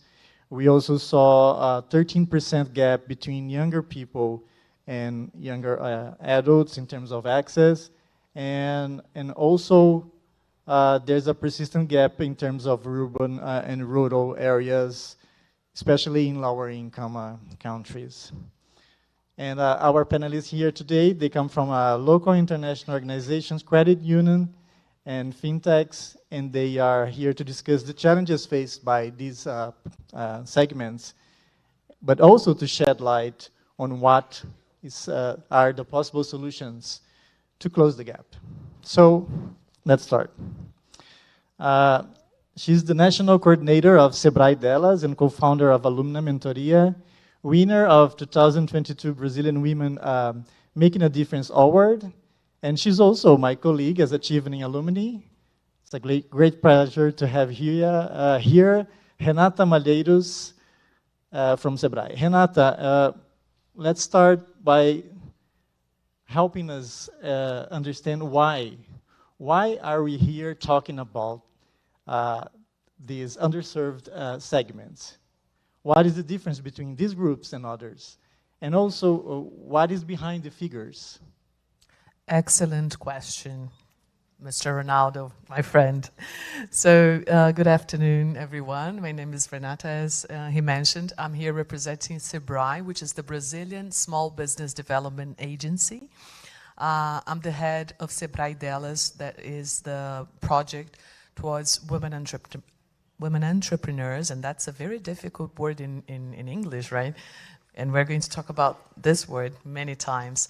I also have the pleasure to share this event with many colleagues from SEBRAE that are in the audience, especially from our Department of Access to Service, Financial Services. So before I start, why are we talking about that? Let me just introduce very, very quickly to you what SEBRAE represents to Brazil. We are the largest small business development agency in the world. We have more than 50 years of experience with an annual budget of over $1 billion US. We have 7,000 employees around Brazil, and we basically provide consultancy services, training courses, and mentorship for everyone that wants to open a business, or for those who already have a business and want to become even better in the market, right? And in Brazil, small businesses are those that have an annual that make up to $1 million, so 4.8 millions of reais per year, right? And in SEBRAE, I work with women entrepreneurship. So that's why people ask me, Renata, isn't it difficult for everyone to be an entrepreneur? Isn't it difficult for both men and women, right? Isn't it, you women, don't you want, equality? That's what we say in Brazil, me. So that's, you shouldn't be talking about that. Why is that? And that's an excellent question, because it's an invitation for us to see reality. And the reality shows us that, yes, it is difficult for everyone to be an entrepreneur, but women face additional challenges, such as other underrepresented groups, such as, Black people or, people with disabilities. And these challenges are cultural challenges. What am I talking about? Basically, gender biases, stereotypes, prejudice that are absolutely unconscious, and we have those things since we're little boys and little girls. And these things, do you remember when you were a kid hearing people say, this is not for girls, this is not a girl's thing, this is not the way a girl should talk, this is not a professional for girls. And men also have these, what we say, limiting beliefs, right? But usually are related to sentiments, to feelings. Boys don't cry, boys cannot show their feelings. This is also horrible for men when they are grown adults, not to, be possible to cry. So this is what we're talking about. And let me show some figures. We women are 52% of Brazilian population. So we are, more than half. Women in Brazil, entrepreneurs, are 22% more educated than men in terms of years of study. So we are more educated. Women-led enterprises in Brazil make 16% less money than men enterprises in Brazil. So if you take a beauty parlor, right, run by a man and run by a woman, this man would probably be less educated and will make more money. Why? So there are challenges here. What is behind it?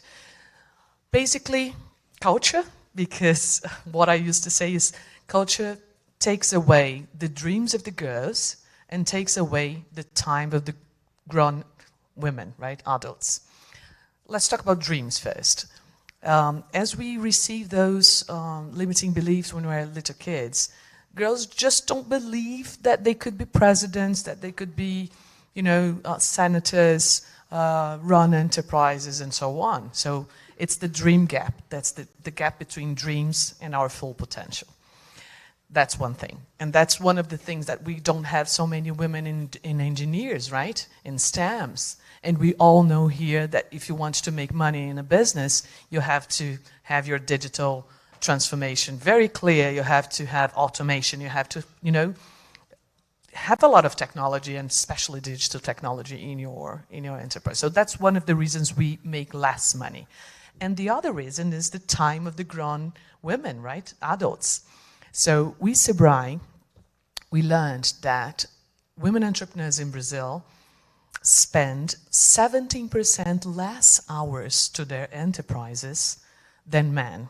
And my question is, what are we women doing when we're not working in our enterprises? taking caipirinha in the beach? Definitely not, right? So we're taking care of children, we're taking care of the elderly, we are taking care of the domestic and unpaid job that, because of cultural reasons, still, takes our time. So what is the problem with the unpaid job, right? The care work. Actually, it's super important. That's what makes us, alive, right? The problem is that the unpaid work, the care work, people just don't give the value for that, and you don't receive any money for that, right? But it takes your time.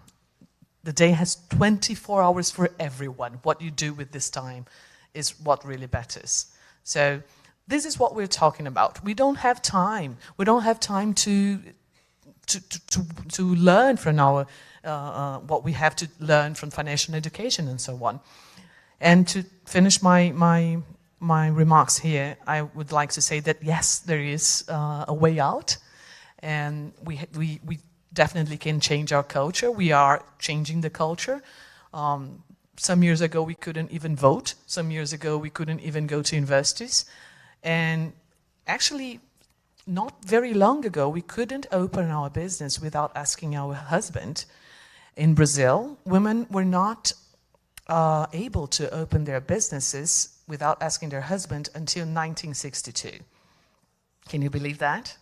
So we still face a lot of cultural barriers, but the good news is that culture can be changed. That's it. Thank you, Renata. Thank you, Renata. I think the floor is set. So now let's move to Karen Miller. Karen Miller leads organizational strategy and special projects for Women's World Banking, where she's been working the last 14 years. Prior to WB, Karen worked in Kenya for Zana Africa, a non-profit organization addressing root causes of gender inequality. Karen, can you tell us what are the challenges that women in different parts of the world still face? Sure, and I will just first start by saying Women's World Banking. Oops, right. I actually have a loud voice, but we'll go with the microphone.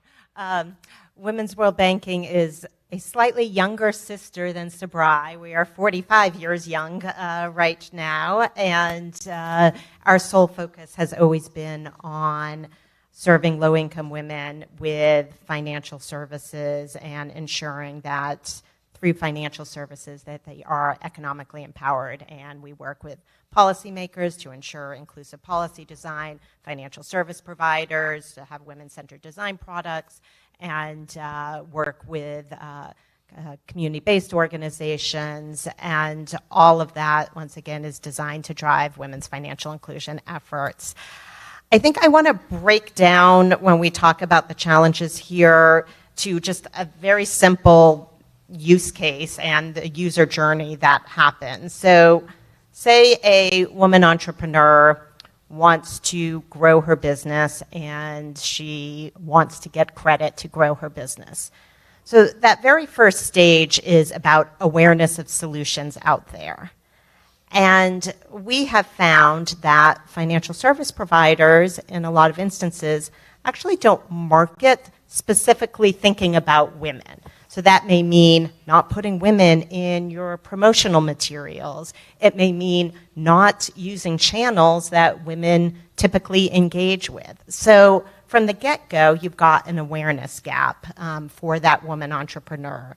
And we found just in India with one of our partners that we were working with that 9% of applicants were women versus 20% of women MSMEs in India. So you're seeing that gap right away.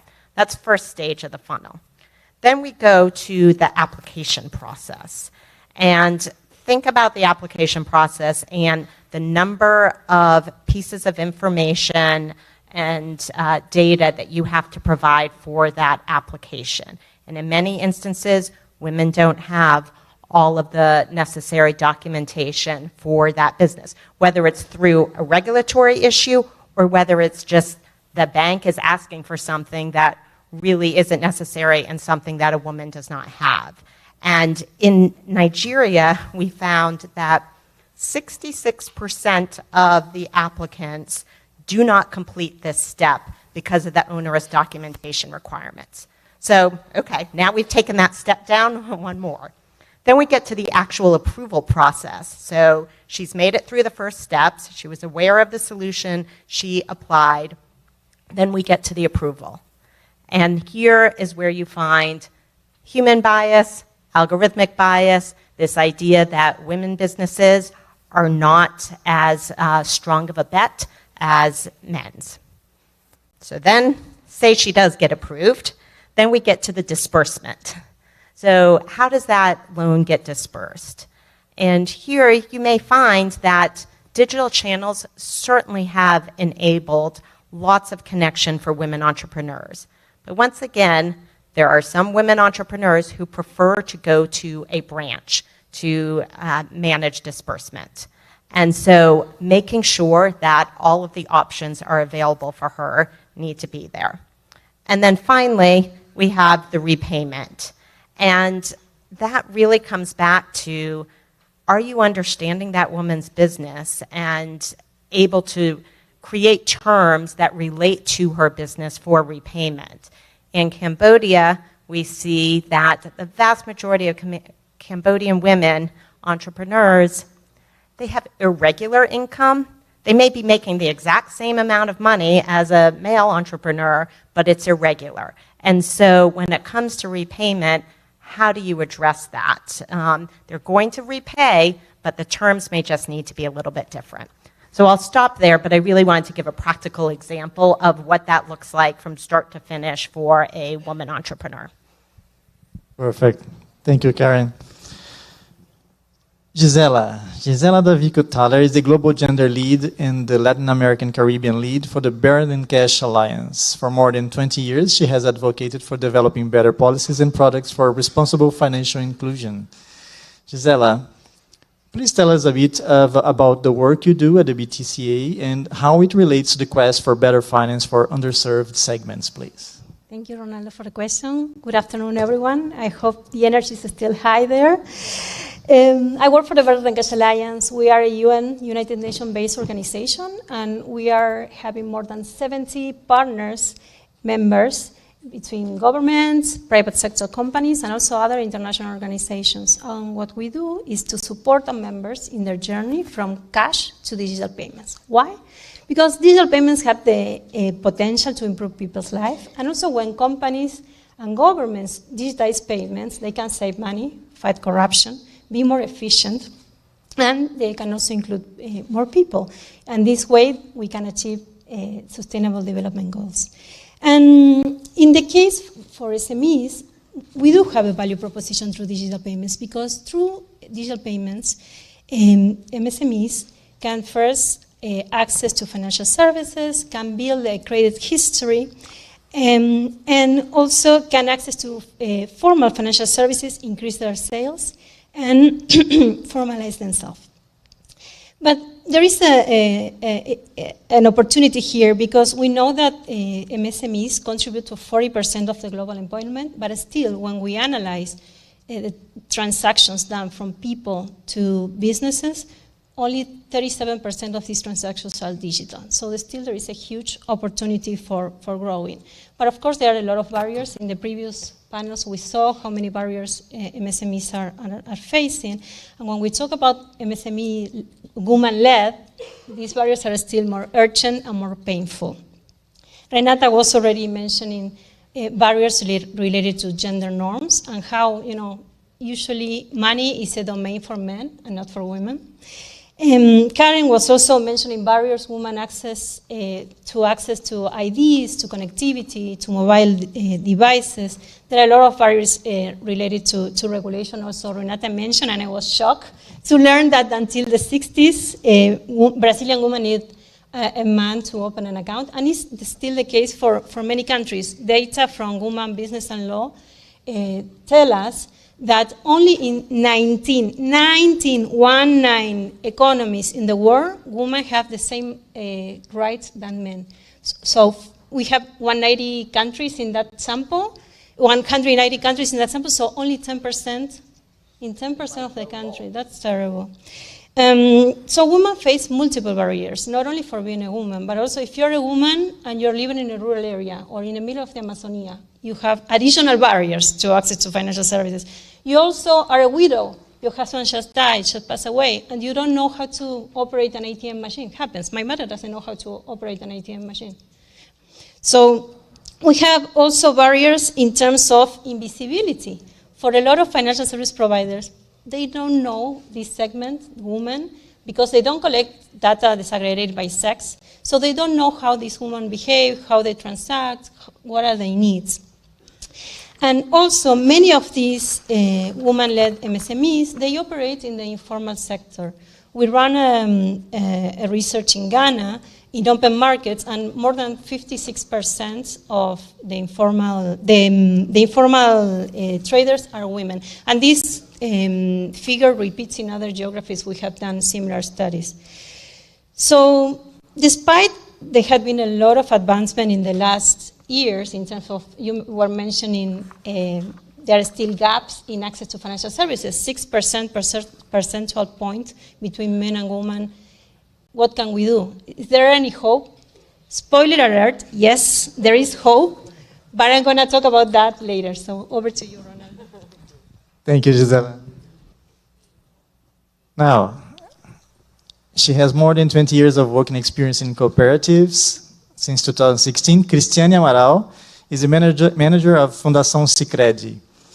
She believes in the cooperative business model as an instrument of social and economic development, adding income and quality of life to the locations where they are present. Cristiane, great pleasure having you here. Why is it important for credit unions to work for the financial inclusion of women entrepreneurs? And does Sicredi have a specific program for this segment? At first time I will speak in Portuguese. Ok. É um prazer estar aqui com vocês, agradeço muito o convite. E sim, para o Sicredi como um sistema de cooperativas de crédito é muito importante. It's very important to work the women's segment. Sicredi is cooperativa an institution financial does financial work, which is present in several states in Brazil with more than 2,000 agencies currently. We have a very specific work in the segment of the women. We believe that inclusion in a financial aspect cannot be applied only with the offering of products and services that are financial. We work strongly in inclusion in education in a joint manner, specifically for women.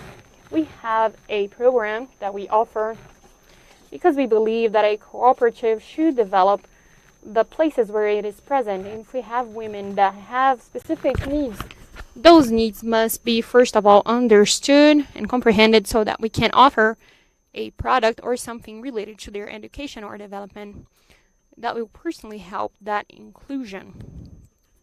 First of all, I'd like to bring a perspective of products that are not non-financial. We have a program which is called Women Committee.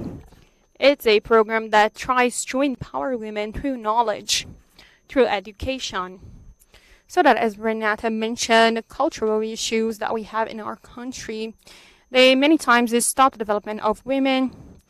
They stop women from running for leadership positions or government positions, that they stop them from opening their own businesses and administering their own businesses. So the entrepreneurship index could be way higher if women were aware of their own potential.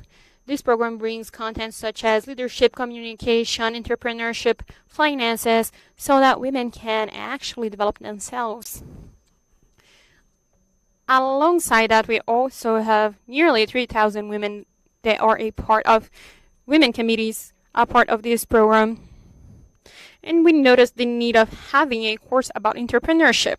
So at the end of last year, we launched the Entrepreneur Women, a course that is available online on Sicredi course platform, not only to our associates, our bank clients we call our associates, but also to non-associate women. We have nearly 1,000 women that have subscribed digitally to those courses. And we have two big goals: to aid the creation of their own businesses or in expanding existing business. services. Those are necessary topics so that these women can develop themselves. This course has a focus on women that have an income up to 4,000 reais. They are normally owners of micro individual entrepreneurs or of micro businesses, very, very small businesses.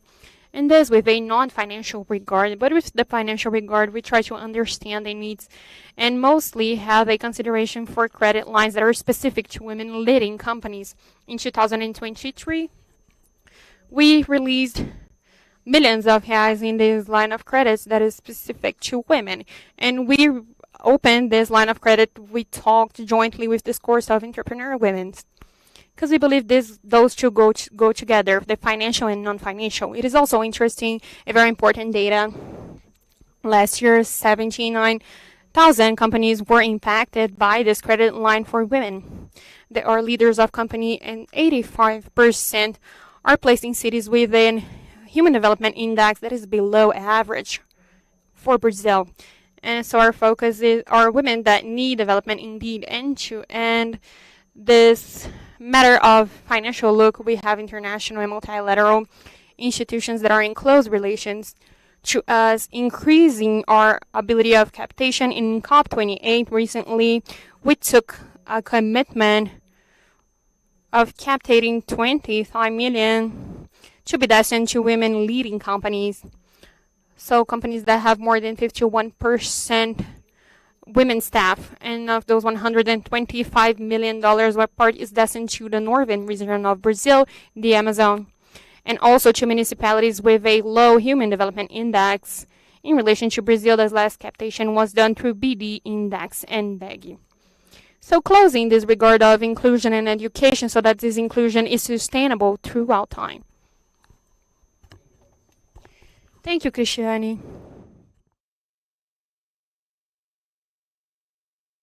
An alternative lending fintech that unlocks the growth potential of SMBs through credit card receivables.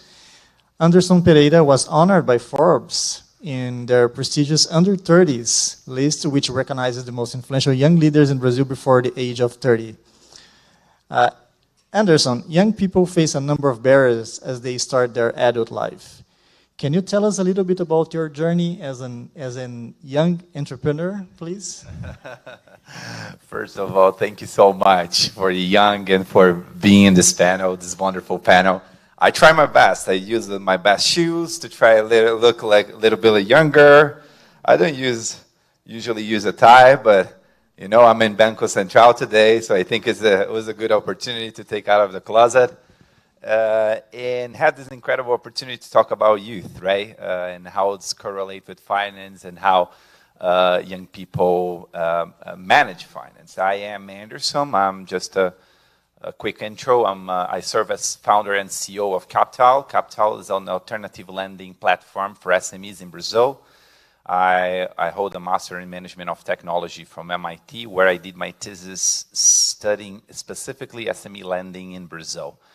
But I think the most important expertise that I had in this field is being son of Seu Toninho, which is a small entrepreneur in Brazil, and for over 40 years been running a junkyard in Brazil. So I'm going to bring this perspective, Ronaldo, for a few lenses today, for the lenses of an entrepreneur who had built a few businesses in Brazil, a son of an entrepreneur who saw and live in a family where the cash flow of the business and the cash flow of the family is just once. So when the company was doing well, we have the family was doing well, we have a nice car, but when the company was doing not well, we have to sell the car for the half of the price that we pay, and we have to organize our finance, but also for someone who study and has some knowledge of the market and the field. So why it is important, Ronaldo? I think it is why, because it's first and foremost it is a moral imperative. Support young entrepreneurs, support the future of the country. And in Brazil, we have a very important and more alarming issue, because we're getting an old country. We're getting an old population. We're getting older as Brazilians. So according to IBGE, which is our statistic institute in Brazil, we're going to be no more than 230 million Brazilians by 2050. So it means that from now on to around to 2050, we will increase our population. That's what we call a bonus, populational bonus. After that, our population start to decrease, and that has no return. So we're talking that we're having more Brazilians than we ever had in whole history, and then we ever will have in the whole future. The question that follows is, how are we preparing this new generation of Brazilians? How are we preparing them from a world where this artificial intelligence will play an important role, a world where the groundbreaking technologies will definitely change how we do business, and not only business, but like the democracy itself, how we communicate about each other, and so many other changes. And that's why we have to look for youth entrepreneurs and how to support them. And being a youth entrepreneur, it's not easy, not today, not easy 40 years ago when my dad started his business. And it's important to understand that people who are in this panel today and building all the regulation framework and understanding how can we foster the market, they're impacting families and people in the end of this chain. And it really changed lives. I give you an example. So my father although my father, he didn't graduate from like elementary schools, he just have enough education to be literate. Although he was not educated, he was not schooled, he was educated. He was super savvy, because as a lot of entrepreneurs, we have 20 million MSMEs in Brazil. My father has to do something, so he started to cutting cans in São Paulo. He figured out that he could build a junkyard and start to buy cans from people who catch cans in the streets and then sell it out. We make more money with that. So he has the first challenge: how are we going to make money to do that? So he has to. He was not access. Of course, he will not be able to access the traditional finance system. So he had to find another of money keepers to deal with that. He did it, and he grew his company until he understands that a new opportunity was talk with industries, for example, that in their processes they produce residual materials. So if he buy these residual materials and he resell it to the sustainability industry, he could make even more money. But he needed cash for that. So that was always this chicken egg problem. Like every time my father wants a new customer was the best day in the month and the worst day in the month, because now we're gonna get a customer, how are we gonna pay it? How are we going to invest in a new truck? How are we going to get a new employees to build that? And that's the most struggling thing for SME in Brazil, how they manage that. Luckily, he had me, because at 14 years old, I started to go with him in the banks, and the banks were starting to talk with them and understanding. I was the one who's trying to understanding and helping him with that. And fast forward, that becomes my business. So I built in 2012 a technology platform that support SMEs to quote working capital loans with different financial institutions. And rather I build capital. And that was an important issue to understand, because when I start to be an entrepreneur, there is a completely different market. So we have all the equity market raising in Brazil, all VCs, everything that's happening and helping business to grow. However, we're still facing a lot of challenge. So being an entrepreneur in Brazil, and according to World Bank, we're talking about the Brazilians has the fourth largest interest rate for lending in the world. So if you build a business in Uzbekistan, in Rwanda, in South Sudan, in Mozambique, Angola, Namibia, or even last year, if you build a business in Ukraine or Russia that's been in war, you will face lowest interest rates than a Brazilian entrepreneur will face here in this market. So that's why Capital exists, and that's why I think it is so important we see all this business and support those entrepreneurs. Thank you. Thank you, Anderson.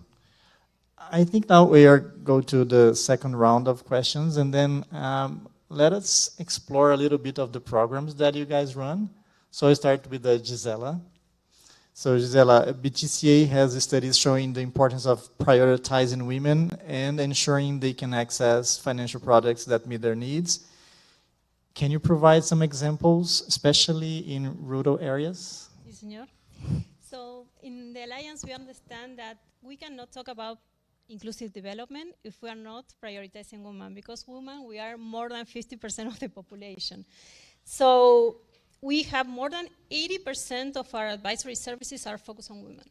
There is no other way, because if we invest in women, we know that we can tackle poverty, we can build more resilient businesses, we can create jobs, and women invest in the well-being of their families. So we are, trying to attempt to stop the vicious circles of poverty for the following generations. So, but this is something we, not only us do, right? Prioritizing women, we are also implementing banners of the GPF5, and it was 4 years ago, during the Saudi presidency, that we participated in a deliverable on digital financial inclusion for women, and we realized that there was an opportunity to build momentum on the importance of financial equality for women. That's why we, in 2021, we launched the global campaign on the importance of reaching financial equality for women. And this campaign comes also with a publication that has 10 actions that government and private sector can take to reach financial equality, together with indicators to track progress. And when we talk about financial equality for women, what do we mean? We mean that each woman owns an account on her own name and she's able to use it. It's not only access. Access is the first step. Then we need to think about usage also. And when we talk about access, it's not so easy for women, because as my colleagues were mentioning before, women lack of access to ID, access to mobile phones. Sometimes, they have a mobile phone from the whole family. She doesn't have her own mobile phone. They don't have connectivity. If we are in rural areas, connectivity is a challenge. And then when we talk about usage, we need to think about quality services. It's not just having an account. That account needs to meet women's needs throughout the whole life cycle, because you don't have the same needs when you are a student or a young woman, when you're about to marry it or not married, when you have children, or when you became a widow. So, those financial needs change throughout your life. And you also need to have, when financial services when they don't work for women well, when they fail, you need to have consumer protection in place that understand women needs and gives a solution for any issue that may arise when using financial services.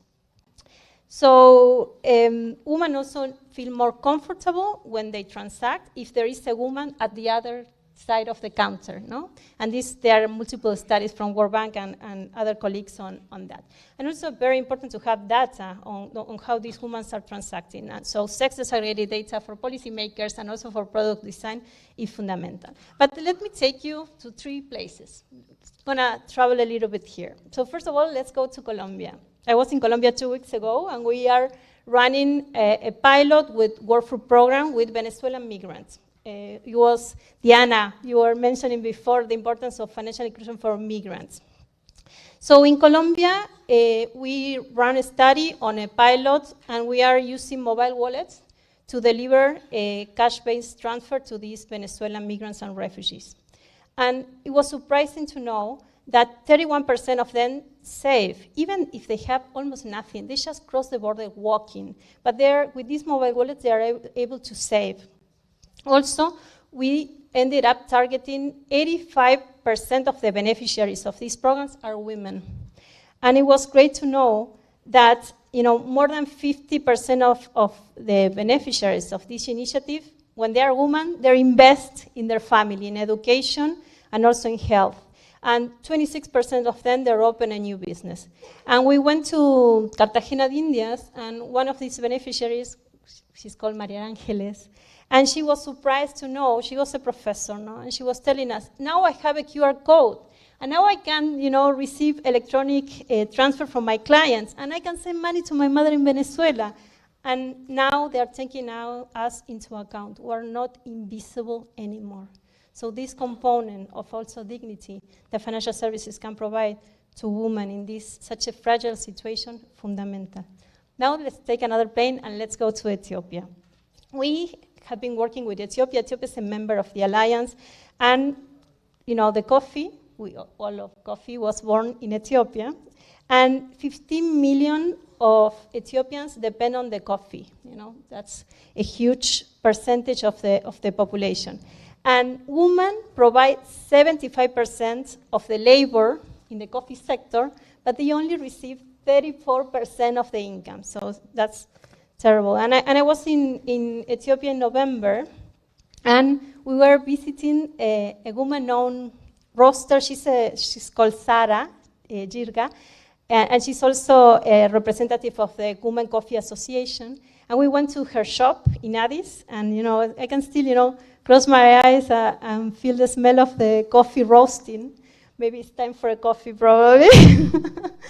And she was telling me, since we are digitizing payments, I'm paying the farmers, I'm paying my employees with digital payments, and that's, for me, saving. That means that also my employees, they are avoiding misspending money because they have the money directly from the bank to their account. And that also has an influence in the financial well-being, a topic we're going to discuss in the next few days on the financial well-being of the family. And the last place we're going to travel is to India. And in India, there are more than 40 million merchants, and around 7 or 8 million of them are women, and most of them are, of course, in the informal sector, and only 2% of them use digital payments. And there is a program together with Unilever, called, with the local Unilever, HUL, Hindustani Unilever, called Shakti Entrepreneurs. And what Unilever is doing is giving an app to the Shakti entrepreneurs that are mostly women, and they are in rural areas. And these Shakti entrepreneurs, they have a Kirana shop that is a mom and pop shop. And they sell Unilever products, but also they sell groceries, and they do P2P transactions, or top-ups for mobile phones. And we have a case of Yogita. She's an entrepreneur, a Kirana shop owner in Maharashtra, in India. And one of the key issues for her to gain trust in this new app is, first of all, there was a person who helped her to understand how to use this app. This app helps you to order products for Unilever, and you can pay digitally. Also, there were in place multiple channels. If you have a complaint, or if you didn't understand, something from the operation of the app, and this was omni-channel, because you could use WhatsApp, you could use a helpline that was 24/7 hours active. So for her it was very important because she had more control. Now she didn't need to wait for the salesperson to purchase any good from Unilever. No, she could just be breastfeeding her daughter, at the same time asking for ordering new products from Unilever for her shop. Secondly, it reduced the use of cash, and that's present a risk even in rural areas. No, and at the same time, and that's the third advantage she found, it allows her to save, because when you use this app, you can have points. They have an incentive program, so they can accumulate points, and they then cash out those points. So she was saving money through that. So these are the three countries we explore. Let's teleport back to Brazil and to Ronaldo. Thank you. Thank you, Gisela. Very interesting examples. Thank you for that. Now, Karen, in working with financial services providers, what have you found to help design better solutions for SMEs? What examples can you bring to our audience? The very first thing is an openness to learn. So that's just when you first go in to have the conversation, you're often talking about what are the strategic goals for the financial service provider, what kind of data do they collect, and that tends to give us a good sense for where they are on the spectrum. They may be collecting the data that's gender disaggregated, but they might not be using it, so it's just sitting on the proverbial cloud shelf somewhere, and that's that. So it is first that initial conversation to have with them, but we always go through what we call our women-centered design approach with an institution, and it is very much I wouldn't call it anything groundbreaking except for the fact that it is such a strong gender lens through every step of the process, but it's things institutions should be doing anyway. First, define your issue. What are you dealing with? Diagnose the problem. Then design solutions, iterate on those, pilot, and then scale. So across all of those steps, very clear lens of putting women at the center. That is always the way that we go in. And how that then translates is, I'll give an example from Kenya. We were working with KCB, financial service provider in Kenya, and their state when we went in was that they had a pretty limited use of the assessment of how creditworthy a business was. So that was issue number one. Issue number two was a limited understanding on behalf of the loan officers of how to actually engage with potential women customers or current women customers. There weren't so many of them at the time.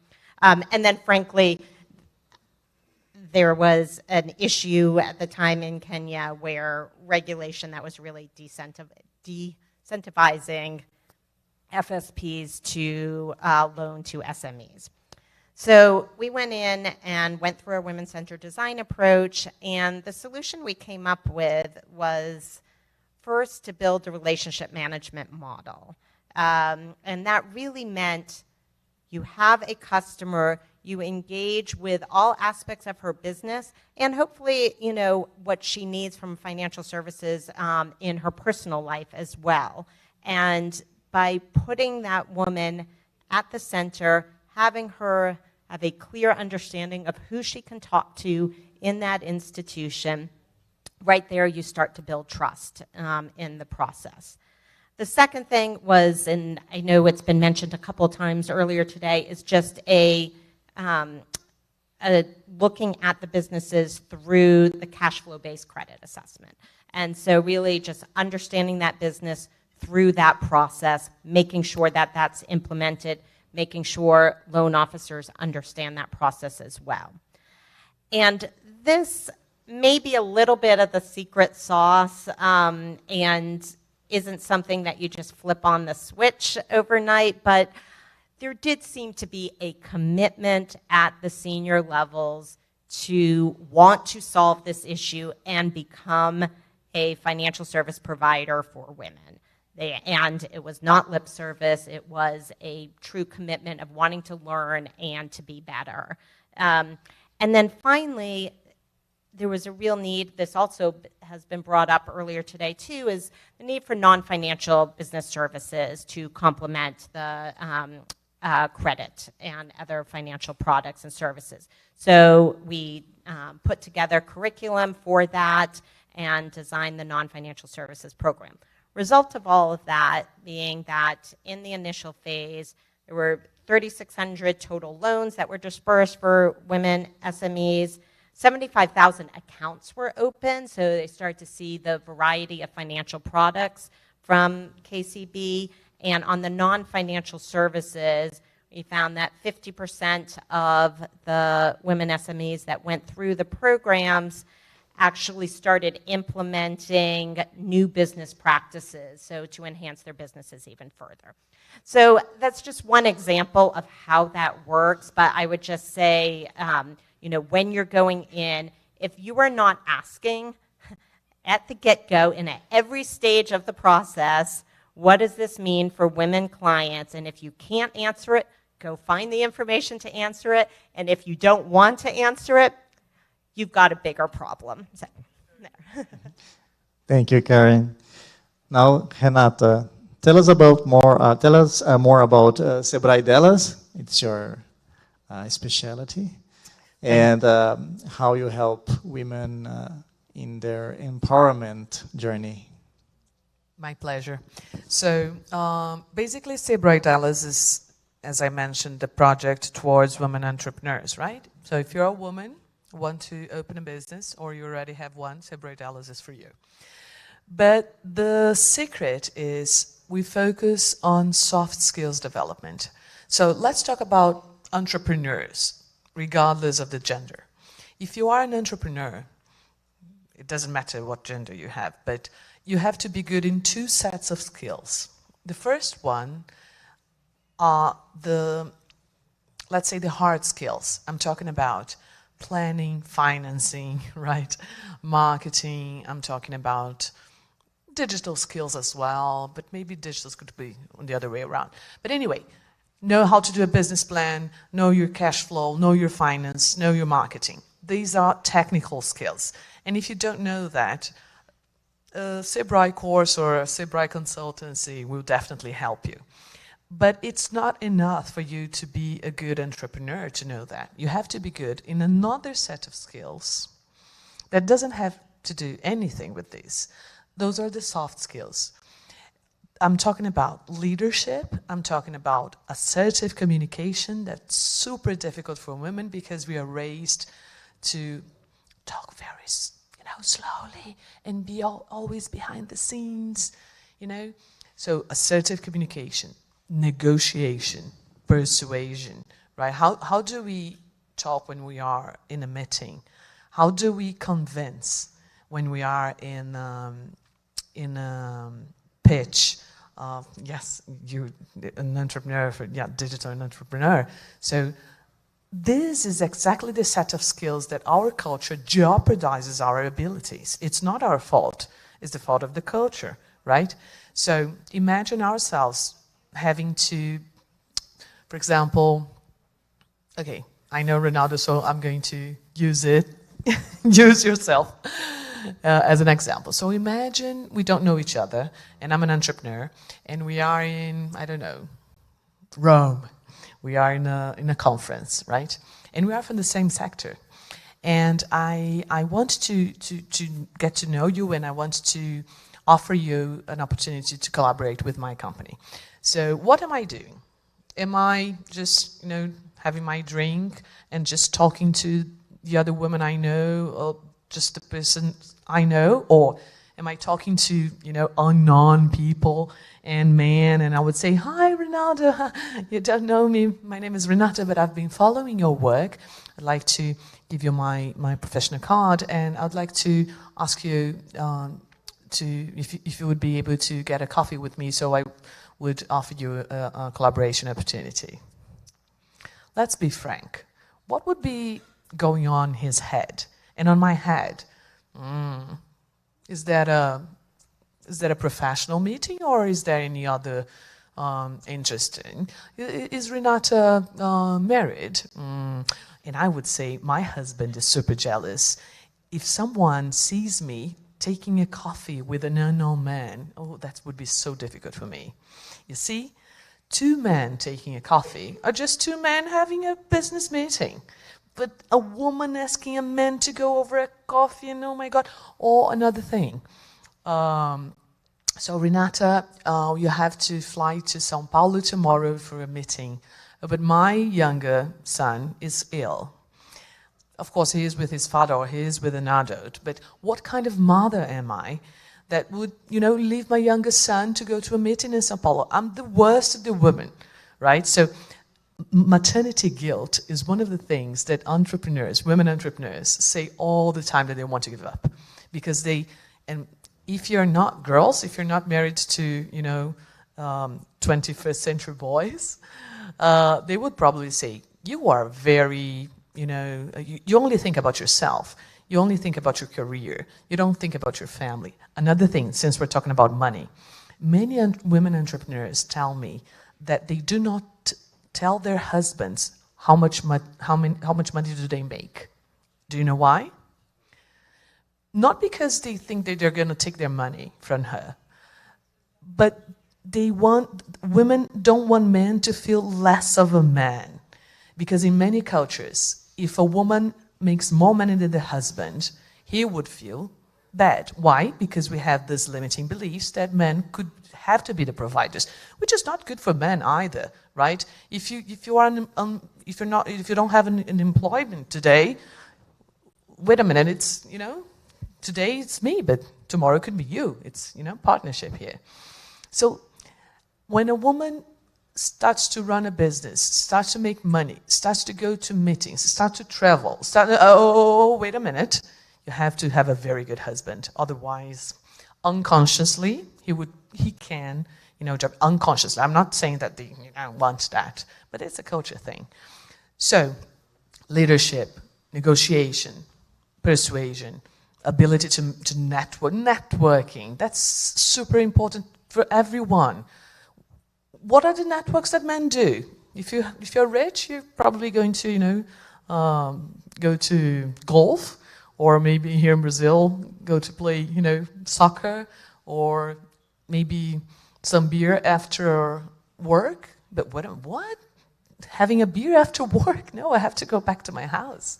But that's where you're going to make money, where you're going to make, where you're going to know people.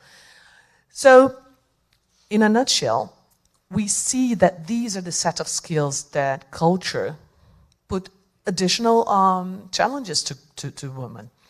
What do? Mentorship. So mentorship is key, right? So you have a more experienced women entrepreneur that will mentor less experienced women entrepreneurs, and representative here is really important, because you're going to say, how do you deal with your children? How do you deal with your husband? How do you do to, have the confidence to talk in public? I cannot imagine myself talking in public and asking for money. Women entrepreneurs say that, I'm not going to go to a bank to ask for a loan or a credit. I'm not going to even understand what the manager, who will probably be a man with, ties, and I won't understand. And there's another thing. I don't have any place to leave my child. That's another good thing. You have to think about the children and have, what we say, espaço kids, right? So spaces for kids. Have you ever thought about having lunch with a child, crying? Have you ever think about learning how to do your finance with a child crying? So it's basically what we have to think. So we at Sebrae Dallas focus, of course, on the technical skills, financing, planning, marketing, but we do focus a lot on soft skills development and also networks of women businesses. Thank you. Thank you, Renata. Now, Anderson, with your experience of running a fintech, what can you tell, how innovation can, put down the barriers for, small entrepreneurs?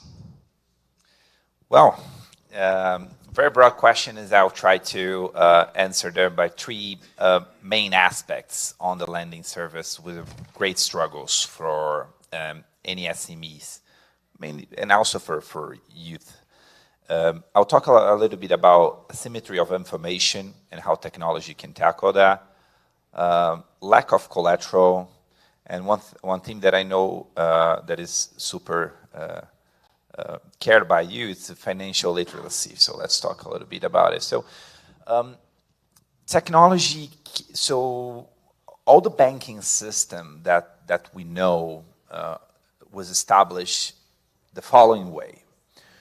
You get yourself, go through a bank, cross a rolling door, get a ticket, sit in a chair, wait 30 minutes, get into a person, mostly a man, with a tie, where you're gonna sign a lot of papers, give a lot of documents, and might be this guy give you a line of credit.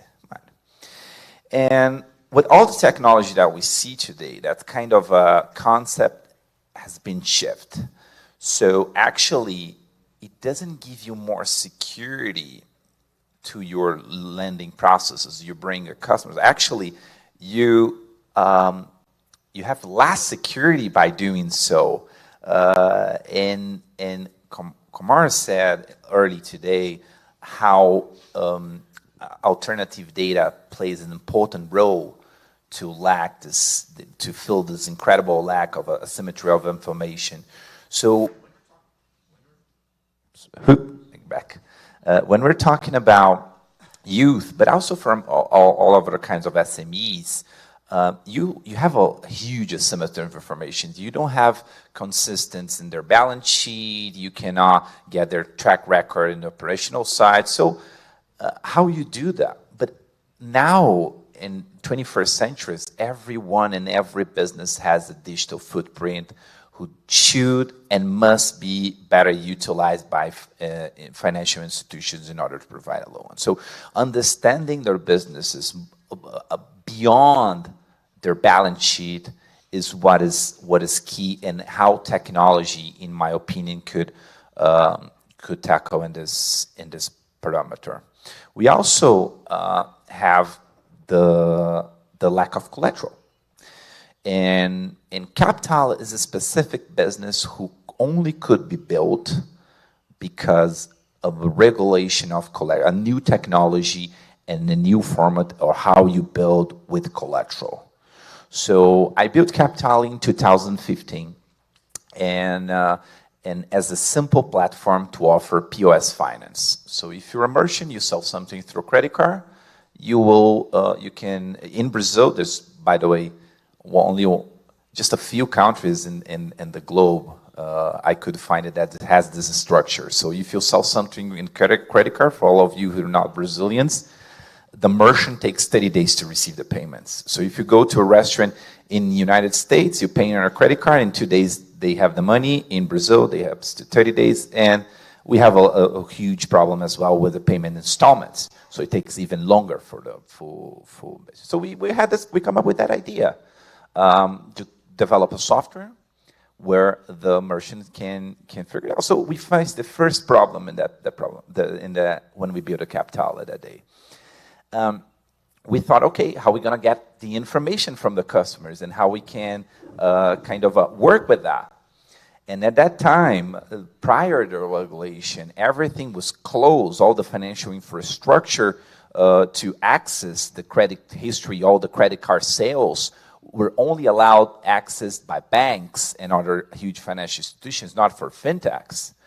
And what we did, we basically hacked the system. At that time, we had a huge fintech who was also bought after a few years by PicPay. They call it Guia Bolso.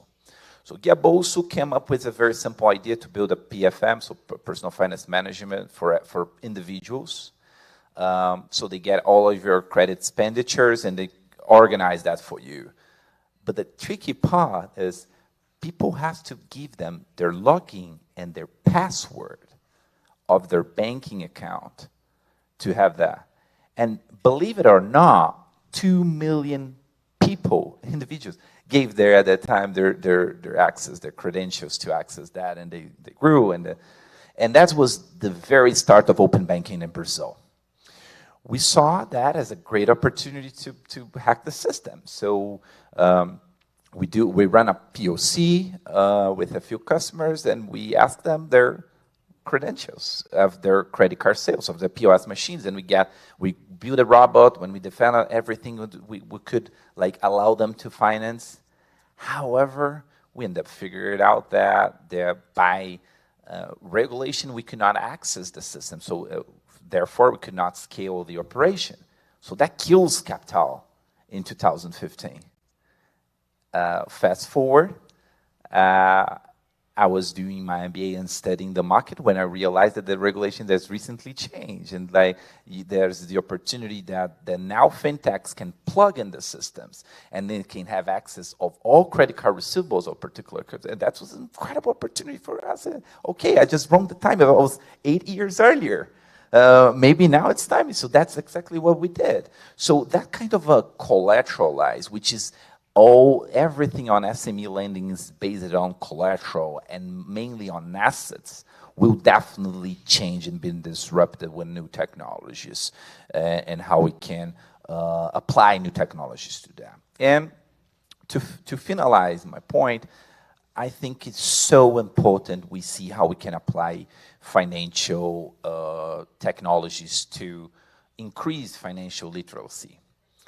We're suffering, well, so we live in a country with a very low penetration of the financial literacy itself, so financial education itself. However, everyone has a phone. Last data that I saw, like we have like 2 phones, 2 phones per Brazilian. So everyone accesses that. So we have to actually redefine financial literacy to connect it through the journey of the user. Nobody woke up in a Sunday morning and said, what a day to study financial literacy. What a day I woke up with such a will to read a book of Bassin. Nobody like actually look at that. But when I'm doing finance, if I'm nudged, if I have a contextual information, if when I'm doing finance, you offer me and show me that way or that way, what is the difference? That's how technology can even increase and open a whole new world with AI. Just to conclude, at Capital, we're doing a POC of AI for our chat and talking with our customers, where our customers can simply say, I need money now in a slang way or in a different way, and the artificial intelligence can capture that, can get all their data of their future revenues, understanding if they needed money now, if we should anticipate the first receivable, if we send the last receivable, so we can apply technology to be more contextual and teach our customers in the way, not waiting for them to see it in a computer and get a course. Thank you. Thank you, Anderson. Of course, you're speaking to our heart, not only mine, but also Cristiane, right? So, Cristiane, now with you. Your segment, credit unions, they're well known, especially in Brazil, for reaching the interior of the country, going to small towns, like serving rural areas.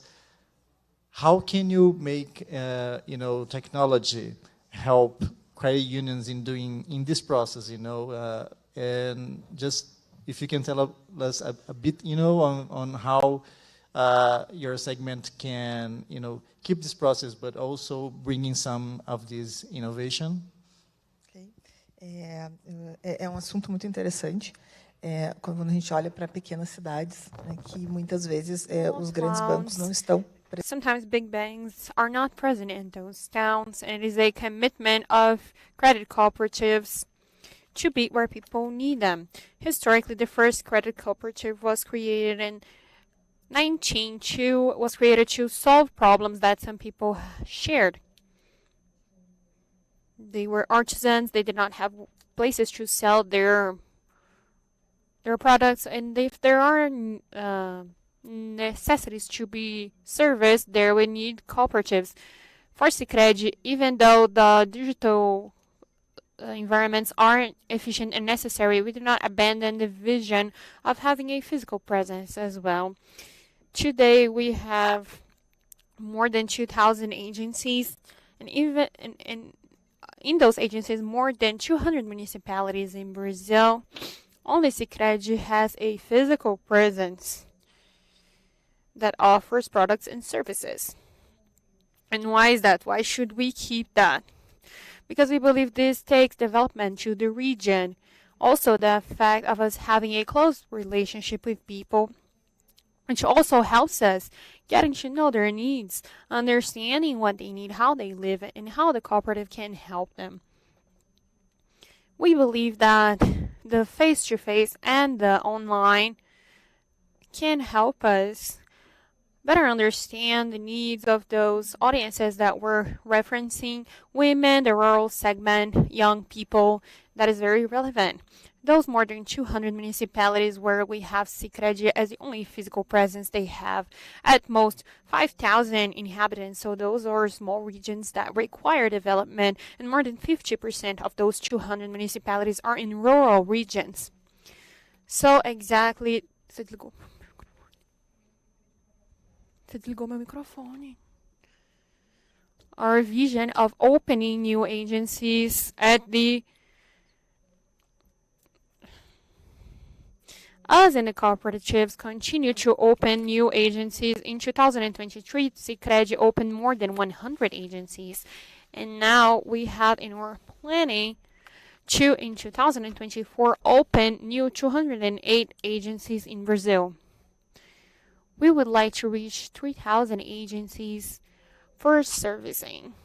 An important point when we are dealing with financial products that are offered for the rural segment, for people that live in small towns, be those companies or natural persons, individuals, is that more than half of our credit portfolio, more than 52% of it, is to the agribusiness segment. And within that, with a focus on familiar agriculture for small farmers that actually need that development.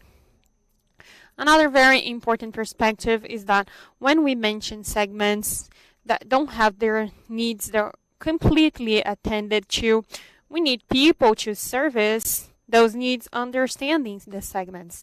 So if I'm a manager of a company and I'm going to attend to the agribusiness segment, I need to understand that word. So another concern that we have is the investment in our area of human resources and culture is in training those professionals that will service these people, understanding what is the agro scenario of Brazil, what are the trends, what are the existing innovations. So we call those producers. Maybe I'm a small farmer and I can consider sustainable agriculture. I can think about green economy. And I can even consider possibilities to make what I do a more sustainable activity. And we have been preparing our staff to understanding the segments that they are servicing in order to offer solutions. They are more adhering. A very interesting data point when we mention the agro segment in Sicredi is that the percentage of women that are rural producers in here, doing a linkage with our women subject, our percentage is 23.6%, perhaps 24% women that are farmers in our portfolio. And according to the agro census, we are above the average of women that are rural producers. And we start with that perspective that beyond entrepreneur women, that could be in a more urban area. What does the woman in a rural segment needs to be attended to, and with a specific regard on innovation? And on the previous panel, it was commented, I think that Eduardo from Nubank mentioned artificial intelligence. The more we can use of innovation is in artificial intelligence to be able to map behavior of those segments and people in them. How do those people behave, including in relation to their finances? You mentioned PFM, financial managers. This is also a product that Sicredi believes a lot in to help people organize their finances and also understand their behavior. Someone is not going to verbalize what they need most of the times. The institution needs to understand that.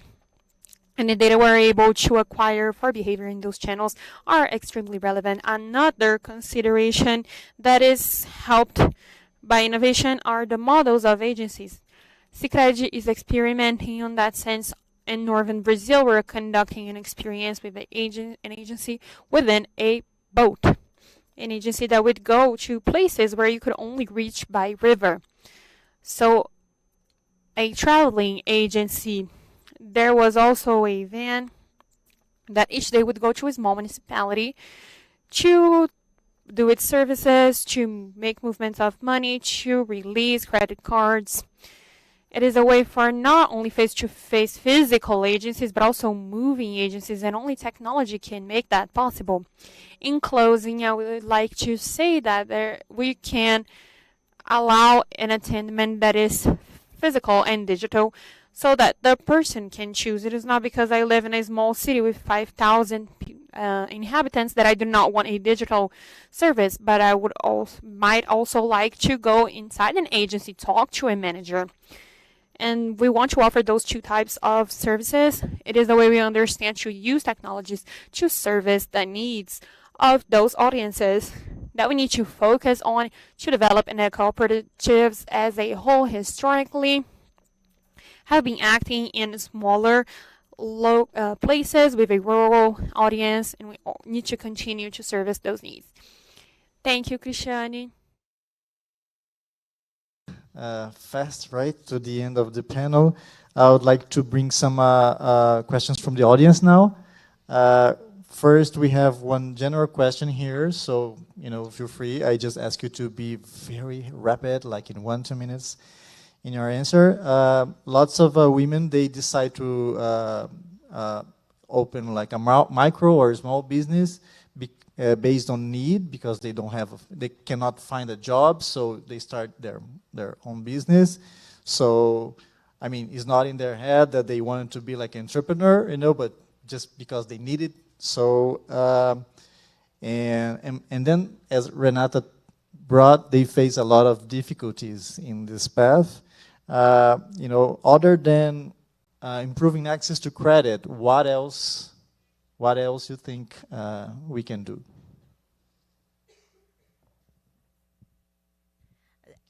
In that 1-minute answer, I will say that, yes, there's lots more we can do. We should not just think just about the access to credit part. So how can we actually more fully engage with her in the formal financial sector, savings products, insurance, et cetera? And then we also need to look at regulation in that market. What is it that is, I think this is the pathway right now. Because once again, women are going to be drivers of economies. They're going to be, significant contributors to GDP growth. If we're not engaging correctly with women, whether they're micro-entrepreneurs, whether they're salaried workers, whether they are CEOs, if we're not building the right kind of system, we're not going to see the economic growth and stability that we require. I would say, talking about finance, right? Anderson mentioned collaterals, right? This is key because when you're going to lend money to a small business, you're going to ask, okay, what guarantees do you have that you're going to pay me back? And basically, we are thinking about assets, right? And because of cultural reasons, women usually do not have anything in their names. They don't have any properties on their names. So automatically, because of this gender bias, women tend to be ranked as a very risky business. So this is not true. This is not just. So we have to think about the gender biases, the limiting beliefs, and how the structure of society was built. Take that off and think, look, this is a small business. She's a mother. She works on, for the community. Let's give money to her to buy some machines and then, accelerate the economy. So we have to think about all this. But first, we have to think that this is a problem. The problem with gender is that many people think that this is not a problem.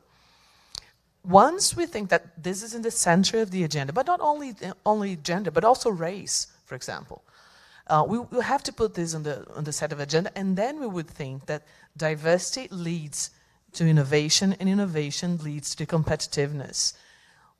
That's what I think we should do as institutions, right?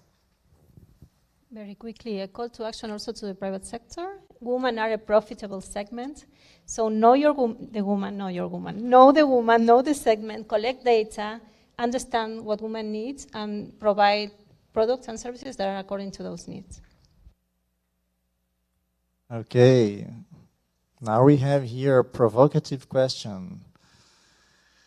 In terms of productivity capacity and wealth generation, does it make sense to give more opportunities to men than to women? That's real life, right? No, because of innovation. It's not only about competitiveness, because one of the ingredients of competitiveness is innovation. And if we don't take into account half of the population, we're talking about half of the population, we just won't be innovative. I remember I had a professor at INSEAD, and he used to say that the financial crisis of 2008 wasn't just a crisis of, of the bubble, right, of the financial bubble. It was also an institutional crisis, because people in Wall Street tend to think just like the same, because they are very homogeneous groups, right? Usually white men, like 30 to 50 years old, raised in Yale, raised in Harvard.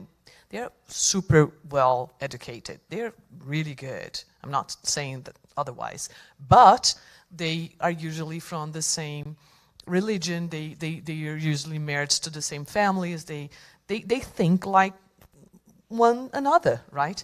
So if anyone back in the 2008 in the crisis would say, look, I think this bubble is going to burst. Maybe we should do other things. And then say, no. We have everything under control. We did all the, the graphics and everything. Why? Because it's a homogeneous group, right? So different groups, heterogeneous groups, are very difficult to work with, right? Because I don't like you. I don't like the way you dress. I don't like the way you talk. But real world outside, real life is full of different people. It's a real world with young people, with elderly people, with black, white women, LGBT community, So if we as institutions, as countries, as enterprises, we want to provide services and projects to the real world, we must think as the real world. So that's why innovation is the mother. Diversity and inclusion is the mother of innovation, and innovation is the mother of competitiveness. I would like to end my remarks by remember my fellow colleagues from Brazil. When did we start thinking about selling makeup for black women? I remember when I was a teenager, we just didn't have any shades of black. My goodness, Brazil is a country of, more than half of the population are black. What was wrong with the enterprises, with companies that didn't want to sell products to people of color? Is that prejudice? Is that lack of competitiveness? What is it about? That's what our culture are for. So, no, it doesn't make any sense. Okay. And one last here for Karen. What is one myth that you wish would go away? Since I see 1 minute and 45 seconds left on the clock, so I'm standing between you and cocktails, I'm not going to list my many myths that drive me crazy. So I think I will just stick with one, and whenever I hear that women-led SMEs are a riskier business than men. It is not. We have the data. We have a private equity fund that looks at this every which way, and it is not the case. And in fact, if the financial institutions are taking care of the credit assessment, if they're taking care of outreach to the women clients, and if they have good customer care, you're going to see the payoff. So I don't ever want to hear that again. Thank you, Karen. Well, thank you everyone for your resilience. As we have seen today, closing the gap, it might be a hard work, but it's not impossible. And we have heard here, of many examples of how we can do as institutions. And so I would just like to finish thanking this amazing team for your contribution and your enthusiasm with this with this theme that is so important. Thank you very much, and thank you all.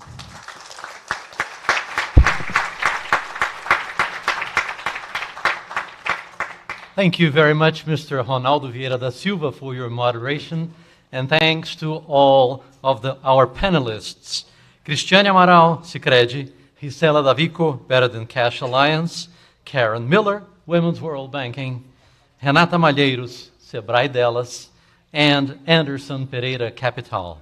Thank you so much. Photograph.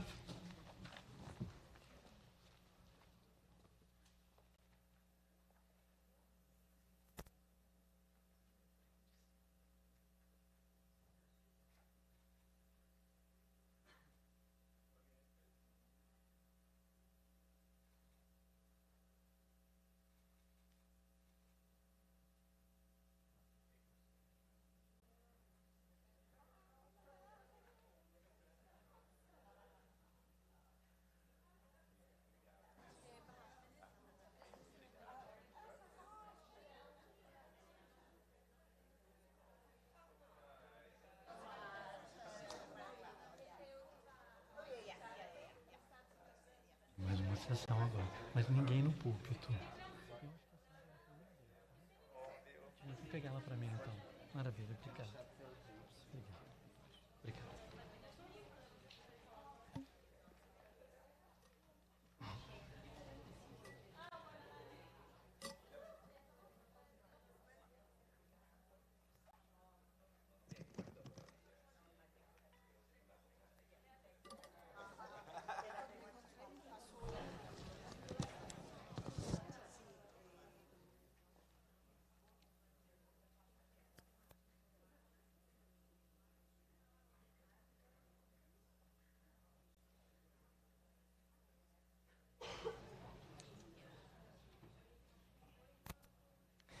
Ladies and gentlemen, we have reached the final session of the seminar, Powering Growth, Unlocking MSME Finance Through Policies, Innovation, and Partnerships.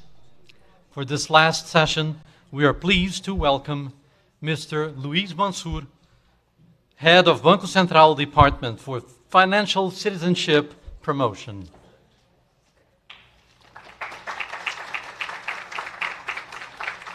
Mr. Valdir Oliveira Filho, Manager of the Unity for Capitalization and Financial Services of the Brazilian Micro and Small Business Support Service, SEBRAE.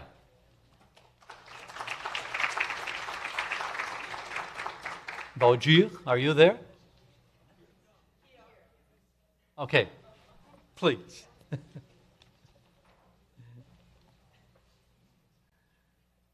Thank you very much. And Mr. Carlos Leiria Pinto, Country Manager in Brazil of the International Finance Corporation, IFC.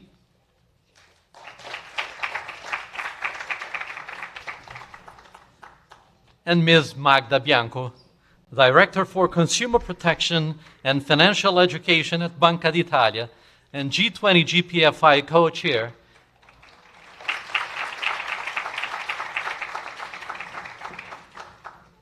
For his closing remarks, we will hear Mr. Valdir de Oliveira Filho.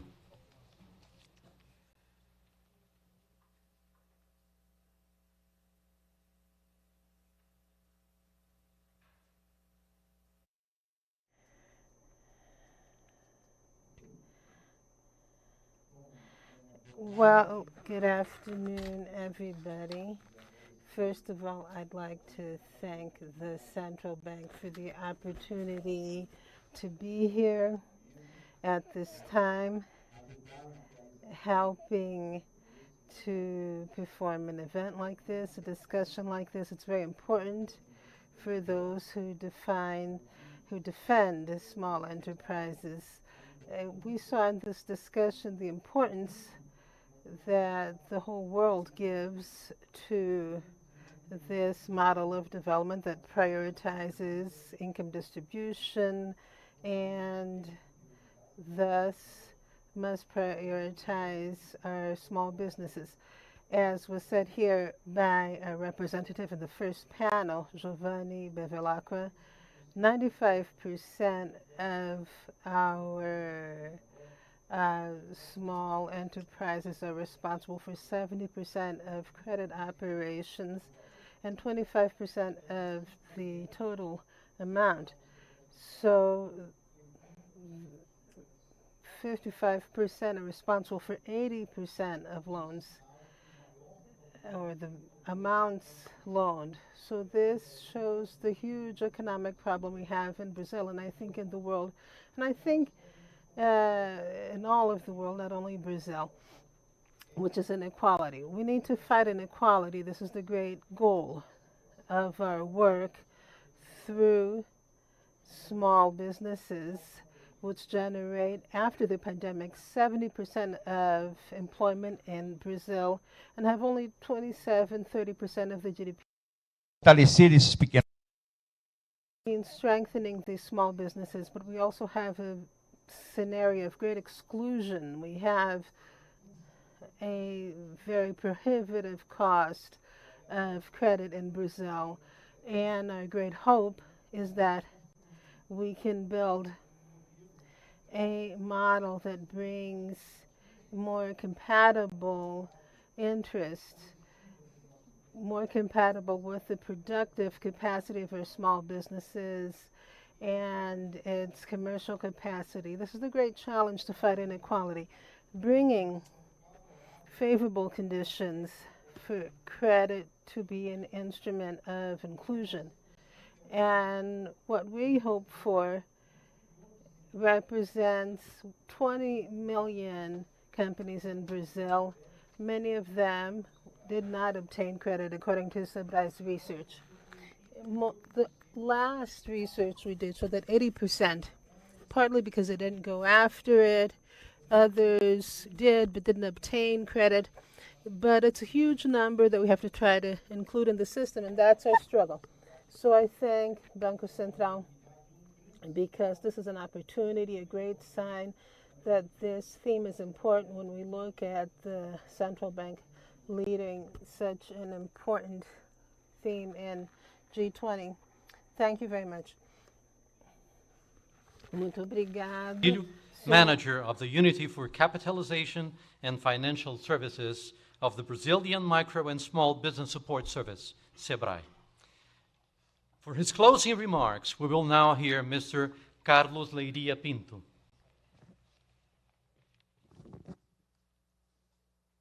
Thank you so much.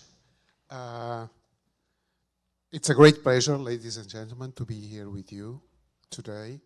I want to extend my gratitude to the Banco Central do Brasil, the G20, and the Global Partnership for Financial Inclusion, SEBRAE, of course, and the SME Finance Forum for this gracious invitation and for having the courage to put together this amazing session. I think that we have already covered all the topics. You are experts, specialists, more than I am, on this relevant topic. So we have addressed all the challenges and the opportunities that we are seeing for solving this market failure that is so relevant to overcome. Having said that, we as IFC, we have been playing a relevant role in addressing this topic.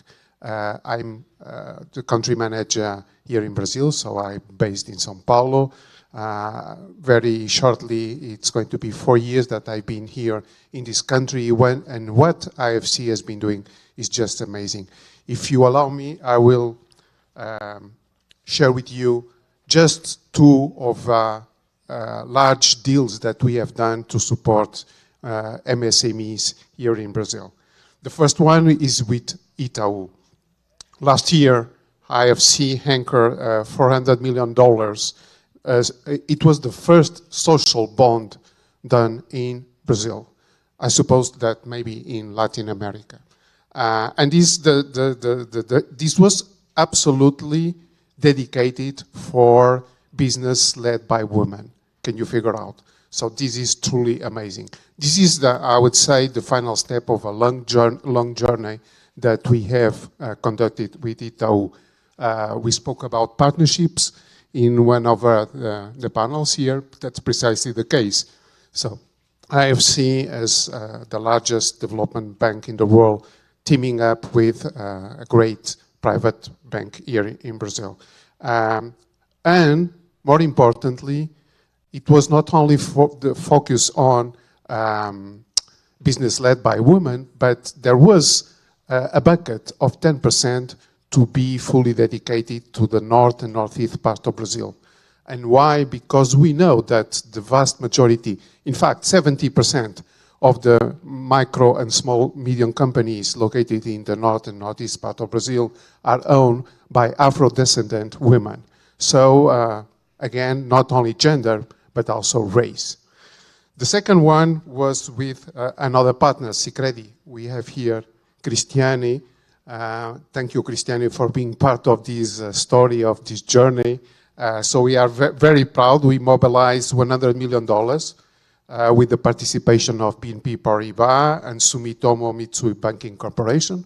So again, partnerships, using our convening power to bring other partners into this beautiful story. And again, this was fully dedicated to micro, small, and medium-sized Brazilian companies led by women. It's important to say that in both cases, so starting with Itaú, this was not only about money. This was also about providing capacitation, knowledge. So with Itaú, this was this gender bond, this social bond that Itaú issued with our support was the 10th anniversary of a program called Itaú Mulher Empreendedora. Brazilians may already heard about this, but this is an amazing program, a training program created by IFC and Itaú, aimed at inspiring, connecting, and empowering female entrepreneurs on their professional journeys. And the number of women that have already benefited from this program is 350,000 women in Brazil. So this is amazing. We did similarly with Sicredito. Sicredito has a program called Donas do Negócio, and that's precisely a joint program between Itaú and, Banco Credit and IFC to support the clients of the cooperative system here in Brazil. So to conclude, I think it's important to walk the talk.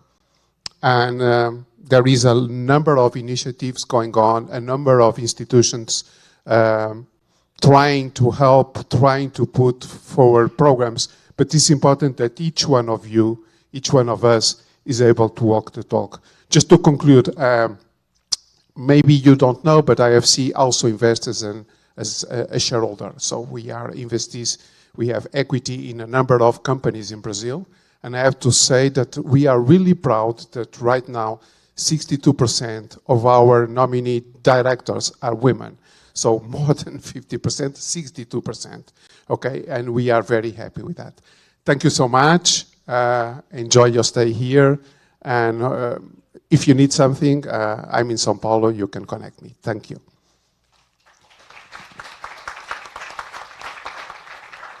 Thank you so much for your words and for your partnership, Mr. Carlos Leiria Pinto, Country Manager in Brazil of the International Finance Corporation, IFC.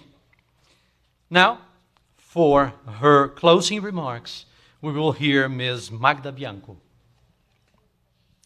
Thank you very much, and let me first thank the Central Bank of Brazil for hosting us in this great place, and of course IFC and SMEs Finance Forum and SEBRAE for organizing this event. I think we learned a lot today. Well, there are things that we know, but we learned them better today. We know that lack of or limited access to finance is one of the main obstacles to the growth and to enhance productivity of MSMEs. We heard a lot in the morning. We heard that it's not the only problem for MSMEs, but it's probably one of the biggest one. And that the financing gap is not homogeneous across countries and across groups. And we heard a lot about women entrepreneurs, of course. We now know quite a lot, certainly more than in the past. This morning we heard about estimates of the financing gap, and this helps, of course, but we still have a big information gap in terms of granularity, disaggregated data, that somehow limits our diagnostic capacity, diagnostic efforts. Of course, we know overall the main reasons behind this gap, and again, we heard quite a lot today. The difficulty for MSMEs to provide information to lenders, to the market, asymmetry of information, the lack of collateral, which depends also somehow on regulatory frameworks, the fact of often being active in riskier niche markets with huge fluctuations, and also, and we heard about this as well, limited digital financial literacy of MSMEs owners that limit somehow the knowledge of the most helpful financial services for them, in different instances. And to this add, of course, a regulatory banking framework that requires a very careful assessment of credit risk, and of course the challenges that are coming from the sustainability transition and the requests coming from the financial sector on information from firms.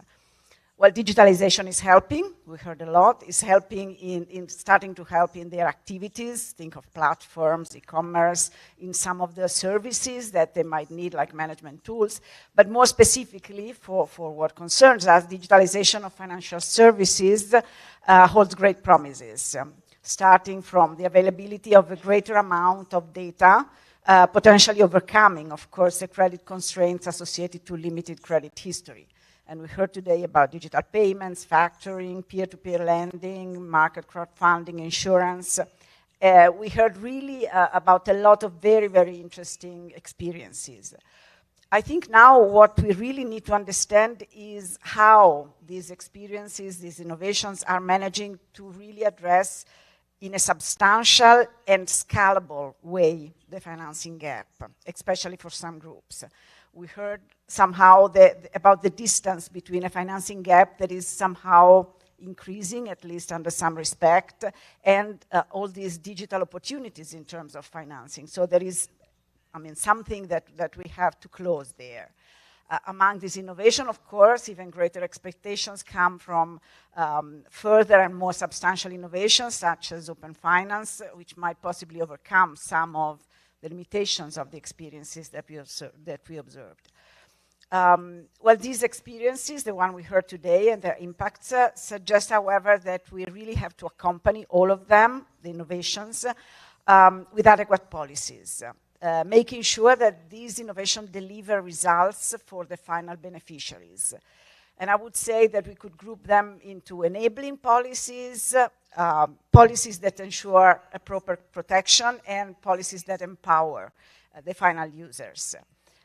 Enabling policies, first, accompanying innovation. We heard about sandboxes. Accompanying innovation in a way that it's really directed, that it's really focused on closing the gaps, on including the final users, that is not just benefiting some stakeholders. Then regulation, for example, that facilitate the use of collateral, and we heard innovative ways of producing collateral. More generally, credit infrastructures and production of information that really facilitates the financing of smaller firms. And again, we heard about innovative solutions even in Brazil. Policies that facilitate the presence, the role of alternative lenders and equity and alternative financing. Second area, protection. We really need to ensure an effective customer and data protection framework, also for MSME, not just for final consumers. Also ensuring that competition really benefits everybody and does not create in areas concentrated power. And the final bit, as we were saying, and we heard about that a lot, also enhancing digital financial literacy of MSMEs. That will be, I think, essential also to equip them for the climate transition, for the adaptation, and allow them to better deal with the requests that will be coming from the financial system on sustainable finance. We will have to deal with all this area. I think it will be important to measure the effectiveness, the impact of many of these policies. It's not always sure that these policies, even if they are well thought, produce results.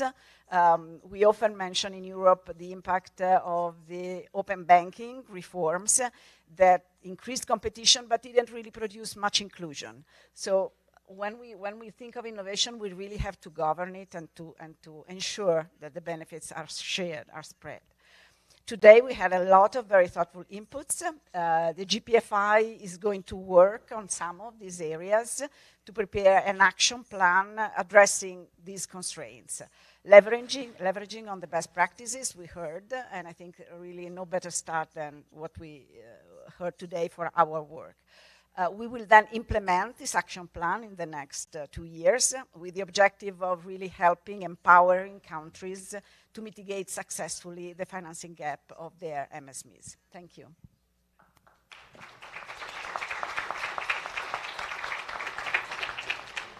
Thank you, and congratulations for your leadership, Ms. Magda Bianco, Director for Consumer Protection and Financial Education at Banca d'Italia and G20 GPFI co-chair. And now, for his wrap-up and closing remarks, we will hear Mr. Luiz Mansur. Thank you, João. On behalf of the GPFI presidency and the Central Bank of Brazil, I would like to thank SEBRAE and the SME Finance Forum and the IFC for their partnership in organizing this event, as well as the support of CAFI. I also want to express gratitude to the panelists and moderators, and most importantly, to all of you, participants of our event today. Empowering the growth of micro, small, and medium-sized enterprises, especially through more suitable financing, is what drives us to be part of this global effort to promote greater financial inclusion for these businesses. As we have seen in today's event, through presentations on global trends and discussions on specific groups, the challenges are still significant in Brazil and worldwide, especially for women, as we saw, youth, and entrepreneurs in rural areas. Today's discussions have also shown that innovation and partnerships are powerful strategies that are already within our reach. Regulators, markets, and development-focused institutions are working to improve regulatory environments and provide more suitable, innovative products and services for small businesses. As Magda mentioned, today's key takeaways will be presented tomorrow during the first GPFI plenary, and will certainly help us shape the new G20 action plan on MSME finance. It is with great satisfaction that we conclude a day that has highlighted many of the issues our business face, but has also pointed out pathways for these companies to be even more drivers of development in their countries. On this day, preceding the first plenary of the GPFI under our presidency, we are certain that continue to focus on small businesses is fundamental to the promotion of financial inclusion in its entirety, in Brazil and globally. Lastly, I would like to emphasize that focusing on SMEs is to look at a significant portion of a country's productive capacity, especially in less developed countries. Investing in the development of these companies is, above all, investing in the people who are part of them and who, through their work, generate wealth for the country. Thank you very much for the presence, and thank you very much for a productive meeting.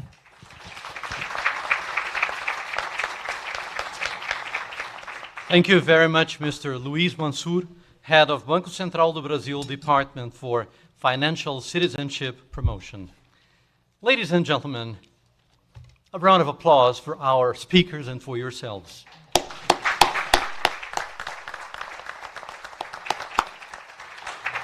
Thank you all for your attention and participation today.